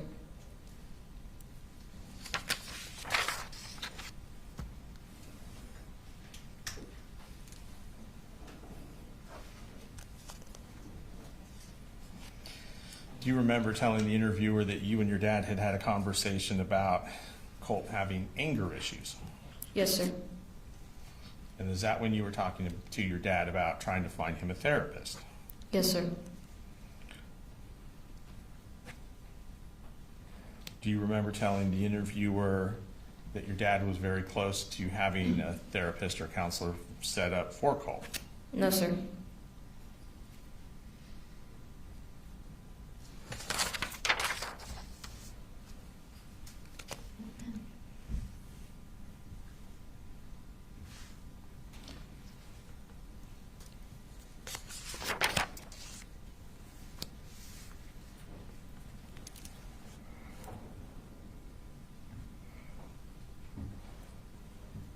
Do you remember having a conversation with your dad about Colt being suicidal? No, sir. About Colt being homicidal? No, sir. Wanting to hurt someone else? No, sir.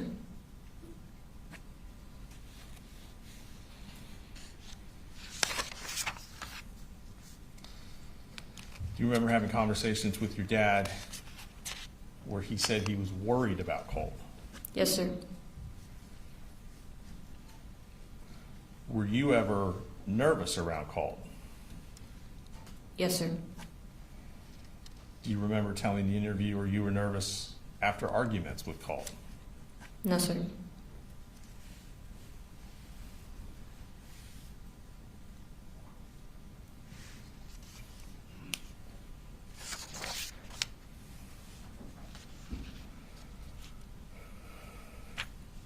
Do you remember telling the interviewer that your dad wanted to get Colt on medication? Yes, sir.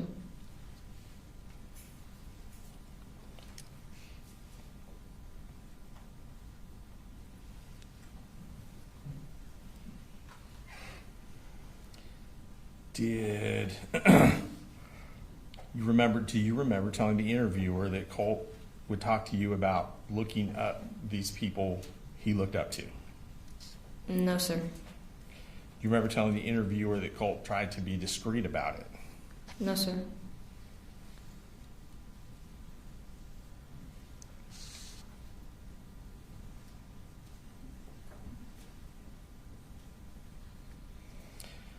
Do you remember telling the interviewer when she asked you about the shooting on the 4th that you could kind of see it coming? Yes, sir. And you told her that you could see it coming because when he left on the bus, you saw the open book bag. Yes, Is that sir. right? You saw the poster board sticking 1.5 feet, 2 feet out of it, right? Yes, sir.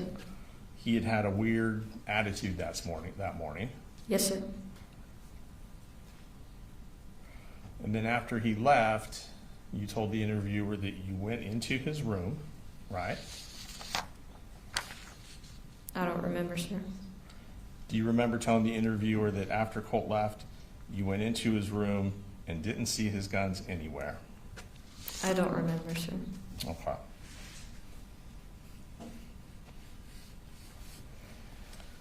You testified earlier that you're living with foster parents now.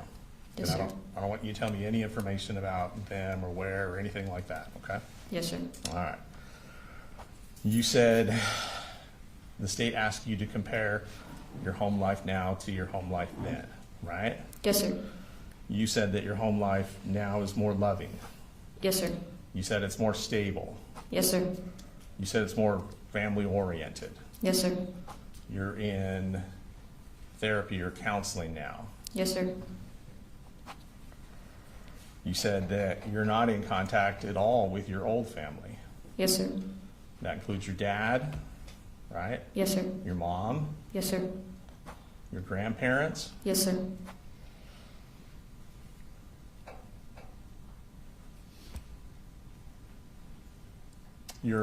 And don't tell me where, you're currently in school. Yes, sir. Is that right? Yes, sir. And don't tell me what it is, but isn't it true that the last name you have in school is not Gray? And Judge, I'm going to object to that. I don't know why that's relevant. It's going to go to bias. All right, I'll overrule the objection. Can we approach? Yes.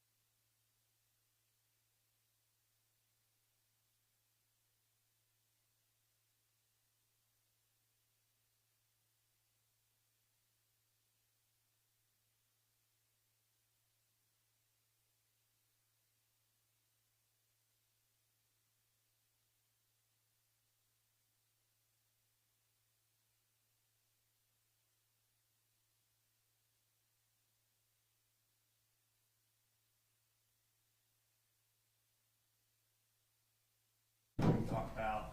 And then on the 5th, the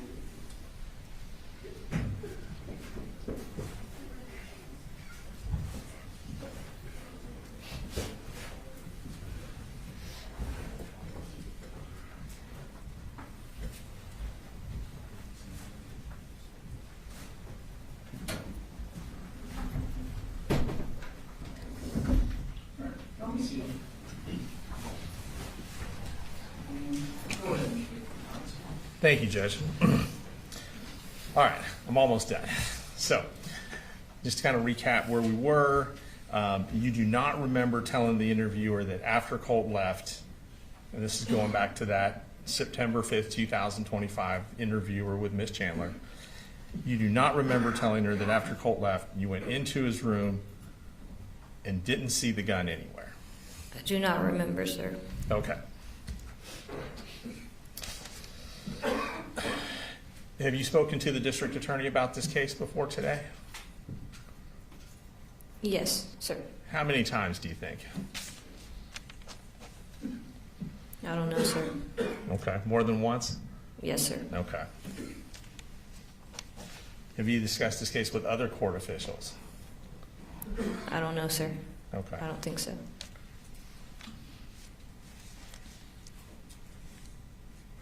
When was the first time you told someone that your dad had asked him to cover for you?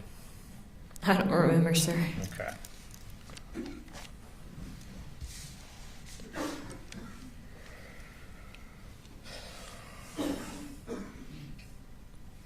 Has anyone ever told you that if your dad wins this trial, you may not be able to be adopted by the family you're currently with? No, sir.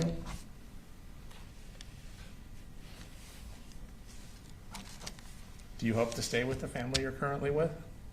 I don't know, sir.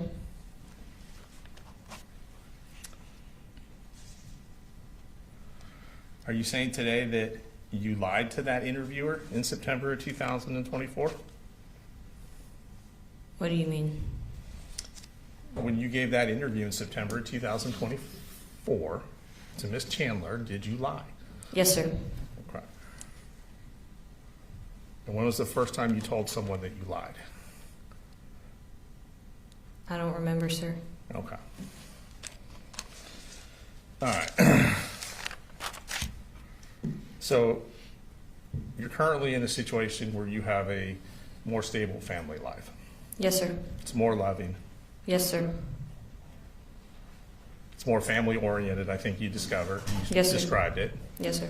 Less drama, Yes, sir. less chaos, Yes, sir. and you'd like to stay with the family you're currently with. Yes, sir. And you've broken off all contact with your old family. Yes, sir.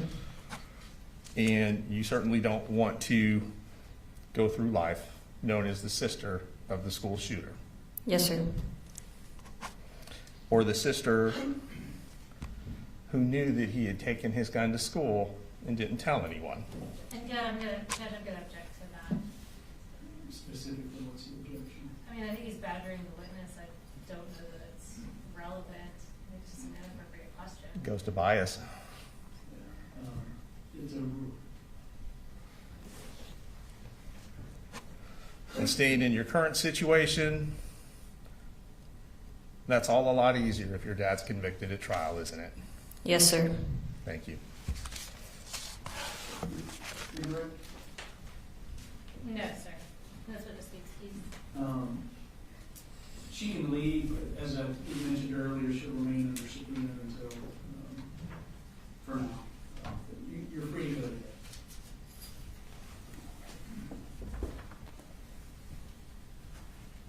State, can you call us next week? State calls Jason Smith to the stand.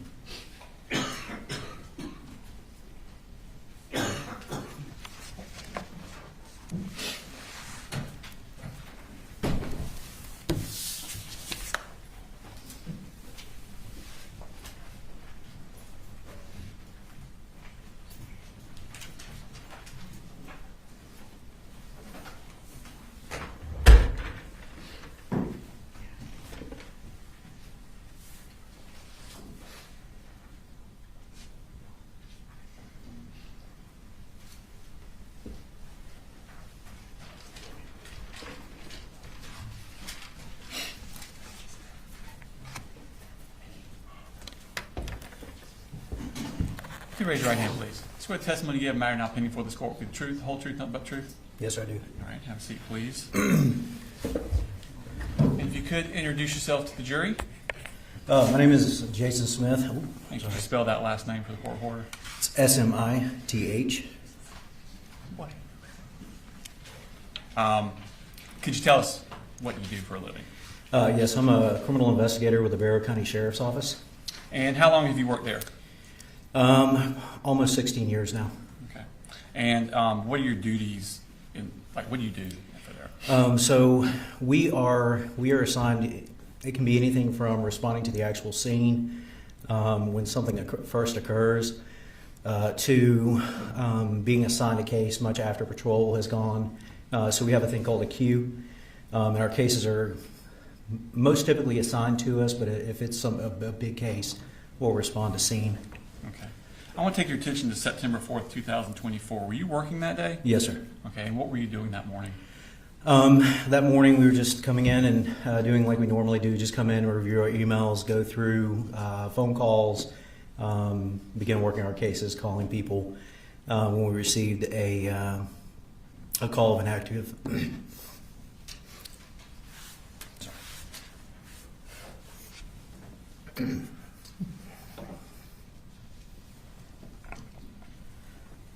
I'm sorry, 1 second. Okay, take time.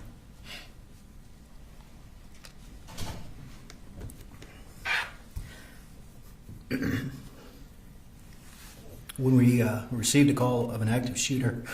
Tell me about how that call came in. What was the mechanism of that? So that actually came through on the radio. We listen to the radio throughout the day, so we can hear when calls like that come in. Certain people in the building had access to an app called Centegix, so certain people received it on their phone, but the way that we kind of found out in CID was over the radio. And what does CID stand for? CID is the Criminal Investigations Division. So that's the other investigators and you? Yes. Okay. So when you find out over the radio, what do you do?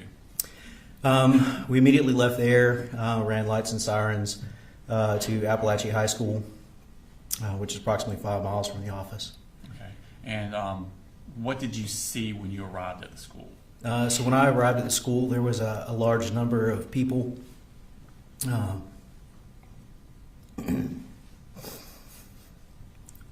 Sorry.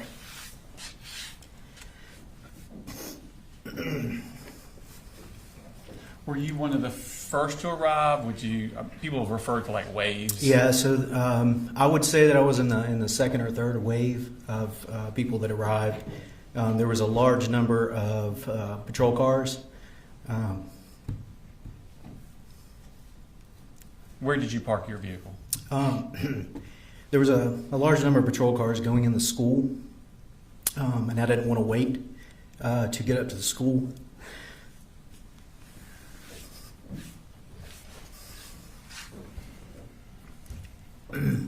So I parked down by the softball field. Okay. And how did you enter the school? I entered the school near the attendance office. I ran through the kind of the atrium there where the flagpole is out front. I was going to show you this map, but I'll probably just pull up the main map. Yes, sir.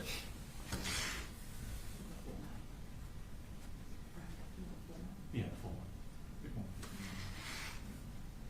Yeah, okay. So,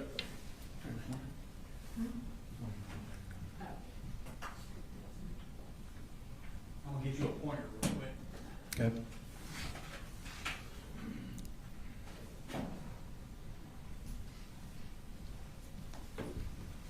So you can use this to kind of describe what we're talking about. So where did you enter at? So I entered.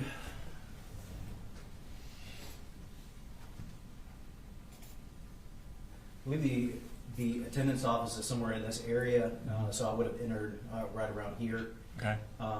Nearest to the cafeteria entrance. Okay. When you arrived, did you understand whether or not the school had been secured yet, or was it still in the process of being secured, or what did you know about that aspect of it? The last thing that I heard over the radio was that they had one suspect in custody and was unsure if there was a second shooter. Okay. So y'all were still actively trying to secure the school? Yes, sir. Okay. What did you do? So I went in and I got a briefing from some SROs that were already there. They were allowing us entry into the school and kind of letting us know, giving us updates. So I paired up with some of the SROs and went around and cleared the the north and west areas of the school. Okay. And when you were clearing, what were you finding? Basically, where we were going through and looking for, is there another shooter? Are there injured persons in this classroom? Just kind of making notes along the way as our observations and relaying that back to people that were in other parts of the school. Okay. When you were arriving at the different classrooms, were the kids still in the classrooms? Yes, sir. Okay. Were y'all checking and then leaving, or were you escorting the children out at that time?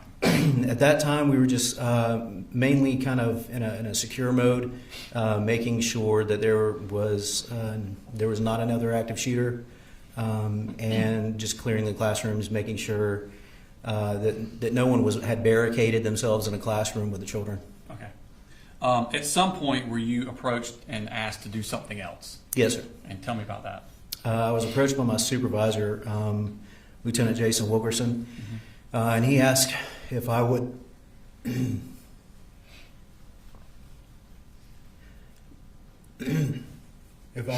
conduct an interview with the suspect that was in custody. Okay.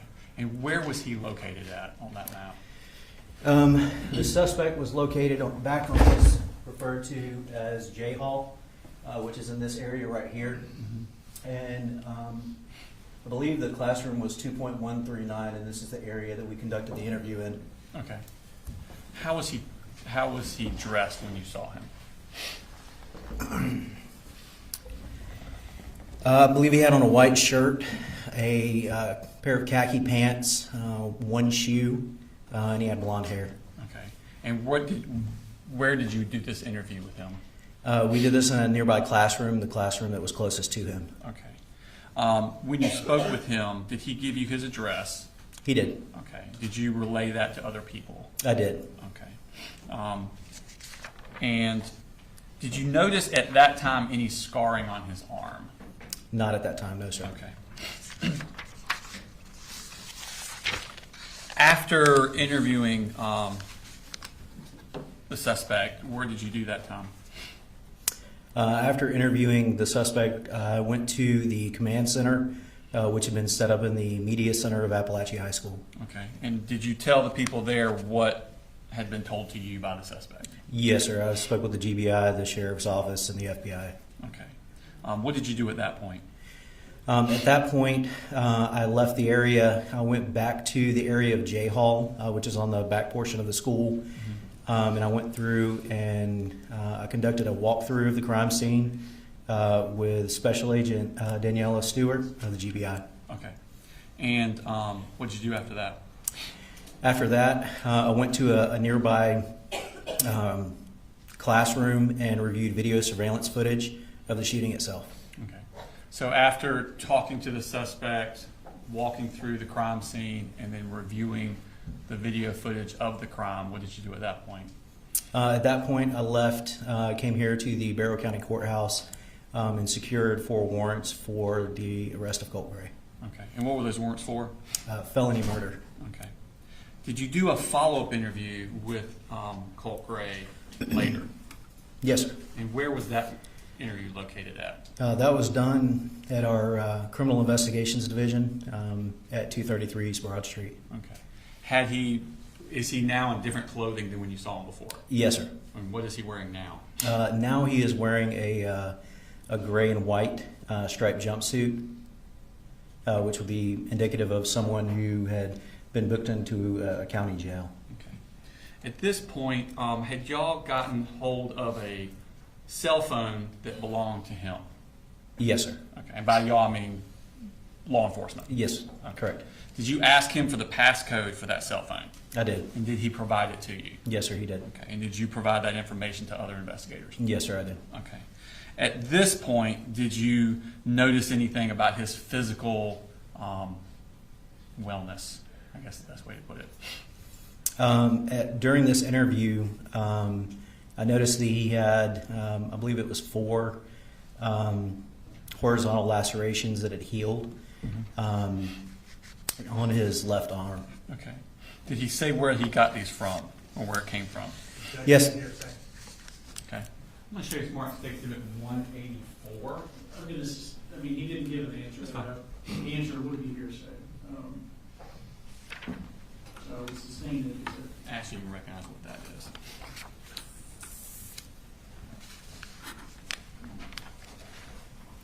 Yes, sir. That is the suspect's upper left arm. Okay. And did you take that picture? Yes, sir, I did. Did they accurately reflect the condition of his arm at that time? Yes, sir. This time I intend to take exhibit number 184 into evidence. No objection. All right, 184 is admitted. Okay. Does that pretty much sum up your September 4th, 2024? Yes, sir, it does. Okay. I want to move forward to September 5th, 2024, the next day. Did you meet with Kelsey Ward with the Georgia Bureau of Investigation? Yes, sir, I did. Okay. And did she brief you on an interview she had had with Colin Gray from the previous day? Yes, sir. Okay. Were you also briefed on an interview with Marcy Gray done by the GBI that previous day? Okay. What did you do at that point? Did you go somewhere? Yes, we actually went to a forensic interview located at the treehouse, which is approximately 500 feet behind our building. Okay. And what is the treehouse basically? The treehouse is a child advocacy center here in Barrow, and they have forensic interviewers on staff that can interview children in a kind of a neutral, non-leading manner. Okay. Have you been there before with children in cases you were working? Yes, sir, many times. Okay. When law enforcement goes, do you go into the interview with the child? Not into the interview. We view the interview from an adjacent room on a CCTV. Okay. And are you able to see what's happening in the room and hear what's happening in the room in real time? Yes, sir. Okay. And did you do that in this case? I did. Okay. Did you talk with Jenny Gray before she went in there, or did you introduce yourself to her at all, or are you just kind of in the background? No, I would have gone straight in and spoken with the staff at the treehouse. Okay. Do you know who it was that brought Jenny Gray to the treehouse? Yes, sir. And who was that? That was Colin Gray. Okay. Did you interact with Colin Gray at all at the treehouse? I did after Jenny's forensic interview, yes. Okay. And what happened in that interaction with him? I asked Colin Gray if he would accompany me back to the Criminal Investigations Division to conduct a follow-up interview. And did he agree to do that? He did. Okay. And was that voluntary? It was. Okay. Where was this interview?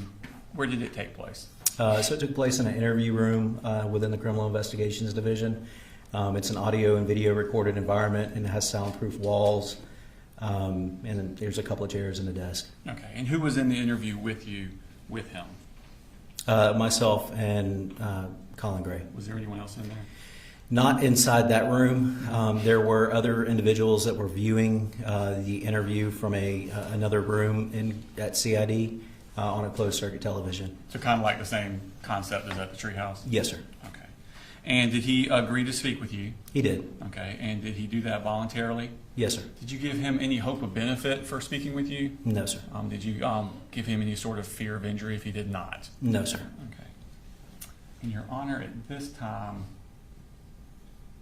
I would play the interview, but like I said earlier, the interview was 2.5 hours long, and it'd probably be better if we played it through instead of playing some today and some tomorrow. So ladies and gentlemen, we're not going to start a 2.5 hour interview right now. For continuity's sake, it may benefit you to hear it all in one piece rather than part today and part tomorrow. So we're going to go ahead and recess for the day, enjoy an early evening. Continue to refrain from doing any research about the case, looking up anything about it, stay off social media, stay away from the news. Have a good evening. Good evening. See you in the morning at 8. Thank you.